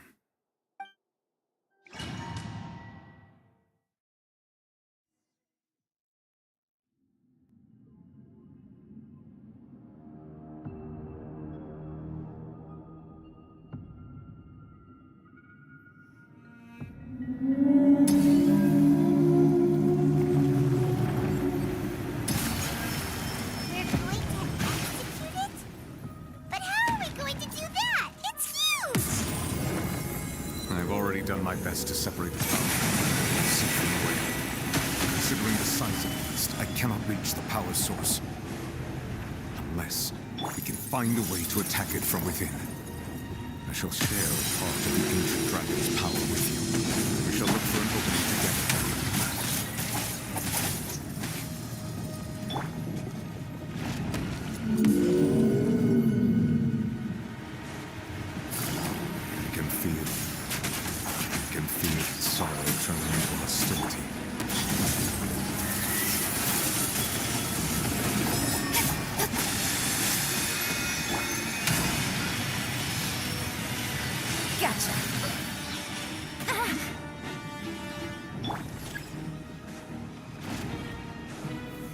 Solidify! The all-devouring narwhal cannot resist its instinct to devour. Continue to trigger its hostility. A chance will present itself.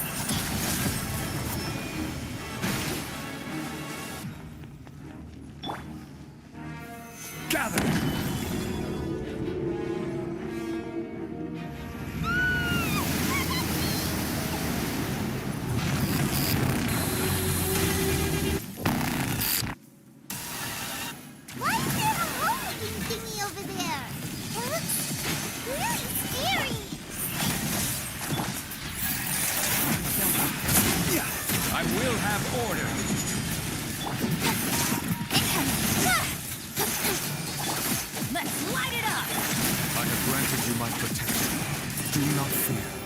Seize the moment and use my power to suppress its root from within. With sword comes shadow. Solidify! Don't blink! Let's light it up! Busted! Speed of light!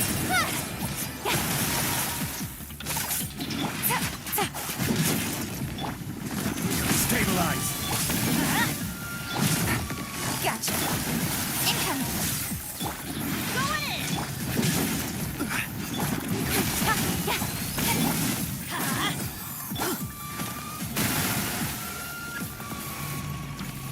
Speed of light! Hey! Nowhere to hide!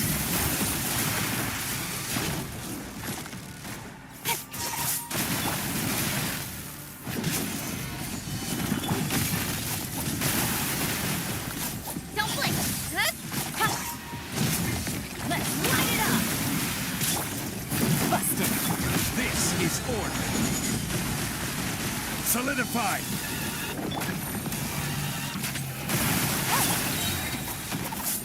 Incoming!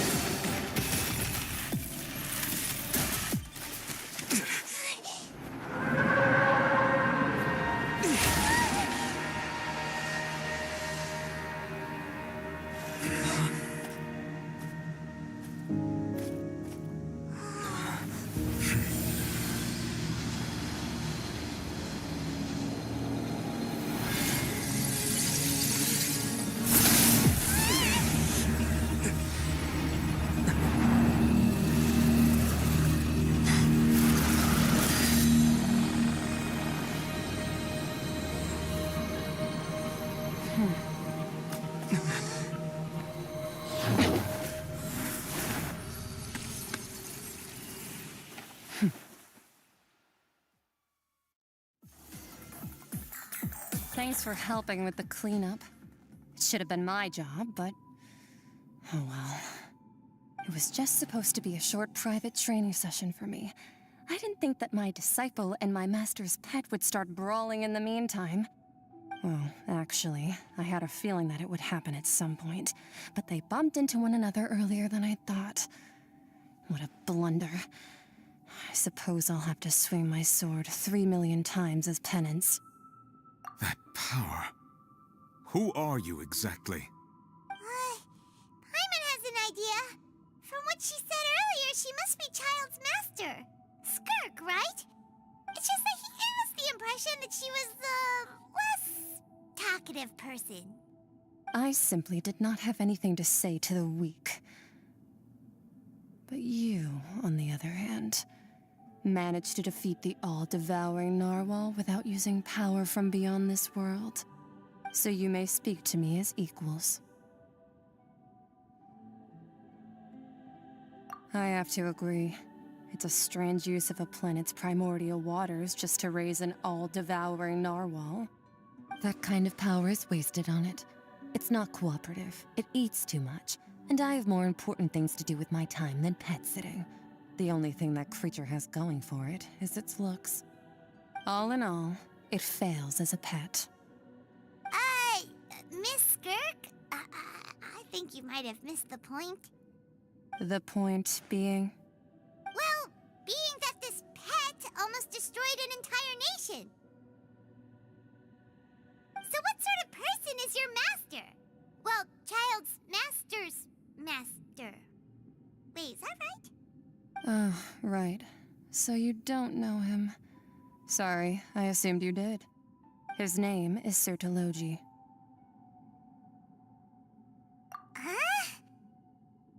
I am unfamiliar with that name. Huh. So Master isn't sufficiently famous. How should I describe him then? Have you heard of the name The Fowl? The Fowl? Still nothing? Well, how about the Visionary? Vetterfulnir then? Or Gold Rhine-daughter? Ooh, that one we've heard! Rhine-daughter's part of the Hexen Circle. She's Albedo's mom, right? Oh, so you do know that name. To be honest, I also heard all of those names and titles from my master. I don't actually know them either. But I suppose you understand now, yes? My master is likely a similar sort to Rhine-daughter. They are both pursuing some form of perfection. Wait, didn't you also mention a visionary person? Paimon didn't quite catch their name. Actually, never mind that.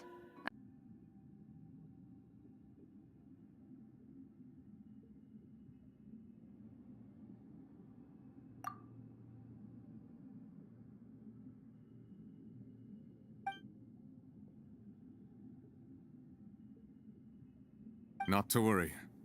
Focalor has already managed to deceive the heavenly principles.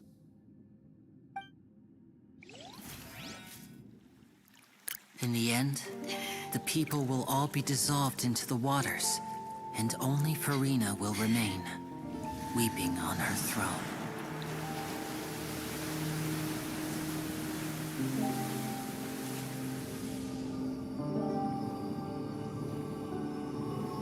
Only then will the sins of the people of Fontaine be washed away.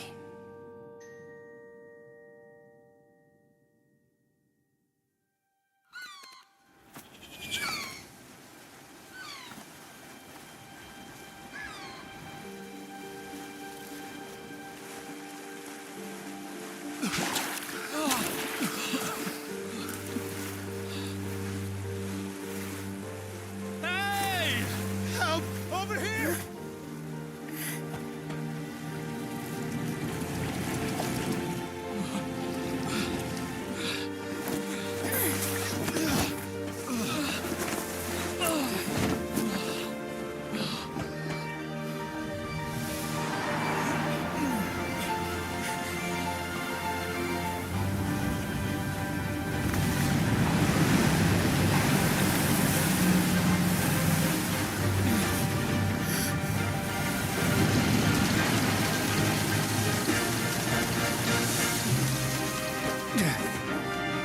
Please initiate emergency rescue!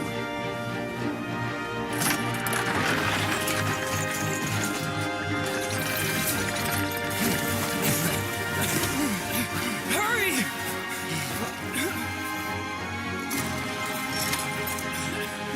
Hey, lend a hand!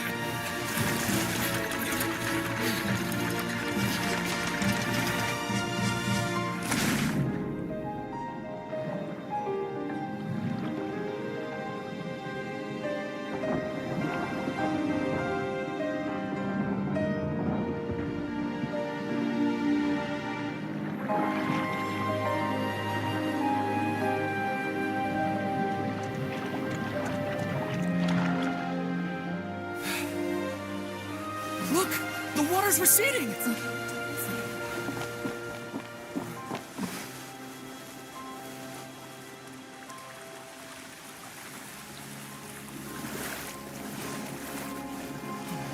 It's a miracle! Water's receding. We didn't dissolve. The prophecy was wrong. The prophecy was wrong.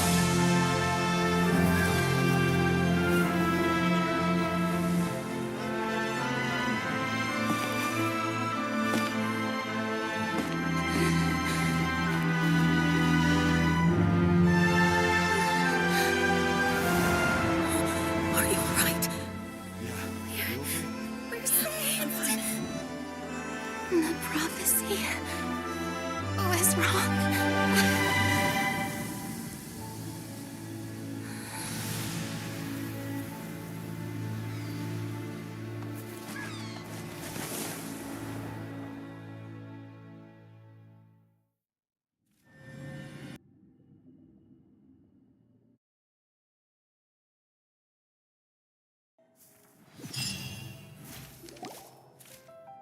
The soil renewed. The Spina di Rosula talks post-disaster rebuilding.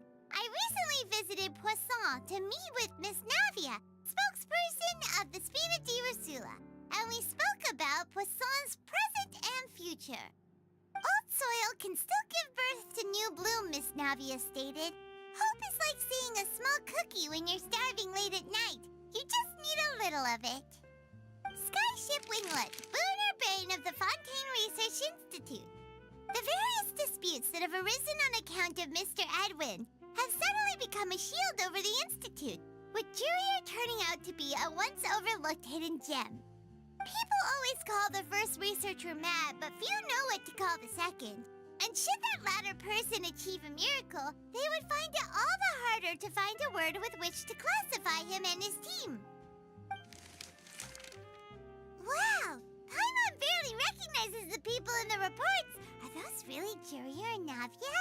They sound like real big shots. What do you think? Pretty enthralling, huh? The Steambird's idea was pretty simple. With the disaster just having passed, we would print a free edition packed to the margins with good news to calm people down. The value for these big scoops lies in their inevitable follow-ups. We'll publish further reports and go into the stories behind those people.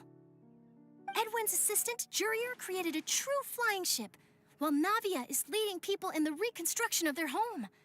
I'm sure that these stories could draw even your well-traveled eye.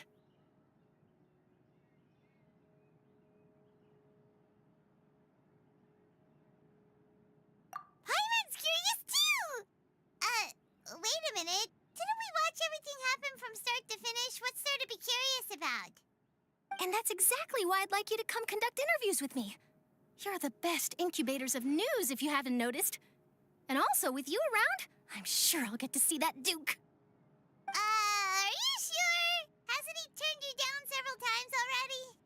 Oh, this time will be different. Come on, let's head to Poisson first, and then make a trip to the fortress. There are some things you'll only know when you get there.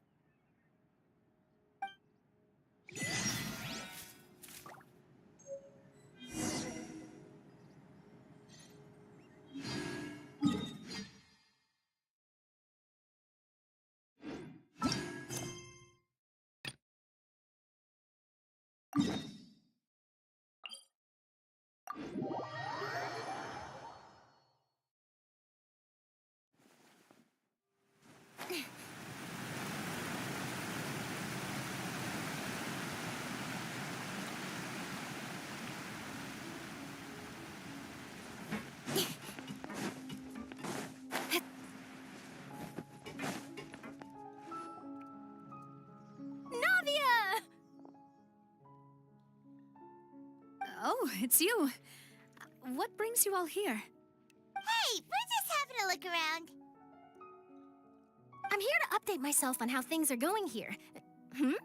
Oh, the Fatui are here too. Let me introduce you. This is Mr. Garunt Snežević. He represented the Knave in sending us a large amount of supplies, and is helping with our work. Our residents are hard at work as well. Thanks to everyone, work is progressing nicely. We've lost a lot of people, but we're moving forward. That will have to be enough. Hello, Miss Charlotte.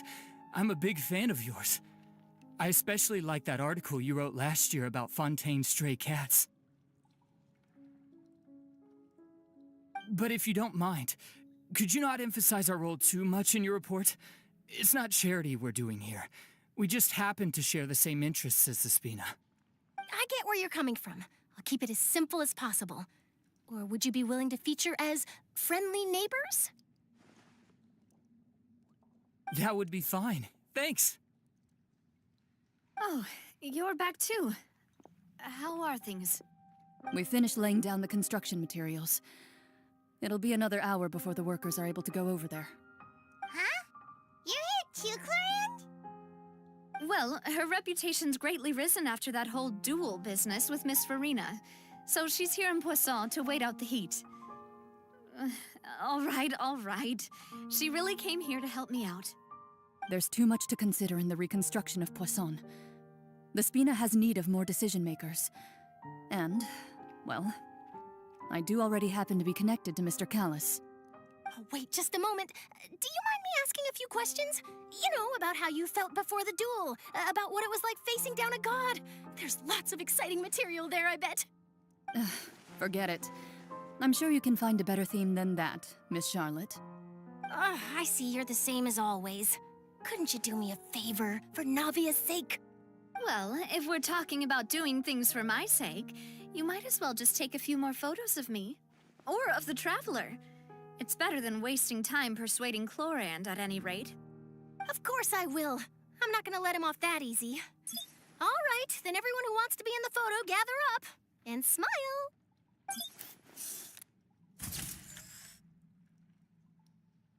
How did it go? Was it a good shot? Did Paimon look cute in it? Not bad. Your addition really helped the composition of the picture.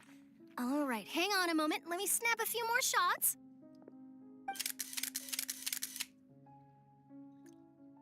All right, that should do it. I'll be back here later anyway, so let's call it a day.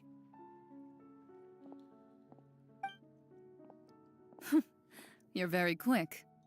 Speed is of the essence when it comes to the news, and freshness is the key. Also, not to brag, but I'm pretty good at building connections. Who knows? I might eventually get that interview with you after all, Miss Clorand. Wow, you really do have that never say die spirit. I'm impressed. I'll hazard a guess that this is how you got that interview at the Fortress of Meripede. Whoa, you're well informed. Let me make a guess too. I asked Sijuin, who told Monsieur Nervillet, and he told you, right? That's a very complete information chain. In truth, all Monsieur Nervillet asked me was, when did the fortress become so friendly towards the media? I told him that it was best not to speak too soon. There's no guarantee that Ridsley will make a personal appearance. You're right. I've got to treasure every moment I have with them. In which case, I'll be making a move first. Stay safe now. And tell me if you hear anything interesting. I'll treat you to afternoon tea in exchange.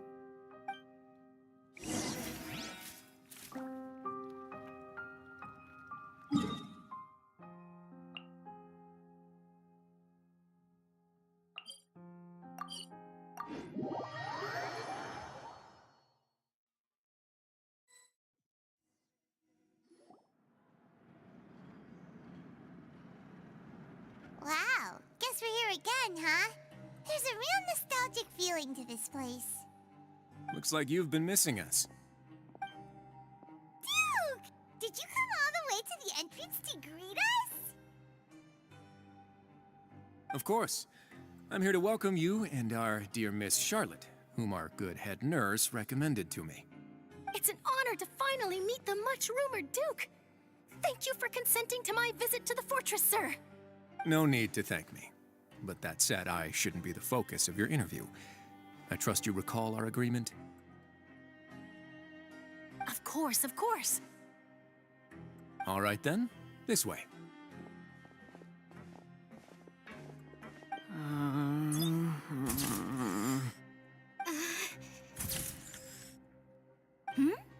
Hey, no need to be so nervous. I've already taken all the photos we need. Miss Charlotte, do these pictures really need to be published on the cover of the Steambird? It would seem that Miss Lorvine doesn't want her face to appear beside that of Mr. Jurier, Sir, please don't say things like that. But it looks like dear Mr. Jurier denies it. Might this interview be very important to you then? No, I just... This is my first time being interviewed, and I'm very thankful to the Steambird for... Now, I might not look it, but I actually did meet Mr. Edwin once. And I'll be honest, I enjoyed chatting with you more. You've definitely got more of that genius vibe going on. The boat that brought about a miracle, the ark that saved the people.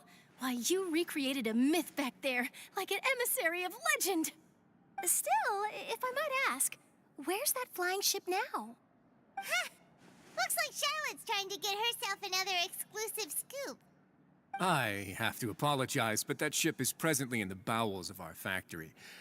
I'm afraid it won't be easy for you to get a shot of it. Really? Well, then in that case, could I have an interview with you to make up for that loss?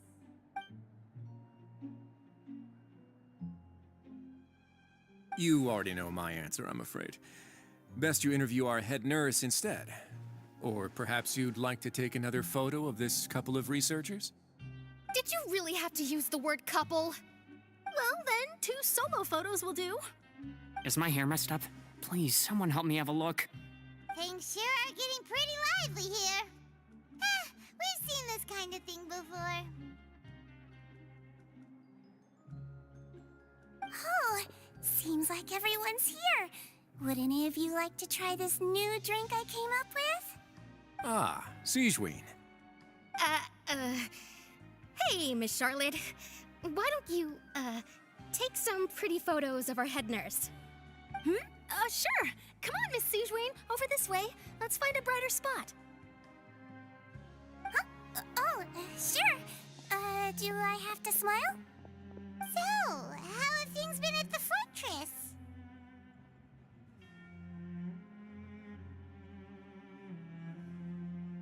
Same old, as you can see. Fontaine's undergone some changes, but this place is still more or less the same. Other than that flying ship, it got a tad too much attention, I think. That's why I decided to let the interview go through. We should direct more public opinions toward the behind-the-scenes heroes. Am I right, Mr. Jurier? Miss Lorvine? You're too kind, sir. I believe that you too should have your day in the sun. Not that you would want that, just pity. I'll just leave the spotlight to you two.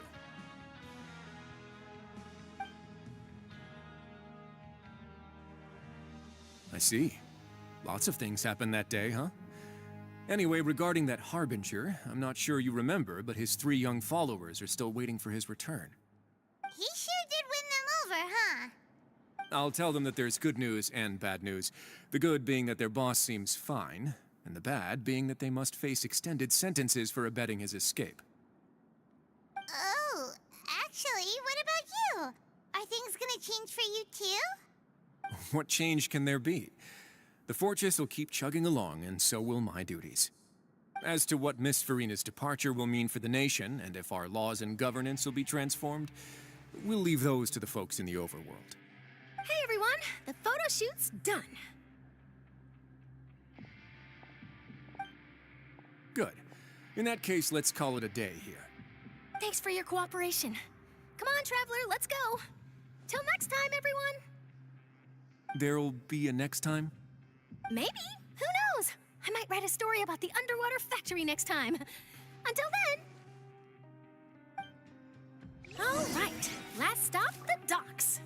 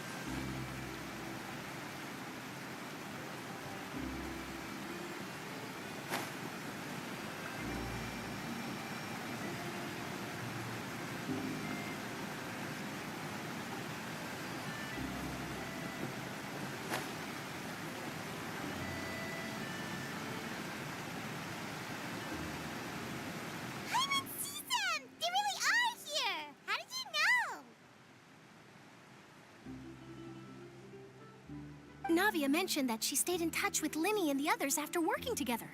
Apparently, they've been at the docks distributing these strange pockets the whole time since. Traveler, Paimon.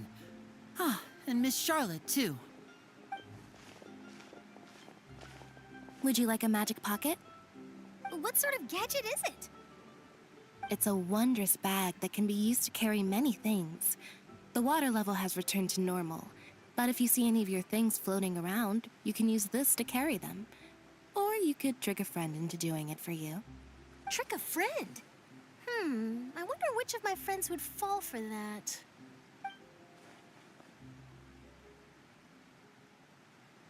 You could just make a friend like Fremine here. Isn't that right, Fremine? Is this what you meant by, I'll help you make some more friends? To be honest, that sounds pretty sweet. Could I have your contact, please? Sure. Please, write down my address. You sure are working hard to help Fremine socialize. He was the one who proposed doing this. He even wants to assist in our magic shows.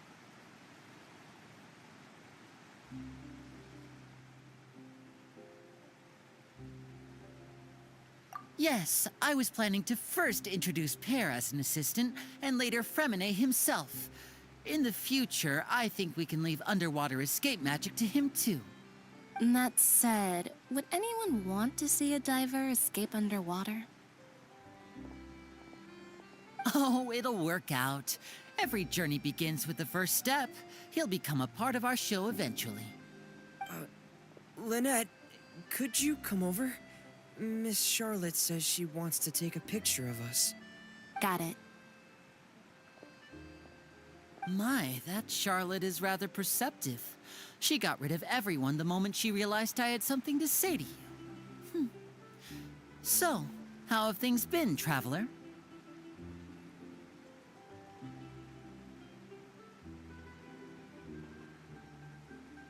Father says that you did a great deal during the latest events. She's very grateful for your contributions to Fontaine. That's all right. We were more than happy to help. So, what's she doing now? Oh, I guess you haven't heard. Well, after Lady Farina left, Father and Monsieur Neuvillette opened negotiations, during which he gave Fontaine's gnosis to her as a diplomatic gift. A diplomatic gift? A gnosis?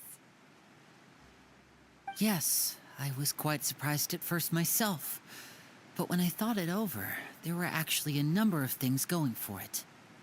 It could have been done as an apology for the incident with Lord Child, or as thanks for his help in tying the all-devouring narwhal down. Furthermore, Father did also lend significant aid to Fontaine and Poisson. Well, that's true, but this is a gnosis we're talking about. Doesn't this seem a bit irresponsible? I would agree, but I've also heard that it seems that Monsieur Neuvillette has had a significant change of heart regarding the matter. So there's some reason for this that only Neuvillette knows about? I suspect you'll have to ask him about that yourself. Ah, yes, speaking of which, I did see him strolling around the entrance to the Fortress of Meripede a while back. Isn't he real busy and stuff? Paimon didn't think he'd have the time for that. But back to the topic. The gnosis was given to the knave, right? What about Child? They say that he's returned to Snezhnaya to recover from his wounds.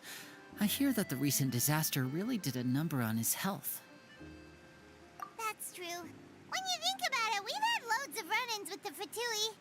To think we'd be allied with them this time. So shocked by such a simple switching of sides?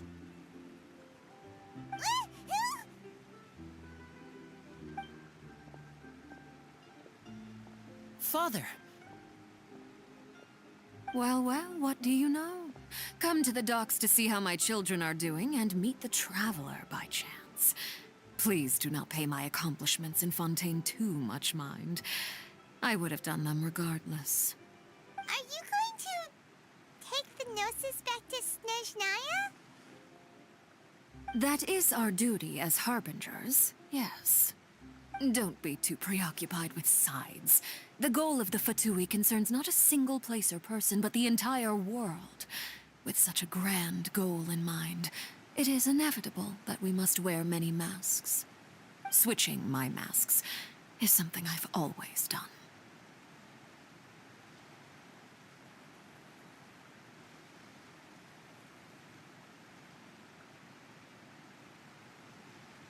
Well, that depends on many things.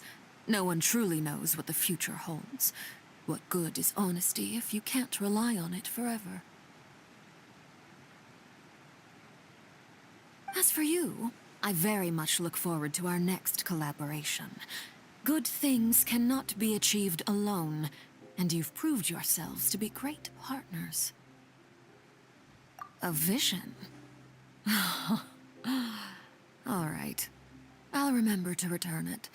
Thank you for keeping it safe for him this entire time. And that's a wrap for me. Huh? You're... Greetings, Miss Journalist. Hello. If I'm not mistaken, there are diplomatic channels I'll need to report to take a photo of you. That is correct. So forgive me, but I will not be able to serve as a subject in your article. However, feel free to write as much as you'd like about our dear magicians and our upcoming rookie talent. I will. The sea breeze is quite pleasant. I shall continue my walk while the weather remains so agreeable. Farewell. Farewell, Father. Oh, she has such an intimidating presence. I didn't even dare to take a picture. Thankfully, I've already wrapped up all my pre-scheduled interviews. Thank you all. This'll be more than enough for me to write about, I'm sure. Don't be too nervous. Why don't you take a magic pocket before you go? Here, Traveler, Paimon, you take one too. To move things about? That's right. Funny. I was giving out magic pockets when we first met too. And what do you know? I'm doing the exact same thing right now. So many things have happened, but the pockets are still the pockets. I guess this must be life. We will all follow our own paths, and serendipity will lead you to your fated friends. All right then. We'll be handing out pockets in some other districts later, so we'll get going now. Have a good day, you two.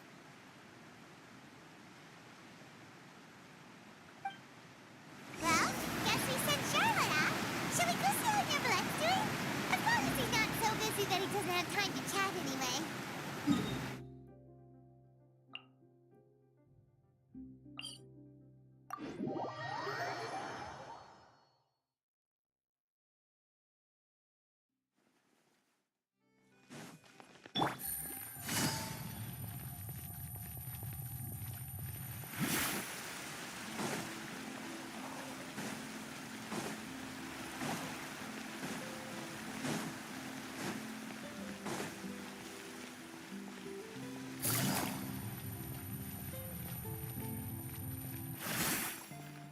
The entrance to the fortress!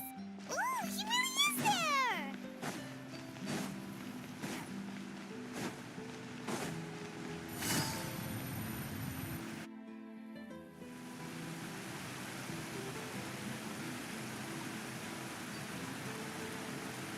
So, you really are here, Neverlet! Paimon didn't think you were going to have free time this hour of the day. Really? Oh, I suppose you must have met Mr. Linney. He took the time to greet me earlier when he passed this way. In any case, you came at a good time. I was just considering reaching out to you to set up a meeting, so I may explain some things that I haven't had the time to before. Aw, Paimon's glad that you remembered. Thank you for keeping us on your mind, what with you being busy and all. Alright, let's have it then. How was Fontaine actually saved? The whole business is still quite the mystery to us. It is strange how words can often leave a bitter taste in the mouth when it finally comes time to say them out loud.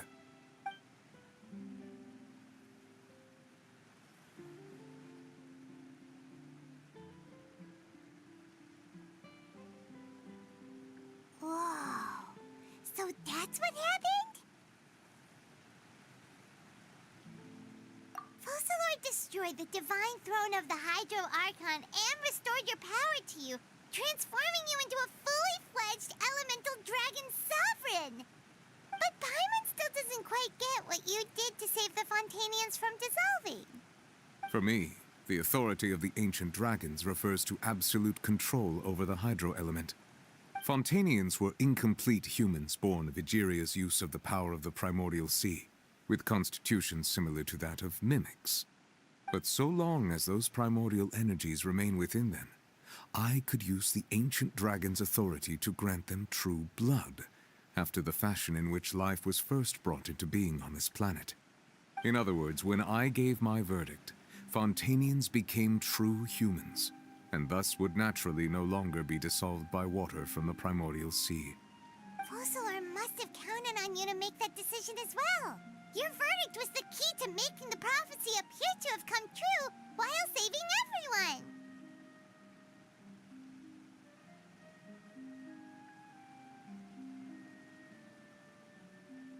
Yeah, and in a manner of speaking, Fossilor finally managed to fulfill the original Hydro Archon's wish to turn Oceanids into real people too!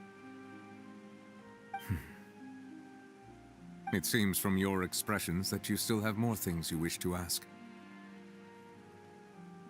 Ask away. I will tell you the truth as I know it.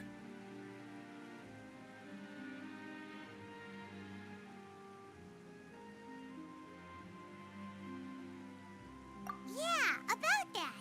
Risley said Farina has already left. What's that all about? Ah, Lady Farina. The people are only aware that her death sentence has not been carried out. She abdicated the post of Hydro Archon and left affairs related to that title to me, before leaving the Opera House. I related Fossilor's words to her faithfully and completely. After hearing them, she seemed neither saddened nor comforted. She simply said that she was tired and needed to rest. Having said that, she then packed her things and moved out of the Opera House, not unlike how an ordinary person might. But she's still got a place to stay, right? You need not worry. I will make arrangements to ensure that she will not want for food, clothing, board, or travel. In truth, I am somewhat happy for her. The wear and tear on her spirit will, of course, take time to heal. But now that she no longer has to play the role of Fossilor the Hydro Archon, she can finally lay down her burdens and lead a normal life. What about you then? What are your plans now that you've regained your full powers as the Hydro Dragon? After Fossilor passed on, the Oratrice also ceased to function. This matter will directly affect our trials. After much careful consideration, I've decided to take over its role in our courts. From now on, I shall hear cases and pass verdicts by myself. Looks like you're still considering stuff from the perspective of the Udex, huh? As an elemental dragon, there are indeed many things that I must do. But this power and this duty, in a manner of speaking, you could say that both were granted to me. As such, before I attend to my other responsibilities, I must first and foremost continue to serve Fontaine as its highest judge. The duty of the Hydro Sovereign and the duty of the Udex shall coexist within my person. Additionally, the Hydro Archon's departure has brought about another problem, which is that the Opera House shall no longer produce indemnitium. That's true. That power was derived from the people's faith in the Hydro Archon, wasn't it? Wait, but the various mechs and machines in the city are all still okay. Where are they getting their energy from? As I am now, I have full command over New Musia, and it can serve as a complete substitute. Another reason why I cannot quite leave Fontaine immediately. Wow. This ancient dragon's authority stuff is really quite useful, huh? Ask away. I will tell you the truth as I know it.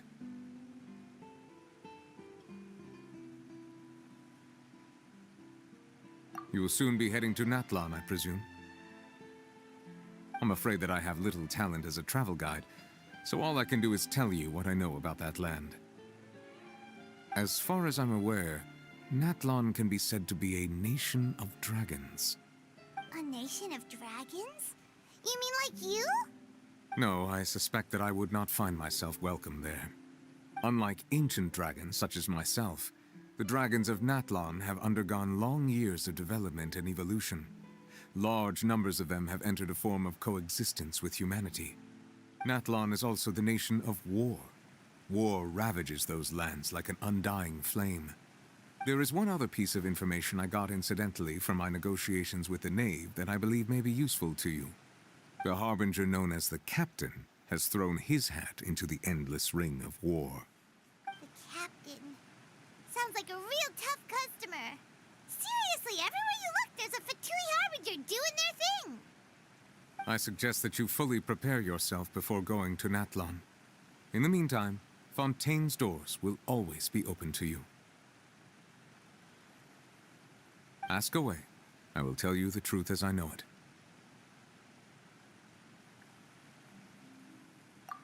Hang on a sec. Paimon's still got a question about the Gnosis. When we spoke to Lenny earlier, he mentioned that your attitude towards giving away the Gnosis had clearly changed. We guessed that there might be some reason for it that only you were aware of. No wonder the House of the Hearth is the Fatui's intelligence division. They are certainly sharp. So regarding this specific issue, I was just getting ready to share something with you. What is it? In truth, I exchanged some further words with that lady named Skirk after sending you two back to the surface. It went something like this.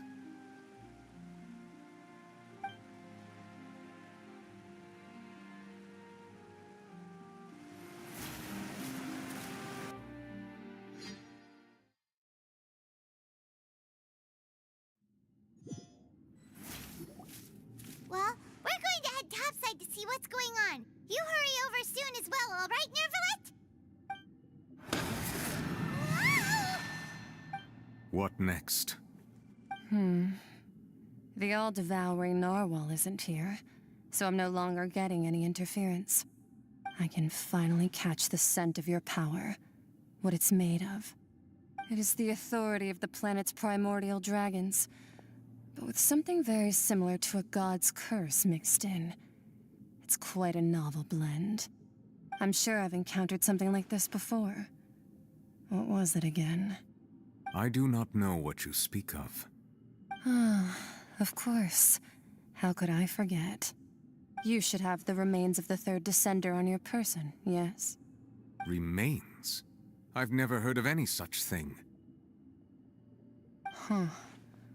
According to your parlance, I believe it may be called a gnosis. Well, that much is true. After Focalor's divinity faded, she handed her gnosis to me. But I fear I have never heard of it described in the manner that you just did. I've been training with my master, the Foul, ever since I was young, and I have never returned to the surface since. So most of the information I possess, I got from him. It is only natural for those who are greater than humanity to possess a different sort of common sense, which is why there are so many problems in our attempts to communicate with humans. Regardless, you should probably get rid of objects of misfortune to prevent any disasters from befalling you. To live in itself is a blessing. But once a person dies, the bonds he once had with this world shall all turn to curses. What do you mean by that? No need to fret. These are just my personal thoughts, and my reason for no longer wishing to return to the surface. This third descender you refer to, who are they? And when did they die? Master never mentioned them to me. Perhaps it just wasn't that important for me to know. If you're interested, though, I could ask him. I'll be sure to pass the answer on to you next time. Next time? You believe we will meet again? I do. Wait. I have a disciple of my own, don't I? He can be the messenger then.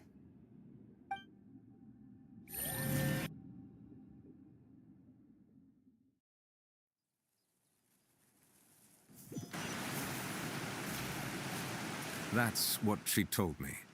Whether it would prove useful or not, I wanted to pass that information on to you. The remains of the third descender? So that's what the Gnosis actually are. Paimon just thought they looked like chess pieces. How could they be a person's remains? All the same, assuming that there was no misunderstanding or special metaphor at play, that is what she meant to say. And she said that it would bring misfortune and that you should check it, which is why you gave it to the Fatui. If she speaks the truth, then I would simply be putting Fontaine at unnecessary risk by keeping it here.